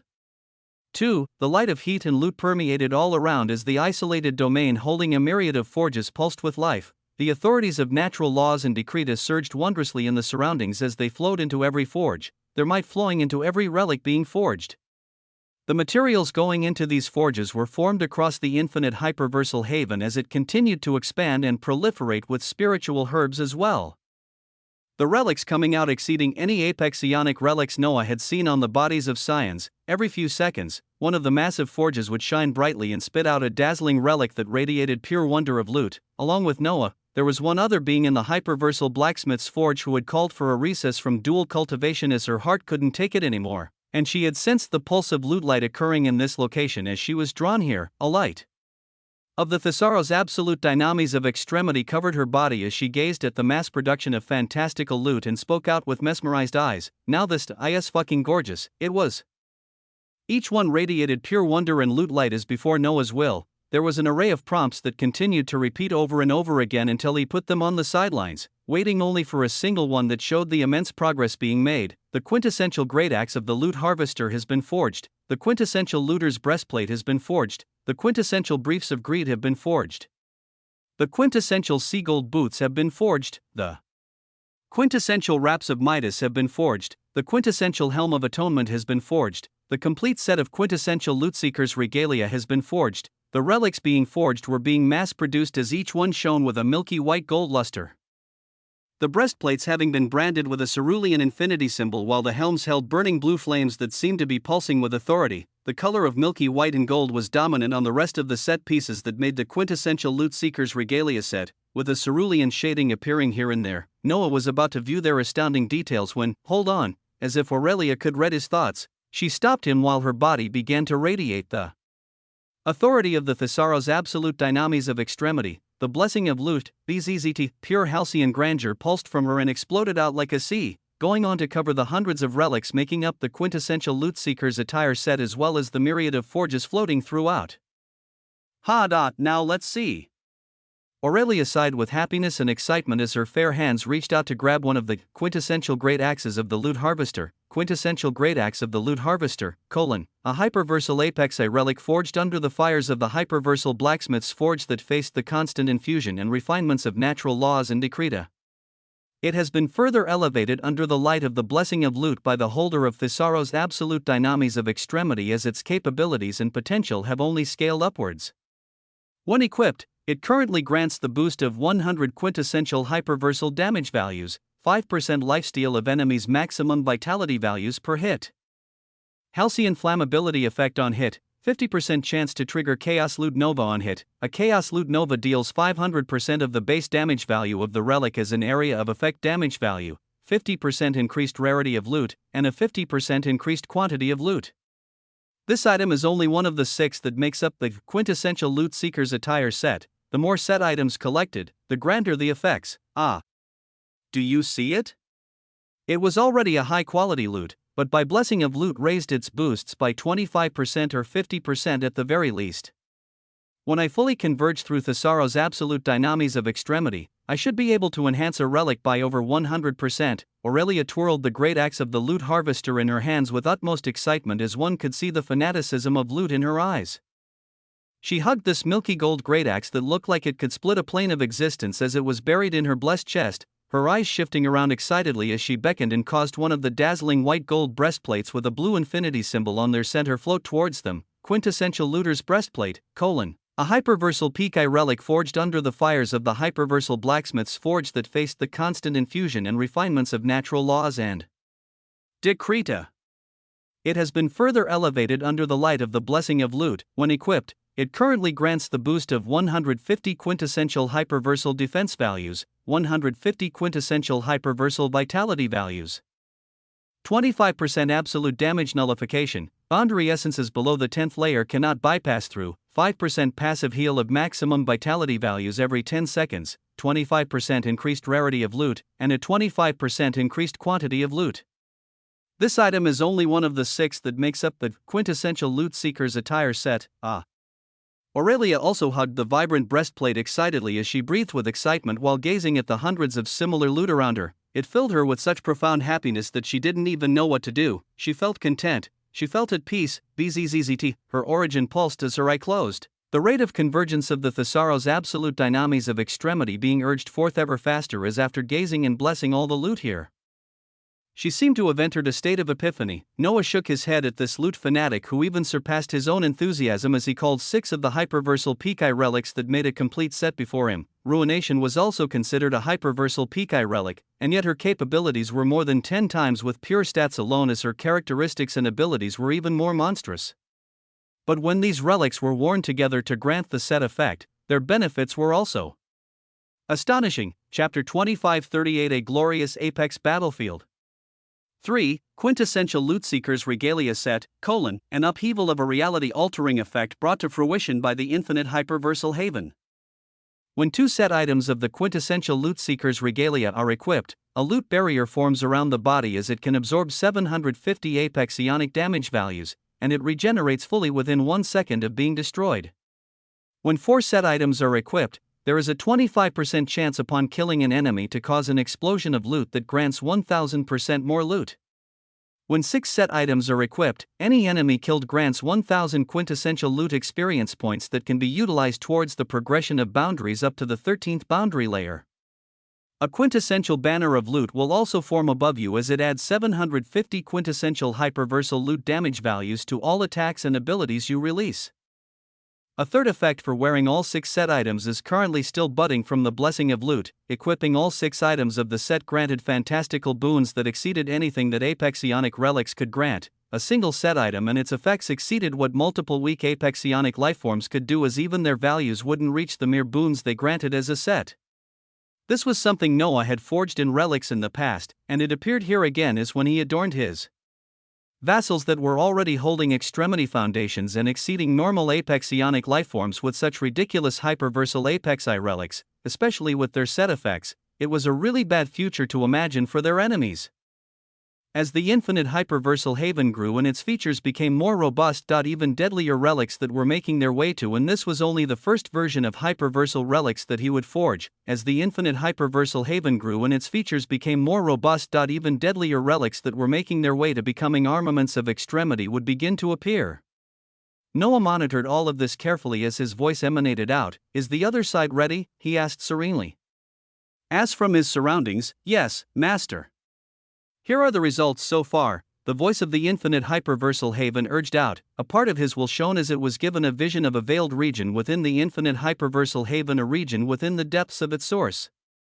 There, the visage of Hyperion could be seen floating calmly as waves of pristine power at the Apexionic lifeform level reverberated out. Alongside him, massive hyperversal enders of extremity could be seen as Noah and the infinite hyperversal haven had been busy. Other beings worked hard for their lineage and domains. But did anyone work as hard as Noah? Yes. His mana was infinite as his resource usage was absolutely minimal, but the things he did in a matter of days were things that some hyperversal extremities could not complete in years. And in addition to everything else he worked on these past days, the Enders of Nature was another glorious project. Their realms and origins were reconfigured and reconstructed, granted extremity foundation, and then they were advanced to Apexionic lifeforms as the defenders of the infinite hyperversal haven were truly stepping up to their role. Besides Hyperion, the forms of regal dragons, phoenixes, cheilants, cosmic serpents, singularity tortoises, and many more stretched out left, right, and behind him as their eyes shone with power that waited to be expressed. They simply waited to exert their strength. With this and many more things, Noah felt pristinely prepared for the war to come. The goal wasn't to have a hard fight with tension on who would be the winner. The goal was to dominate the other side so devastatingly that others would have to think twice about ever moving against them. But of course, things never went according to plans, and this was why his strength had to not only be overpowered, but utterly intense and obscene to account for any possibilities that may happen in the future to come. In addition to the quintessential Loot Seekers regalia sets and the hyperversal Enders of Extremity, Noah was also working to expand his boundaries to the highest possible level he could. The loot he obtained from the abyssal sanctimonious lands already brought towards ruination to be multiplied and utilized by him. There were even the grand fruits of extremity from the perennial Yggdrasils of extremity in his soul for the expansion of his boundaries. Thereafter, there was one additional thing he had to do, one additional dynamis of extremity he had to forge. Thereafter, the rest would be history. In the haven of Penumbra, in a tiny speck of this endlessly vast vault of extremity, past rotating clusters of multiple major planes of existence, within a unique plane of extremity modified by the dense hyperversal extremity authority of shadows. Massive obsidian castles the size of cosmos floated like bright moons in the starry space, their edges making it seemed like they were on floating stellar bodies that dripped off a pure obsidian essence like endless waterfalls. The particles of this pure black light gathered below into immaculately flowing rivers that flowed to form the runic eccriture of shadows. The castles rotated around one central fortress shining with crystalline grandeur, its size exceeding that of average realities as it seemed to hold pockets of dazzling cosmos within its walls, along with other smaller castles that held an innumerable number of beings moving about. Massive ships and vessels could be seen stationed or moving around the floating castles in the fortress that was known as the Shadow Fortress.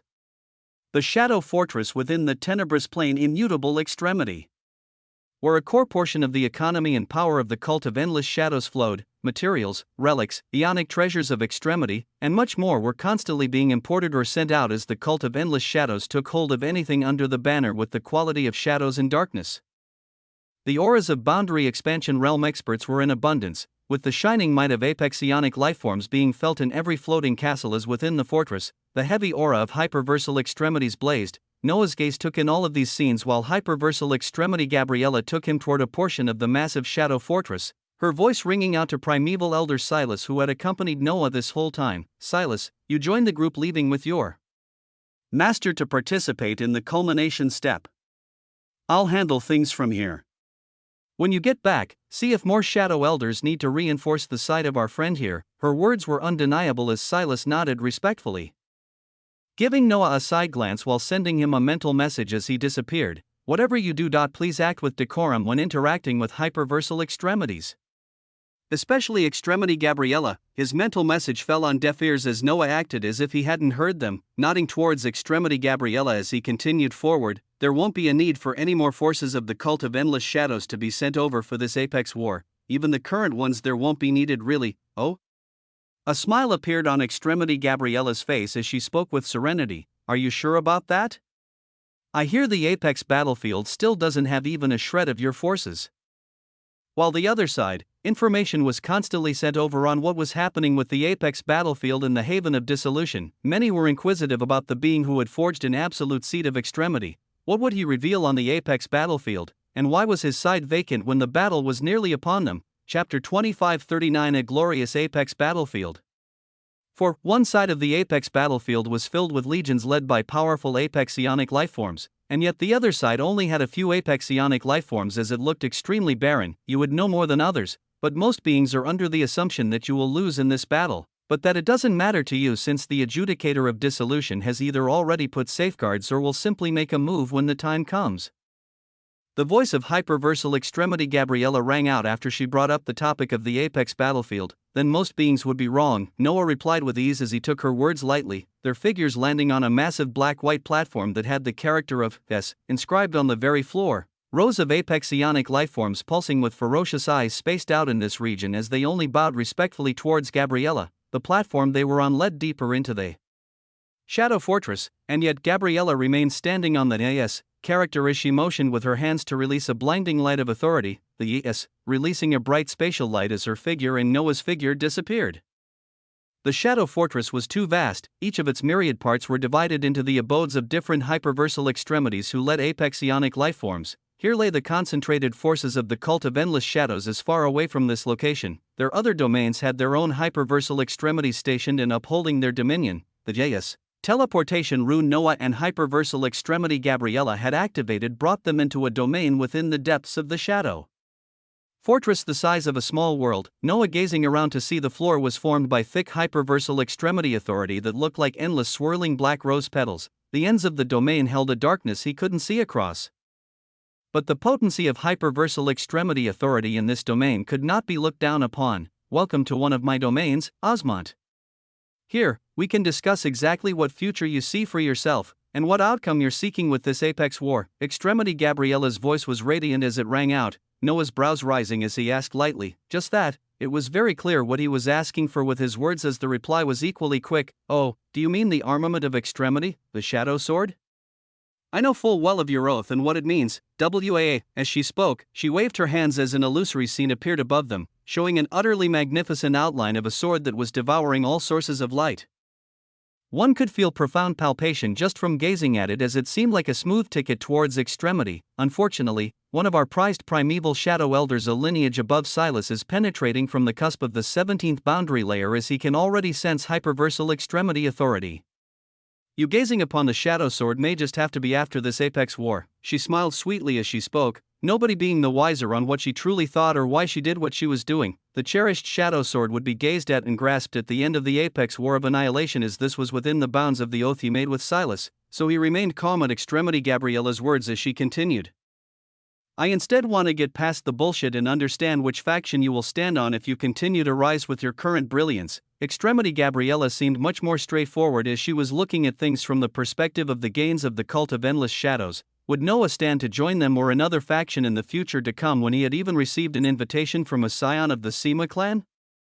At her question, Noah smiled and replied sharply, I'm afraid that such a question will only truly be answered after this Apex war. The same word she had uttered when it related to the Shadow Sword, but Noah wasn't just speaking here as at the end of this war. All those watching would understand just which group the true Emperor of Quintessence belonged to, and at this moment, the cult of endless shadows wondered. Away from this haven, the Genesis Institute of Extremity wondered, and even further away, a scion of the Sima clan and a Shaun of the Infinite Extremity wondered. Many beings could only guess the results about to unfold as in the Ionic haven of dissolution. The hours trickled by as the time of the apex war of annihilation neared. In the infinite hyperversal haven, under the covers of the golden light of the oraculum dynamis of extremity, the true Emperor of Quintessence continued his preparations, with every passing hour. He was ever closer to his goals as he hit all the milestones he wished to. In the last hours before the set time of the apex war of annihilation. Too many changes occurred with him and his body of Alexander King, along with his son completing a profound apexification. They were stupendous changes that would be felt firsthand by the enemies they were about to face. The skies were bathed with a crimson-silver radiance as tendrils of nullity and ruin dominated, their excellence becoming more focused as if they could feel what was to come. Their light showed the expansive apex battlefield below as on the side under the banner of noblesse, legions could be seen stretched out as far as the eyes could see. The time for the apex war neared, and yet the situation didn't seem to change much for the other side as less than 10 sparse auras of apexionic lifeforms could be felt. Can this even be considered an apex war? It just seems like a one-sided stomping is about to occur, with all the reputation this Osmond has garnered for forging an absolute seat of extremity about to come crashing down. Far from the bounds of the apex battlefield, crimson clouds of ruin were artificially formed as atop them, luxurious thrones were enacted as apexionic lifeforms from inheritances sat atop them. Some were on floating ships or vessels serenely parked in space, while others formed their own domains and watched the unfolding events from afar as their opinions had already begun to flow out. Chapter 2540 A Glorious Apex Battlefield. Still nothing from him. In the northern region past the apex battlefield, the figure of Ericsson's aptionic soul clone could be seen on a throne atop a golden stellar vessel in the form of a leaf as the changes from him over the last hours were utterly drastic. No, Master Ericsson. His other bodies are still floating before the wall of dissolution in the depths of the extremity vein. Behind him, a reply came from a Sima clan scion as another resonant voice came beside Ericsson soon after. There's still time before the apex war. He'll likely arrive with a bang. He just seems like that sort of being. The voice stemmed from Atlas of the Plum sort of extremity as besides Ericsson's throne. The figures of many prominent scions who had participated in the initiation step could be seen on their own thrones. Ericsson had invited their apexionic soul clones over as apart from Atlas, even the visage of Lodovico and Iam could be seen among others. Only their apexionic soul clones were here as their main bodies had already met up with their core forces that entered the haven of dissolution, each of them receiving the resources of their inheritances on top of what they gained in the initiation step of extremity sanctification to rapidly stabilize their power as apexionic lifeforms and elevate their boundaries past the 10th layer. Those from truly powerful inheritances were those part of the 7 clans were gaining even more boons as they basked in the aura of their hyperversal extremities, being given unique resources to aid them in forging their dynamis of extremity. The wall of dissolution did not crumble down as the extremity vein rose ever so slowly even now, the culmination step not yet unfolding as a decent number of the myriad factions came to the periphery of the apex battlefield to watch. Some inheritances considered it beneath them as their forces already entered the extremity vein of dissolution and stood before the massive wall that stopped all others, but the mere presence of renowned names from factions like the Sima clan, Infinite Extremity, and Plum Sword of Extremity being here observing caused a few more eyes to be drawn over. On the golden leaf-shaped vessel Ericsson and others sat on. The visage of Iam that had been quiet this whole time had her eyes flash with brilliance as she voiced out, "It seems the suspense and questions are about to come to an end." The moment her words finished, on the side shining under the banner of Lernean, space fluctuated as a majestic aura blazed forth. The wills of many watching eyes were roused as they focused on the apex battlefield. There, with all of his glory, the single figure of Noah's main body appeared as fantastically. Those watching truly affirmed he had yet to advance as an apexionic lifeform. His exceedingly handsome face was apparent to all as he was adorned in a light blue emperor's robe, seeming like he was going on a simple stroll as he gazed into the battlefield ahead of him that instantly blazed with a terrifying intent for battle the moment he had appeared. At the center of this battlefield, the figure of Commander Vladik rose from the legions below as after seeing Noah, his figure became surrounded by a brilliant light as he bellowed out, "Osmont, WAA," the being who had crushed Urieli's soul right before him. He actually showed up as Vladik almost wanted to tear the veil, stopping the two sides from beginning battle right away.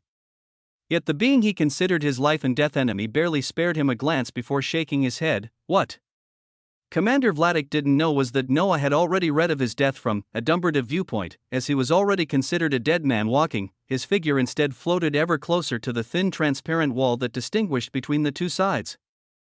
The figures of the Shadow Elders and Roan who had already been on this battlefield coming up towards him as Roan's voice was the first to emanate out. Before Silas's words finished, Noah's regal voice thundered out as he stopped while his facial muscles twisted in anger. This is the precipice you have brought our Lernaean lineage to after taking the seat of Emperor? Complete annihilation by dash, shut up, WAA. Before Silas's words finished, Noah's regal voice thundered out as he stopped while his facial muscles twisted in anger. Among the primeval Shadow Elders coming by, the figure of Silas could be seen as he had returned from the haven of Penumbra to take the lead for the forces of the cult of endless shadows aiding Noah. Depending on how events unfolded in the next few moments, he would be given a command by the hyperversal extremities of the cult of endless shadows watching in a hidden space on whether to increase the forces of the cult of endless shadows and bring legions of them into the battlefield. So he didn't say anything at this moment as he watched Noah's figure ignore everyone else on this side and float right at the transparent veil separating the two forces. He gazed at the sea of legions before him that would have frightened any common apex ionic lifeforms, and yet his eyes held no fear as he turned his head to the legions led by elders of the Singularity Overseers and Genesis Institute of Extremity. He even gazed in the far distance where the figure of a being surrounded by a palpating crimson aura of destruction could be seen surrounded by extremely powerful apex ionic lifeforms. He looked at all of them as under the banner of many eyes. His resonant voice rang out, "Before this apex war begins, I will give an opportunity for all those who do not have life and death conflict with me to leave." His words were a surprise to many as Noah's gaze was directed to the forces of Genesis Institute of Extremity and Singularity Overseers who were supporting the side of the noblesse. Before any insignificant reactions began, he continued, "Because for those who do remain in this apex war of annihilation, they shall be branded as enemies that cannot exist under the same haven, WAA. This doesn't just include those who are present here, but the forces of inheritances they represent. Any single existence associated with an inheritance on this battlefield, your presence here means that your entire inheritance is declaring war on me and my livelihood." Boom! Shocking words that caused many auras to burst with grandiosity boomed out, the eyes of many apex ionic lifeforms constricting as an immense silence descended only to be broken down by the true Emperor of Quintessence once more, his cerulean emperor's robes making him seem like a celestial emperor advising the masses. The armies of the Genesis Institute of Extremity, the Singularity Overseers, and even the veiled scions of the Avernus clan thinking they can hide themselves. His eyes landed on every force he was talking about until they ultimately locked upon Apach and his people as their eyes blazed with brilliance at being called out like this. Noah had long since found out their affiliation from the mutated entities he killed in the extremity vein as well as his probing with a dumbrative viewpoint, but his words caused waves as some beings gazed shockingly towards the visage of Apach and others. The Avernus clan is involved in this. Is this appropriate? Many minds began to buzz as the face of Noah didn't pay attention to them. He gazed at the legions before him and continued as behind him a spatial light began to shine as it seemed like his armies were being called forth. "If a single one of your forces remains on this battlefield when the apex war starts, then I will take it as a proclamation of war on my and my whole lineage. It means that the Genesis Institute of Extremity, the Singularity Overseers, and the Avernus clan are declaring war on me and becoming deadly enemies. It means that after this war, I will not cease until these two inheritances and clan are deconstructed to the last being remaining." Boom. Chapter 2541 Violating Common Sense. If they were to participate in this war, they would be branded his mortal enemies as he would not rest until the Genesis Institute of Extremity, Singularity Overseers, and the Avernus clan were wiped out from existence. This being actually dared to say such words boldly under the eyes of many prominent inheritances here. His cerulean robe glimmered with majesty as he continued. "This is an apex war of annihilation. Any lineage and factions on this battlefield. I hold the right of annihilation. WA. Any hyperversal extremities from the Genesis Institute of Extremity, Singularity Overseers, and Avernus clan. My words are for you to make a decision now. You have lived long enough to come across entities and phenomena that even you do not understand. I assure you that this junction is one of them. When the war starts, everything thereafter is irreversible. You have until it starts to decide." As soon as he finished, the blinding spatial light that had begun to bloom and covered the region behind him became clear as astonishing auras unveiled themselves. 1.2.10.20, one blazing aura of apex ionic lifeform after another blared forth as they weren't weak ones. At the very forefront, a young man adorned in a milky white armament could be seen, his breastplate swinging radiantly with a blue infinity symbol as in his hands. A burning quintessential helm of atonement was held, his hair shone with blue, black, and gold radiance as his eyes carried a deep emerald hue of an absolute vitalistic clone of extremity. The pure power he released was suffocating as it far exceeded any common apex ionic lifeforms. Those watching from afar and about to erupt up in clamor and shock at Noah's dazzling words, finding their mouths tied and unable to speak as their eyes constricted in different levels of surprise and shock. From the appearance of Henry Osmond alone, his blaring pressure alone seemed to be at upper levels of power that would only be present on grand primeval elders of inheritances who led squadrons of apex ionic lifeforms. But this wasn't the main point of surprise about this being. It was the fact that the armament his body glimmered with exceeded any apex ionic relics, as many eyes blinked wondering whether these beings were fitted with quasi-extremity relics, the only thing they didn't feel from these terrifying armaments being traces of hyperversal extremity authority marking them as such.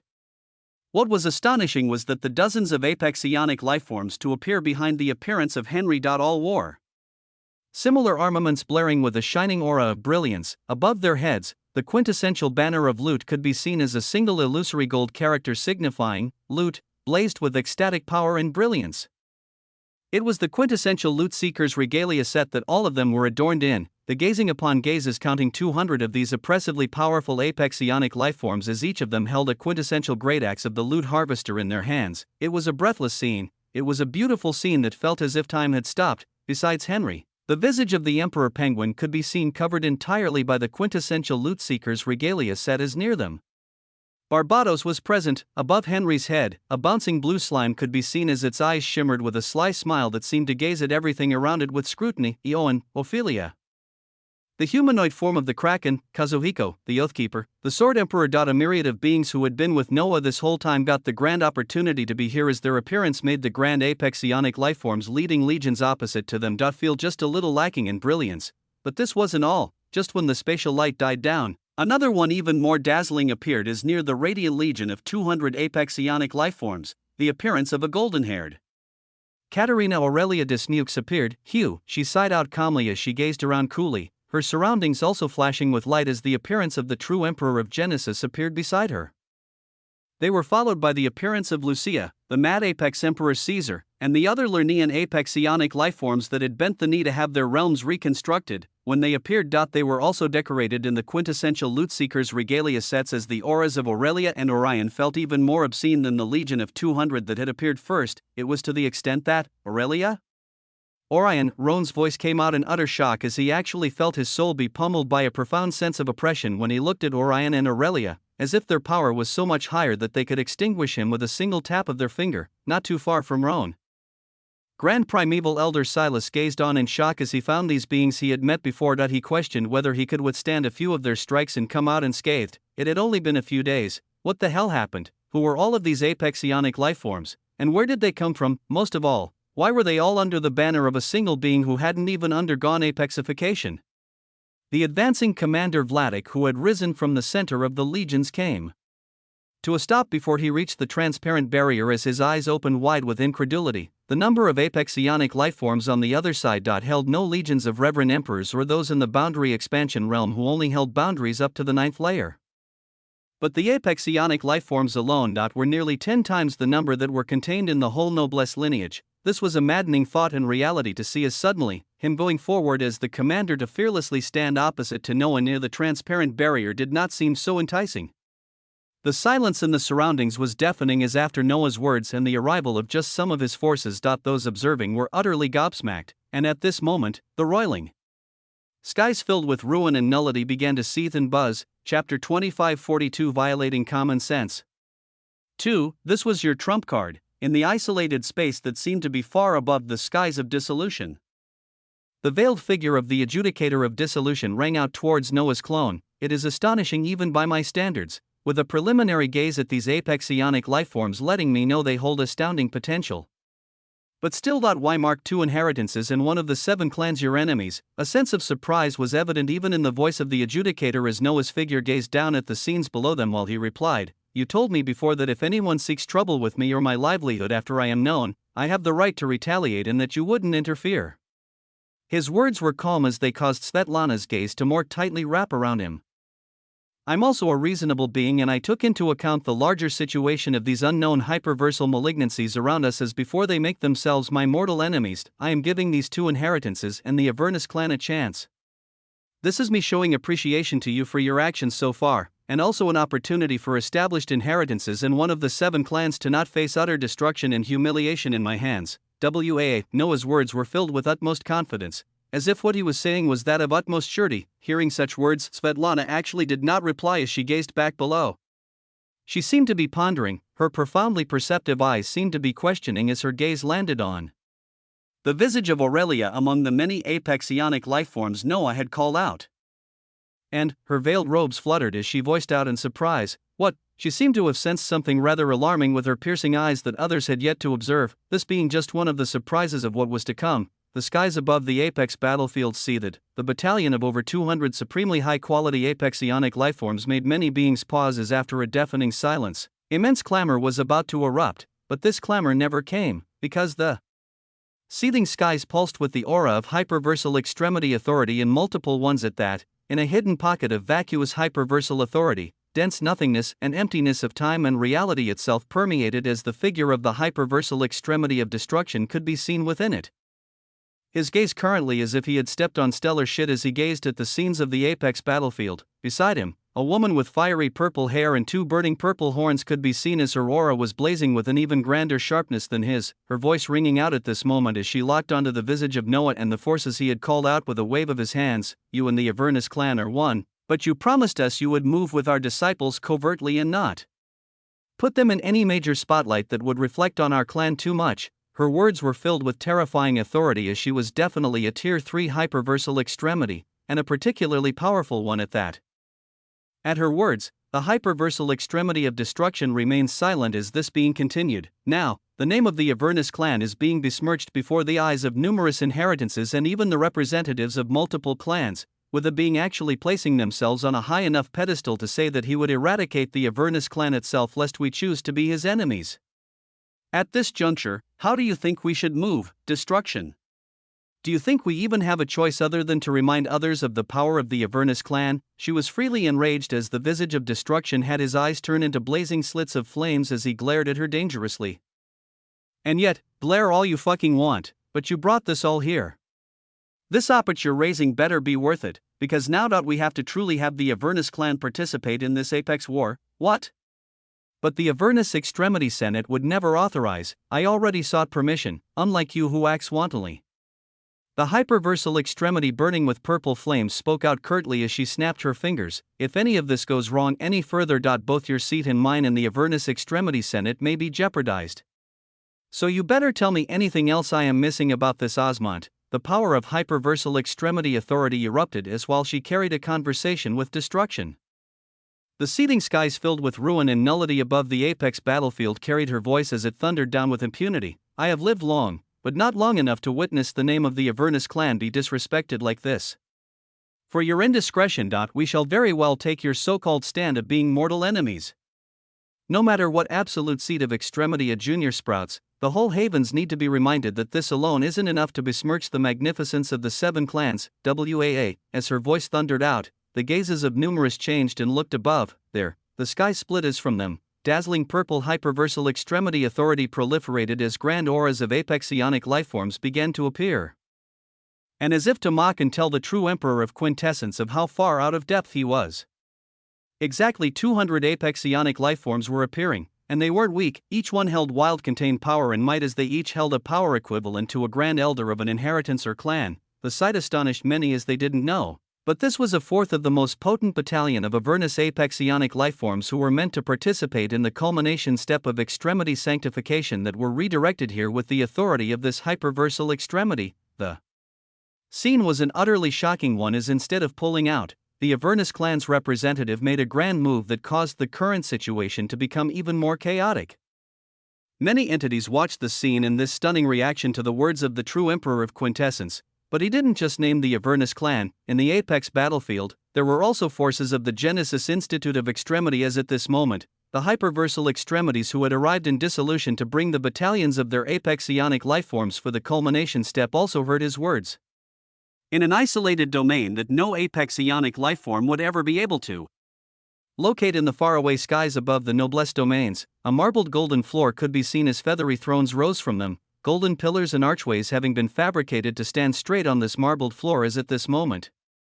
A hyperversal extremity rose with pulsing power in his eyes, his voice directed toward a white-haired extremity still sitting down beside him. Extremity Marcellus, we talked about recruiting this being even if forcefully, but his words now are spitting in the very magnificence of the Genesis Institute of Extremity. For this dash, before the hyperversal extremity could finish, the aged old man known as Extremity Marcellus raised his hand and all words stopped. Multiple gazes landed on him as his stellar eyes took them all in calmly, his stare on the illusory screen showing the figure of none other than Noah. Nobody could know what he was currently thinking, but his next words were explosive. What irreconcilable enmity do we actually have with this being before us? Chapter 25:43 Violating Common Sense. 3. Extremity Marcellus, he held many disciples in the Genesis Institute of Extremity as Titus was among them. When he had perished, he noticed and talked to a being that was devouring Titus' memories, even understanding that the whole squadron Titus led was about to die. The being he had talked to then and the one he was looking at now were one and the same. He remembered that he had told this being the last time they met that if their paths crossed in the future, he may even discuss destiny with him, and now, this being gave a warning to make the whole Genesis Institute of Extremity his enemies should they participate in this apex war. So he spoke towards the three other bodies of hyperversal extremities that came with him to the Ionic haven of dissolution. What irreconcilable enmity do we actually have with this being before us? What great enmity did they have? He massacred some of the squadrons of scions we sent during the initiation step dash. He also killed scions of many other inheritances, but I do not see them here in this apex war.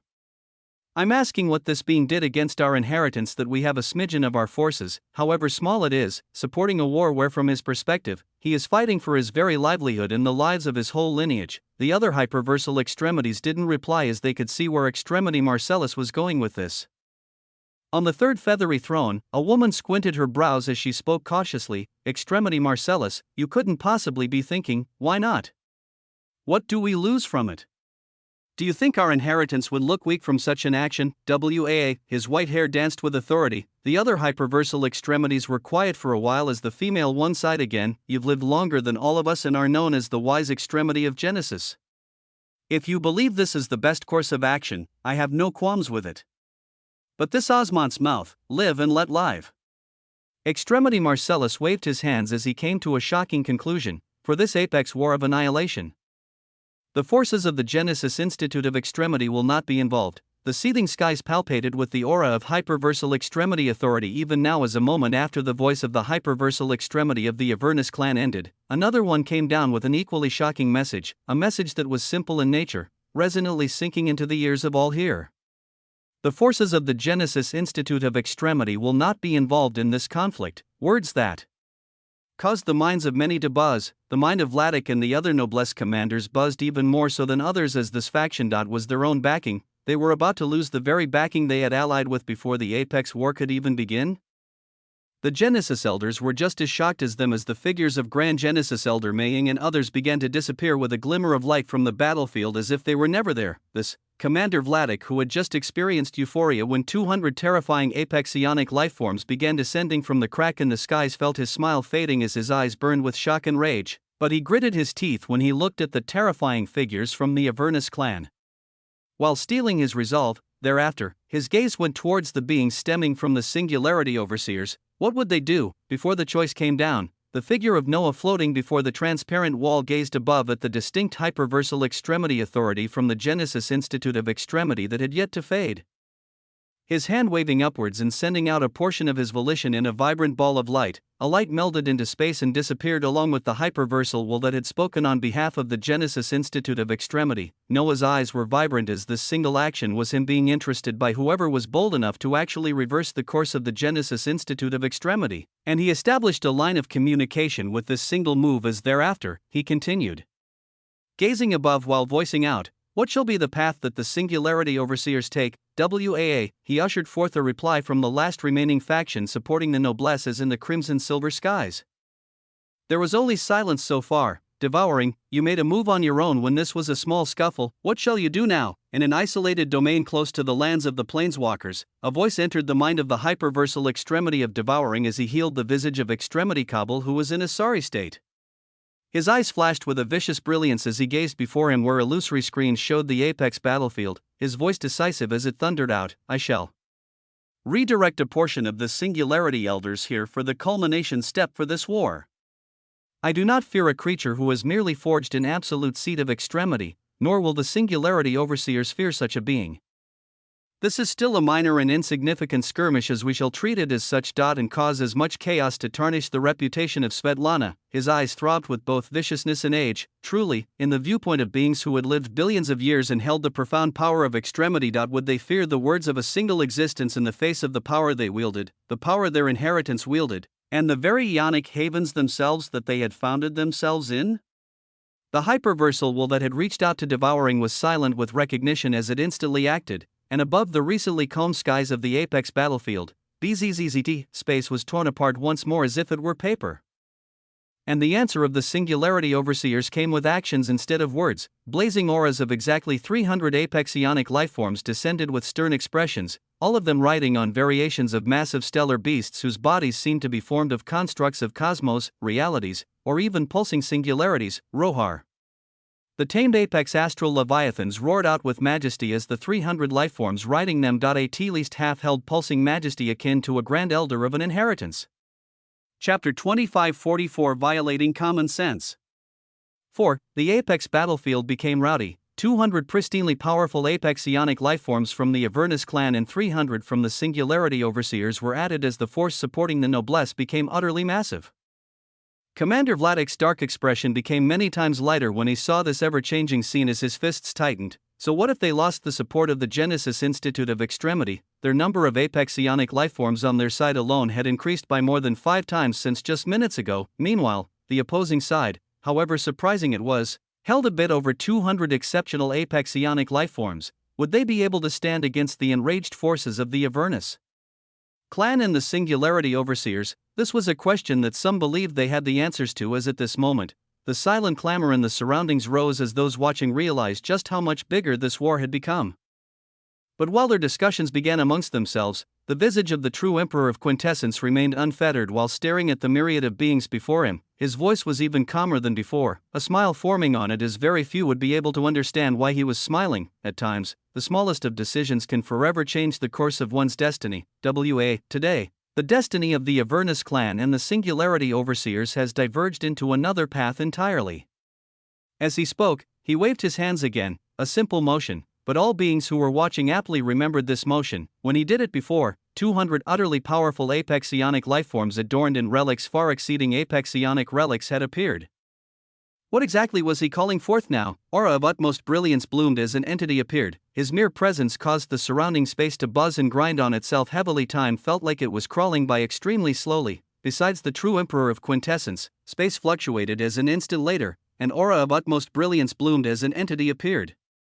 His mere presence caused the surrounding space to buzz and grind on itself heavily as on his very skin, a pristine authority of an absolute dynamis of extremity could be felt. His hair shone black, gold, and green. His pupils shone with an obsidian verdant sheen that seemed to be filled with both life and death, as any weak apex ionic lifeform gazing into them may have their soul shattered. His body was adorned not in the loot-seeker's regalia set, but with wondrous armaments that shone with a stellar obsidian and green crystalline light as they seemed to be forged from bones. In his right hand, a verdant staff was grasped as at its tip, a skull with its sockets inscribed with a deathly green infinity symbol could be seen, armaments that were forged just for him. Relics that came together to forge a set known as the raiments of the quintessential Lich Emperor, a bony helm of. This set stably adorned the visage of none other than Alexander like a crown as it blazed with horrifying green flames. All of this was stunning, but nothing was more so stunning than his aura and the fact that from him an aura of a fully converged absolute dynamis of extremity could be felt, not an absolute seed that had yet to bud, but a genuine absolute dynamis of extremity. At his appearance, the faraway opach that the forces of the Avernus clan had gathered near rose as his body throbbed with grandeur. His heart beat loudly like a drum as if it was telling him that his destiny had arrived. Before any surprise and alarm could be expressed, the motioning hand of the true Emperor of Quintessence was not Done as behind his stellar force of 200, dazzling lights of titanic stature began to bloom, the figures of regal beasts began to unfold by the dozens as even with their massive size, there were dozens of them who were led by none other than a titanic draconic elephantine ender of extremity. All around him, the images of beasts that seemed like massive celestial creatures only born in ancient times proliferated as their forms varied a great deal, taking on statures of cheilants, phoenixes, serpents, crows, dragons, or a myriad of combinations of such creatures with even more beasts. They didn't bellow out or roar to show their power as their eyes held interminable brilliance, gazing around at everything coldly and with precision as even average apexionic lifeforms watching in the distance felt their blood run cold. Their numbers and sizes filled the sparse battlefield as a count had 300 enders of extremity pulsing with extremity foundations and a dazzling aura of the apexionic lifeform stage. Wondrous dread and power unveiled itself as the myriad of watching gazes each held their own thoughts, each one observing a different part of the unveiled forces. Roan could not believe the scene before him. The figures of Oriona and Aurelia felt utterly unreachable, as even though it was hard to believe, he could somewhat go through the phases and bring himself to accept it. But when he looked at the other apexionic lifeforms he knew very well to be weaker than him just days ago, and their auras were many times more potent than him right now, but he couldn't accept it. This was until his eyes fully concentrated from his shock as he blinked when his gaze came to land on a figure he recognized very well. A being with broken meridians, a being that had failed apexification. Maximilian. Was he seeing things, or was this past lineage emperor an apexionic lifeform with an aura just as insane as all the others? Roan's will couldn't formulate any thought as at this moment, his soul felt like it had ground to a halt from utter incredulity. He and many others found themselves unable to even discuss, as they truly never expected the true emperor of quintessence to call forth a force that would make an inheritance jealous, and before any of the disbelief could be expressed, bzzzt, the sky seethed once more with hyperversal extremity authority, an authority more insane than any that had come before it. It was the authority of the adjudicator of dissolution, as above the apex battlefield, space cracked open while a hidden visage stepped out. Chapter 2545, A Cleaving Blade of Destiny. The time neared. This was the only reason why the figure of an astonishing existence now seeped out from the cracks of space and stared at the glorious apex battlefield below. Both sides were filled to the brim with apexionic lifeforms, each one more astonishing than the last, as it showed an utterly deadly battle was about to unfold. The form of Svetlana stepping out of the cracks of space was veiled with dense hyperversal extremity authority that her figure could barely be discerned of its curves and blessings. Some existences being too frail to stare at her for too long as they gazed away, she appeared with a veil over her head, as those who could barely withstand the authority of extremity surrounding her may have been able to tell that her eyes held traces of sadness. The attention of the myriad of watchers became divided from peering at the apexionic lifeforms the true emperor of quintessence had called out, and the visage of the adjudicator of dissolution as her will began to emanate out across this region. Our 7 havens are staying in a precarious balance, with our strongest forces holding truly terrifying enemies at bay. Every single force we add over the years contributes to this balance, as every life is of utmost importance. Her words were filled with both regality and a sense of disapproval as she gazed towards Noah's visage, towards Vladik, and towards the vast number of apexionic lifeforms on the tense battlefield below as she continued, "What I hate the most is precious lives and forces of the havens of extremity being reaped for no reason, and even worse if they are reaped for sport. Today, every side here has chosen to ignore the larger picture and involve the lives of powerful future defenders of these havens in a senseless war or annihilation. It gives me no joy to preside over such an event, and yet here we are. Power and sadness went hand in hand in her words. It caused the burning sensation of war and conflict to feel stifled just a little. It caused the surroundings to feel empty, it felt desolate, it felt sad, and her words weren't done as she continued. Here we are in a field of battle where even hyperversal extremities who know full well of the situation we are in contributed to. And the rest would go so far as to recline on their comfy thrones getting ready to watch this senseless war for amusement. Such a scene paints a grim future for the 7 ionic havens of extremity. She admonished the war about to occur, those involved, those who contributed to it, and those watching, and even further, what I am most disappointed in is myself for allowing this future to develop the way it has as after this war. Even the smallest violation of the investiture of extremity will be personally handled by me with scrutiny. So enjoy this war you will watch with amusement and strive for your future when the culmination step of extremity sanctification fully unfolds, because from now on, my stare will pervasively glance at every single thing." With the end of her words, her fair hidden hand rose and snapped, and an instant after, bzzzt. The transparent barrier separating the two sides began to glare with dazzling light as it actually began to dissolve. The appointed time had come, and yet it was so sudden that many were left flabbergasted as the barrier very quickly began to dissolve, the legions on the side of the noblesse beginning to buzz with power. At this point, the inclusion of any foreign influences in this war has been closed off. The voice of the adjudicator of dissolution thundered out amidst the shocking progression. The war being fought is against the Lernian lineage and the noblesse lineage. The victor holds the right of annihilation over the defeated and their supporters. BOM. Her last sentence caused many wills to rouse as it felt like it was directed towards certain inheritances and a clan, and yet once more, those watching couldn't properly react quickly enough, because in the next instant, "My people," the voice of the true emperor of quintessence thundered out.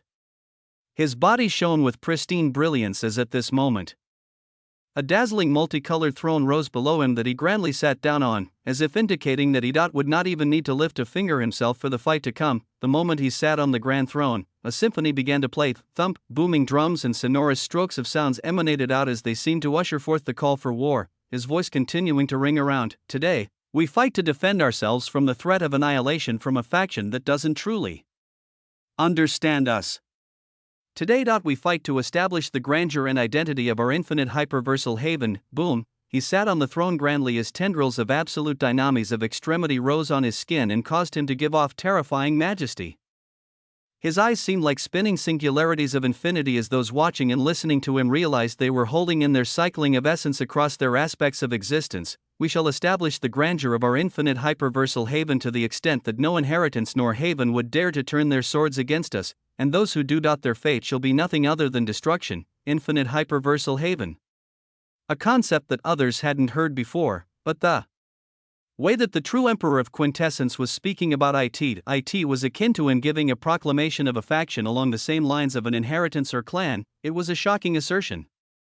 It was an impossible goal, and yet the true emperor of quintessence sitting upon his throne paid no heed as he spoke out coldly while watching the fading barrier, the momentum of the conflict entirely on their side as Vladik nor any other commander opposing them was able to say any word. "Throw out the first strike that shall carve out the majesty of our infinite hyperversal haven, my son." Chapter 2546 A Cleaving Blade of Destiny. 2. His word beckoned forth an existence to make a move. His son, those who heard this scanned their wills to see who would move as from the masses. The radiant golden visage of none other than Henry Osmond stepped forward. He was adorned in the quintessential loot seeker's regalia set as above him lay an innocently bouncing blue slime. His power was among the highest of the apex ionic lifeforms as he grasped the massive golden great axe in his hands and stepped forward. His son was an apex ionic lifeform whose power could rival grand elders of inheritances. This was the only thought that passed through their heads before a moment later the visage of Henry Osmond appeared at the forefront of the forces of the infinite hyperversal planes. The moment that the barrier completely disappeared, his hand swung down and carried forth imposing momentum. It felt heavy, it felt full of responsibility and a weight that very few beings could bear, and yet he carried this weight as he called out with his swing, "Destiny cleaving." A great axe thundered down. With it came the cleaving of all destiny as wondrously the might of an absolute seat of extremity came with it. What? This single word blazed in the minds of all. That couldn't be the grandeur of another absolute dynamis of extremity, right? How many beings on the side of the true emperor of quintessence would that make who held such a pristine authority? Just what was this? Shing, a golden radiance of destiny overflowed, and in the skies above, a massive halcyon axe of destiny eclipsing the whole battlefield formed and thundered down towards the masses. The very will of the being ushering forth this massive cleaving of destiny seemed to somberly permeate throughout, his eyes clear and filled with clarity as before him. A panel of fantastical details was reflected. Name, Henry Osmond's absolute vitalistic clone of extremity, realm, third haven of destiny, lineage, quintessential hyperversal emperor, destined hyperversal emperor, titles, true emperor of destiny, son of destiny, little Henry, one who looks to scale an impossible wall. Destiny hyperversal mana value, 1299, Destiny hyperversal vitality value, 1299, Destiny hyperversal soul value, 1999, Destiny hyperversal defense value, 1299, Destiny hyperversal damage value, 1999, Hyperversal destiny, point 3, hyperversal mastery, point 3, absolute hyperversal authority resistance, 1%, dynamis of extremity, destined, absolute, Arcadian, Ionic, boundaries of extremity, destiny, fate, karma, fortune, morai, kismet, quintessence, wisdom, blood. Mana dynamics, he had absorbed the crimson extremity panacea to obtain an even more pristine extremity foundation, the unrecorded Ionic destined hyperversal extremity foundation, with such an outrageous foundation as the foothold.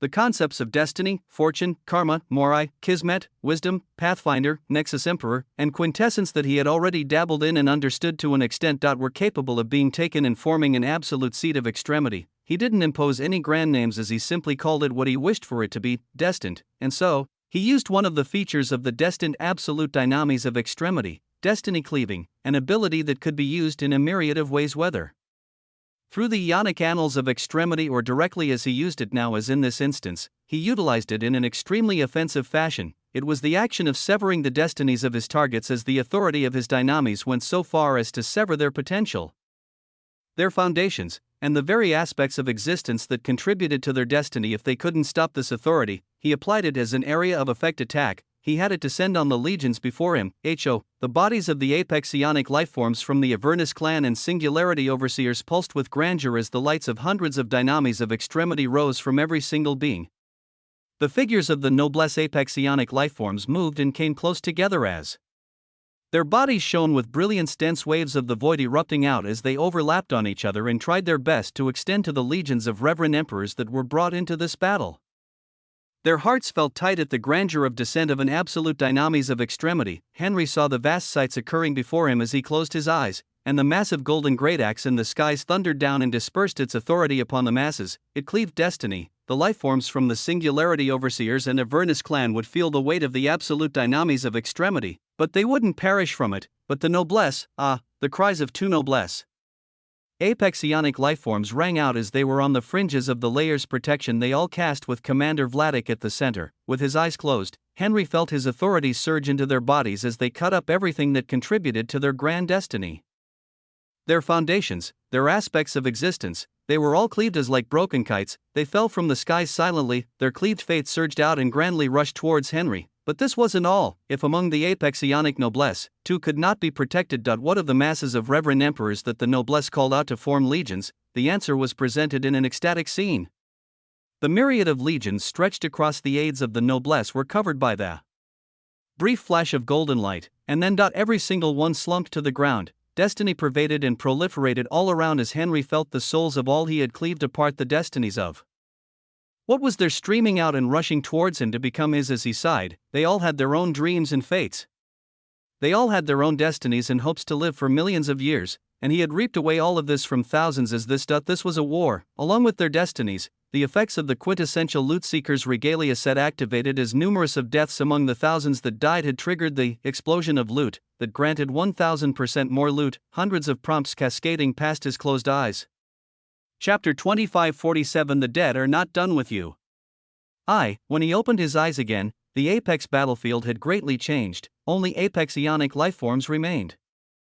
The gazes of the apex Ionic lifeforms from the Avernus clan and Singularity overseers were bright as they withstood the weight of an absolute dynamis of extremity together, their commanders already making plans. Apache's visage didn't even cast any defensive skill as he stood tall in the crimson silver skies with a smile. As for Commander Vladik, the void faded to reveal his figure as his face was ashen when he looked around him. Had he not utilized the combined strength of the noblesse apex Ionic lifeforms, he would have just become the first commander in history to fall in the first strike. But when he looked at the utterly devastating state of the legions of his people lying lifeless, his heart burned with immense pain and hate. His gaze was that of utter malice as he gazed at the single being who had made this move, seeing him hold his great axe on his chest as if to pay respects for all that he had instantly killed. Above him, the blue slime pulsed with tendrils of light and jumped from his head as it was about to move. The force of 200 apex Ionic lifeforms behind him also buzzed with tendrils of light as it seemed they were about to move, and at such a junction, do not despair for the dead. The voice of the terrifying entity floating beside the multicolored throne of the true Emperor of Quintessence thundered out after a shocking first move, adorned in verdant obsidian bone armaments.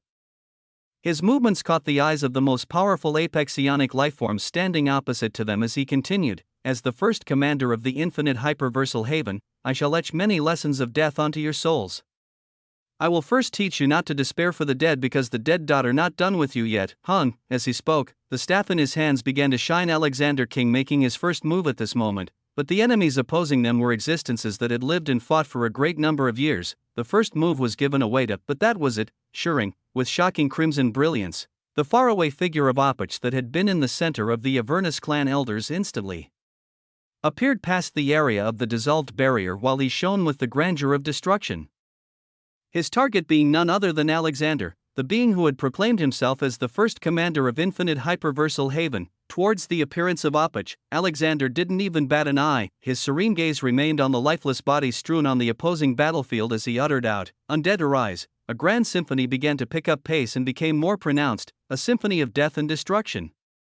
It was carried forth by the Thanatos absolute dynamis of extremity as it washed out like a tide towards the dead in the distance. As for Opich's figure, Wap, the brilliant visage of Katerina Aurelia Dismukes appeared as her body radiated the grandeur of the Thesaurus absolute dynamis of extremity. "Hey big guy, remember me?" Her figure blazed with brilliance as it thundered forward, but she wasn't alone. A milky white rose bloomed as from it. The countenance of Genesis thundered out, his sockets filled with an astounding concentration of light as they shot out stellar beams of utter wonder. Thereafter, another figure rose up as his body shimmered of countless quasars. His eyes held a hint of unresolved anger and majesty as the gravity around him became twisted. The mad apex emperor Caesar also coming forward to make a move against the newly appearing Opich, and it still felt like it wasn't enough against this being as finally, boom, space fissured and cracked as the massive figure of a draconic elephantine ender of extremity appeared in the skies. Its golden trunk seeming like a cylindrical haven of apocalypse as it thundered down with at the very minimum 2,000 natural apex damage values. Aurelia, Orion, Caesar, and Hyperion, these four beings moved with harmony to rebuff an immense aura of destruction as the true emperor of quintessence had yet to lift a finger from his throne. Opich moved, but he didn't move alone. There were hundreds of terrifying Grand Elder level apex ionic lifeforms from the Avernus clan and the Singularity Overseers, as all of them also made a move. The apex battlefield was akin to a brilliant stellar field of blooming light as hundreds of authorities of dynamis of extremity were called out.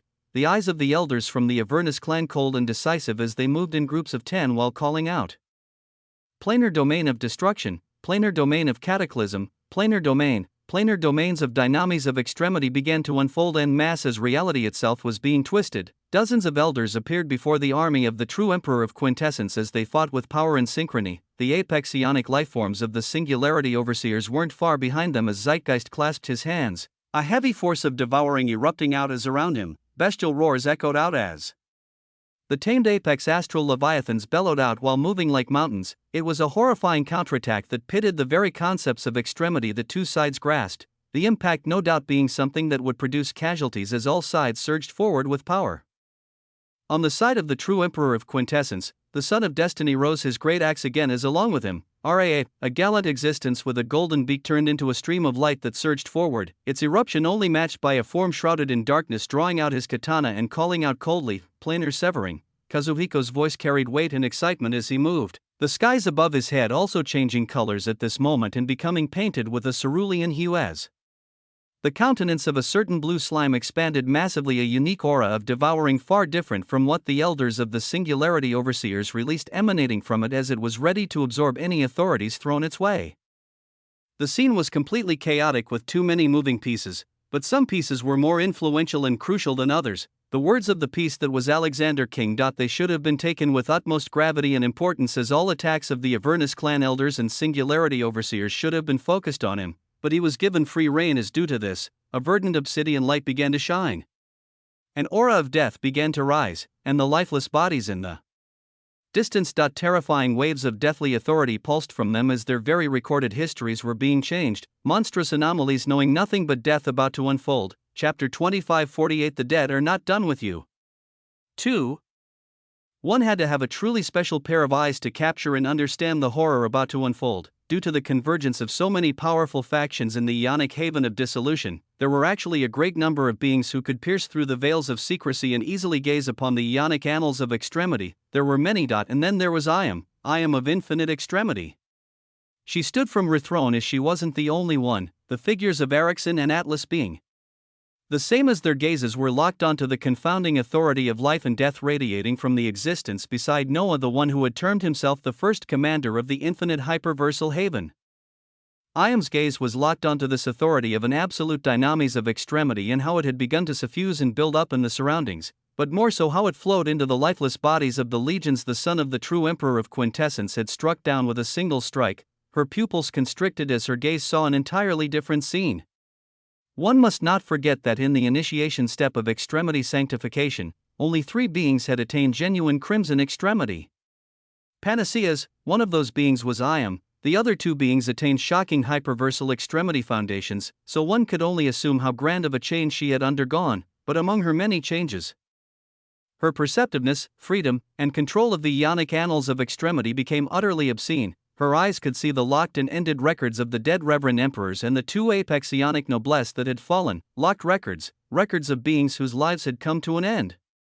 She saw the authority of the first commander of the infinite hyperversal haven flow into these locked records as an instant after it began rewriting them in a taboo fashion as it utterly altered these records and unlocked them once more. Do not despair for the dead.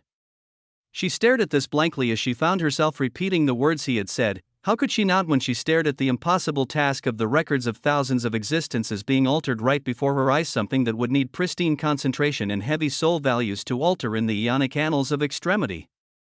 And yet it occurred simultaneously for thousands as thereafter, thump, their lifeless bodies began to pulse with deathly essence as their altered records burned even more fiercely than when they were alive, and from them she saw a process of ascension as their new archives were utterly horrific to gaze at. Their bodies pulsed with verdant obsidian tendrils of light as their skin and musculature receded, a bony crystalline exterior being seen as each one of these rising entities had their own peculiarities, but they were skeletal in nature, and from their birth, Iam was able to peer at the archives that they were giving off. From the bodies of the reverend emperors, a single record repeated itself.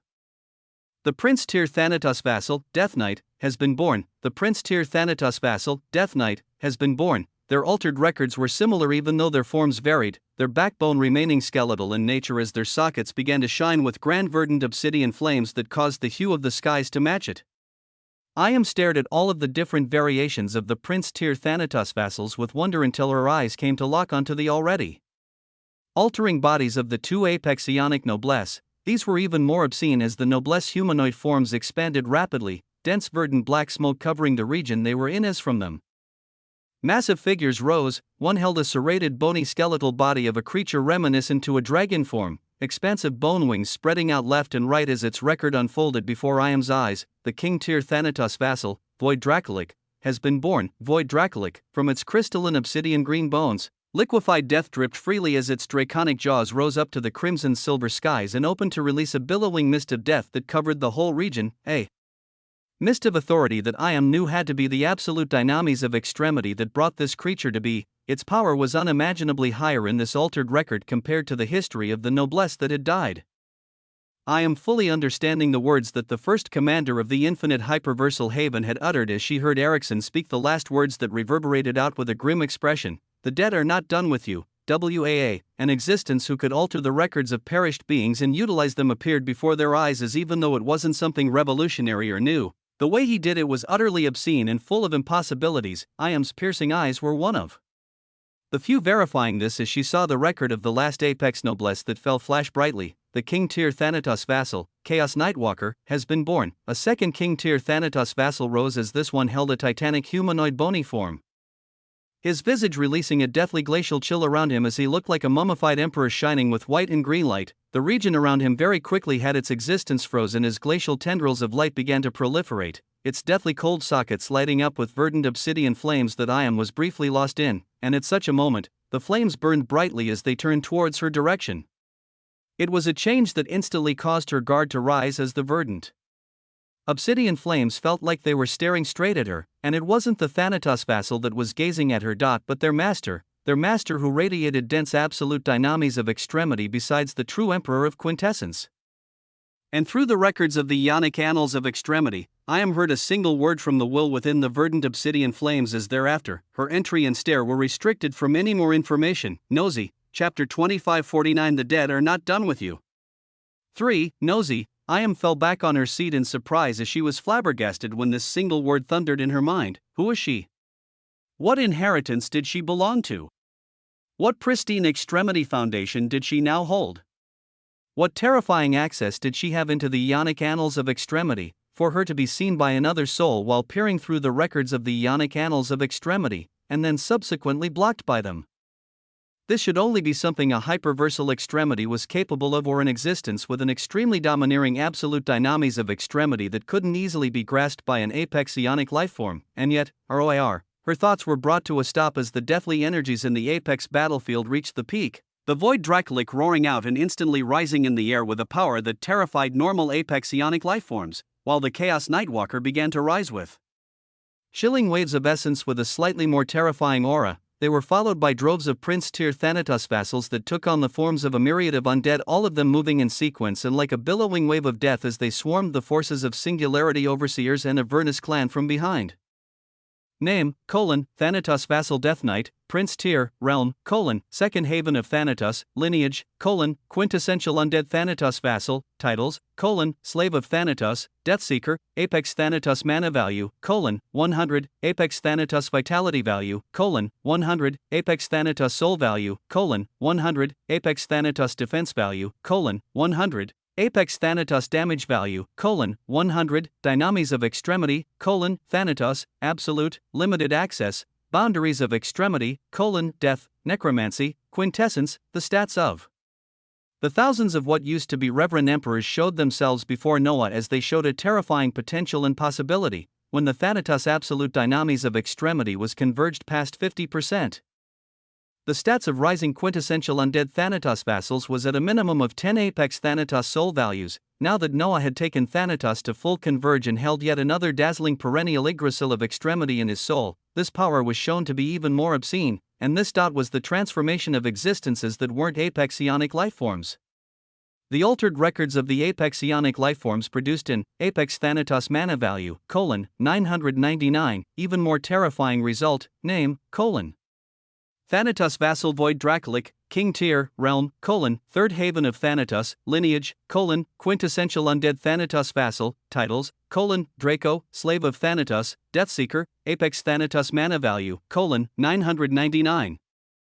Apex Thanatos Vitality Value, 999, Apex Thanatos Soul Value, 999, Apex Thanatos Defense Value, 999, Apex Thanatos Damage Value, 999, Dynamis of Extremity, Thanatos, Absolute, Limited Access, Boundaries of Extremity, Death, Necromancy, Quintessence. A violation of common sense and nature. The stats of the dead apex noblesse were utterly transformed and made into a terrifying entity that nearly gave off the intense aura of a grand elder of an inheritance, with their limited access to the Thanatos absolute dynamis of extremity. They very well represented this terror and power as they instantly moved and brought down tendrils of death from behind enemy lines. It caused chaos to instantly spread. No, Alexander King wasn't done. Quintessential Undead Rise was the first taste. What was truly terrifying had yet to come, as at this moment, he saw the billowing waves of strength that the existence who was stopped by Aurelia, Orion, Caesar, and Hyperion expressed as his terrifying waves of destruction were pushing all four back. For such a being, Alexander's staff shone as he called out calmly, quintessential Thanatos embodiment, BZZZT. The crimson silver skies darkened, verdant black clouds and tendrils of grandeur began to seethe and gather as above Alexander's terrifying visage, a stellar doorway made of bones instantly bloomed in radiated terror. And the instant it formed, a skeletal hand pulsing with terrifying power erupted out and formed into a fist of force bursting out to instantly shatter the door of bones as deathly mist covered everything, and from this deathly mist, a deathly cackling could be heard. It was a cackling of a lich that reveled in death and destruction. The deathly mist dispersed to reveal a figure shrouded in a billowing black robe that covered a crystalline skeletal humanoid form with withered flesh tightly wound on stellar bones. On the back of this skeletal figure, an expansive aurora of verdant black wings expanded out gloriously as above his skeletal head, an obsidian flaming crown rotated with mad power while releasing tendrils of grandeur in the surroundings. Its sockets were pure verdant flames of life as they contrasted beautifully with the aura of death he released, the cackling coming as he moved his jaws up and down as they seemed to show happiness at having finally returned. It meant he had been here before, as this was none other than a manifestation of an arch-lich that the true Emperor of Quintessence had utilized before, under a different name now. And yet holding even more grandeur, its flaming sockets gazed at the battlefield as its jaws formed into a cruel smile, the power that it released being something that shone among the brightest on this battlefield. Name, quintessential Thanatos embodiment, Thanatos Haven Lich Arezon. Realm, fourth haven of Thanatos, lineage, quintessential Thanatos embodiment, titles, the Arch Lich, Haven Lich, Kakaka, Apex Thanatos mana value, 9,999, Apex Thanatos vitality value, 9,999, Apex Thanatos soul value, 9,999, Apex Thanatos defense value, 9,999, Apex Thanatos damage value, 9,999, Dynamis of Extremity, Thanatos, absolute, Boundaries of Extremity, death, necromancy, quintessence, Thanatos Haven Lich Arezon, he came to be once more as his burning sockets transformed into a cruel smile that caused the swarming elders of the Singularity Overseers and Avernus clan to feel a chill and a sense of danger. A billowing aura of death surged around him as he raised his skeletal hands up, a crystalline bone staff forming within them while he called out, "Rise, my children." A call was made as behind it, gates of hell seemingly began to open as legions of undead were waiting behind them. The Avernus clan was a terrifying behemoth that had lived for too many eons. Those that were a part of this force were the brightest and most astute entities. As if they weren't, they were forcefully forged to be this way. This was why amidst the unfolding chaotic battle, there were portions of the wills of the Avernus clan elders engaging in this battle. Resonating and communicating with each other, they all joined together in a unique domain accessible only by their wills, as it manifested as a forum of a roundtable surrounded by thrones, with the manifested figures of the prominent Avernus clan elders sitting on these thrones as they discussed the battle at hand and made judgments rapidly, barely a fraction of a nanosecond passing between their discussions. Apach, can you handle the monstrosity that this first commander of the infinite hyperversal haven has called out and its minions? It exudes the authority of the absolute Dynamis of Extremity even more than the death minions risen behind us. A voice from one of the thrones rose towards the visage of Apach, who had an expression of utmost happiness at this moment. He nodded as he looked at the over a dozen commanding Avernus elders in this manifested space around him, the strongest of the battalion of 200 released on this apex battlefield. Each of them held approximate apex ionic soul values ranging from 8,000 to 18,000. As he exceeded them all in this aspect. The rest of the 200 apart from these commanding Avernus elders had an approximate average of 2,000-4,000 apex ionic soul values, as there was a vast discrepancy between power that was determined by many factors. I'll take care of both this lich and the master that called him forth. Will you all be able to handle everything else? This is a war that the Avernus clan cannot lose, or our souls will not be let off even in death. The wills of the elders knew this very well as they nodded, a woman with burning black flames on her head taking on a leading role and nodding while they all scrutinized the battle and made judgments quickly. Very well, if you see anyone being overpowered, lend aid right away and work together to grind down the enemies, and for fuck's sake. Her words had to change midway as they saw the authority of an absolute Dynamis of Extremity gather around the first commander of the infinite hyperversal haven again. He's calling out more of his undead minions. Since we don't know what their might will be, try to stop him if you can. They quickly conveyed and moved as their bodies on the apex battlefield heard ecstatic words, Thonian sinners of Thanatos. For words, they called forth the advent of even more death and destruction. Chapter 2550 Madness.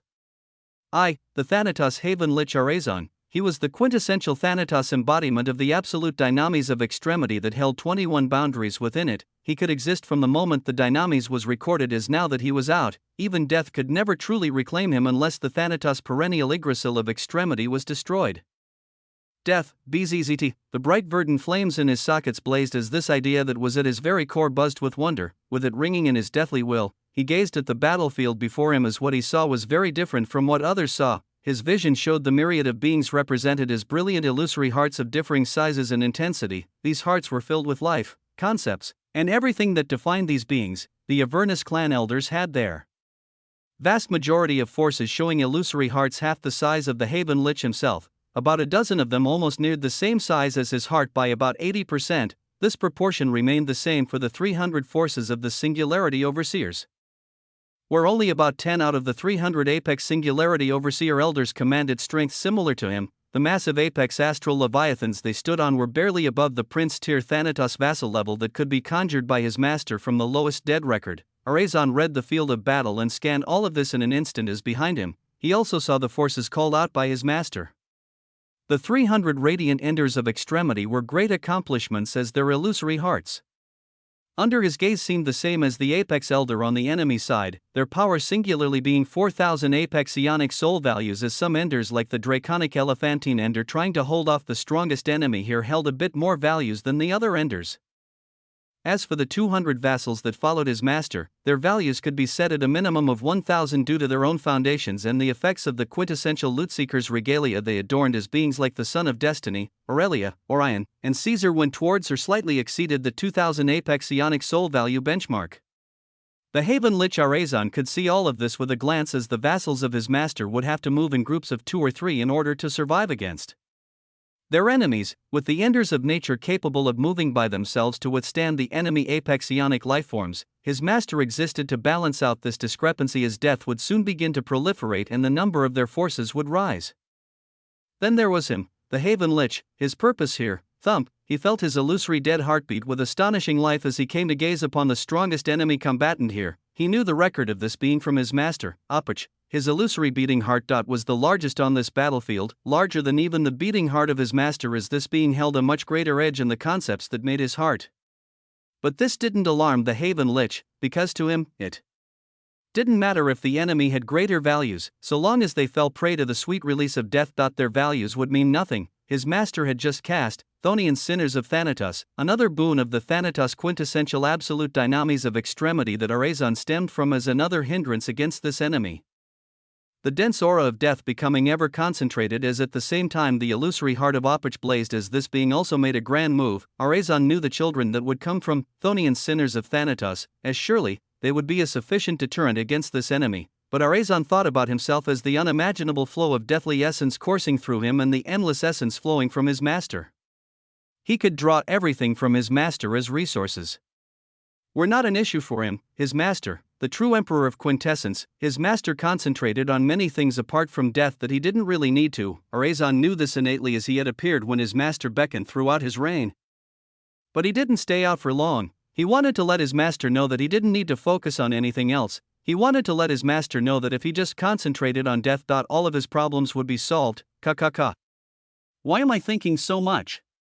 I only need to let death flow through me. Bzzzt. He grasped the crystalline bone staff in his hands. Tendrils of verdant and black light overflowed as his raging verdant flames dimmed. The bone crown spinning atop his skull flashed with brilliance as within the body of the Haven Lich Arezon, an illusory Thanatos perennial Yggdrasils of extremity becoming ever real. He was embodying it as at this moment he let the death he was used to so much flow freely into the concepts that made this perennial Yggdrasil of extremity.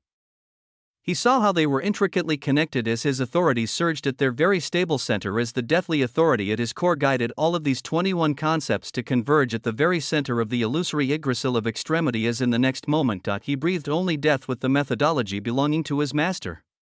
And thereafter, crack, something bloomed at the very center. It was akin to a singularity being born, as for Arezon, it was another heart, a vessel of life and death. With it, Arezon took reign and resonated all 21 concepts that made Thanatos to a terrifying degree more so than his master currently did, as the Thanatos perennial Yggdrasils of extremity solidified in his body. He wanted to let his master know. And so he let his actions speak for themselves. Yes, this is it. This is death, Arezon bellowed out in his mind as he felt his values break past 10,000 and begin to climb upwards. He grasped recorded histories of deaths in the very Ionic annals of extremity and drew them to himself as his visage began to grow larger and more dominating, his flaming sockets coming to focus on Apach and the many enemies before it as his skeletal staff waved forward. Here is a peak of death and madness. A reflection of my mind as I lay inactive all this time.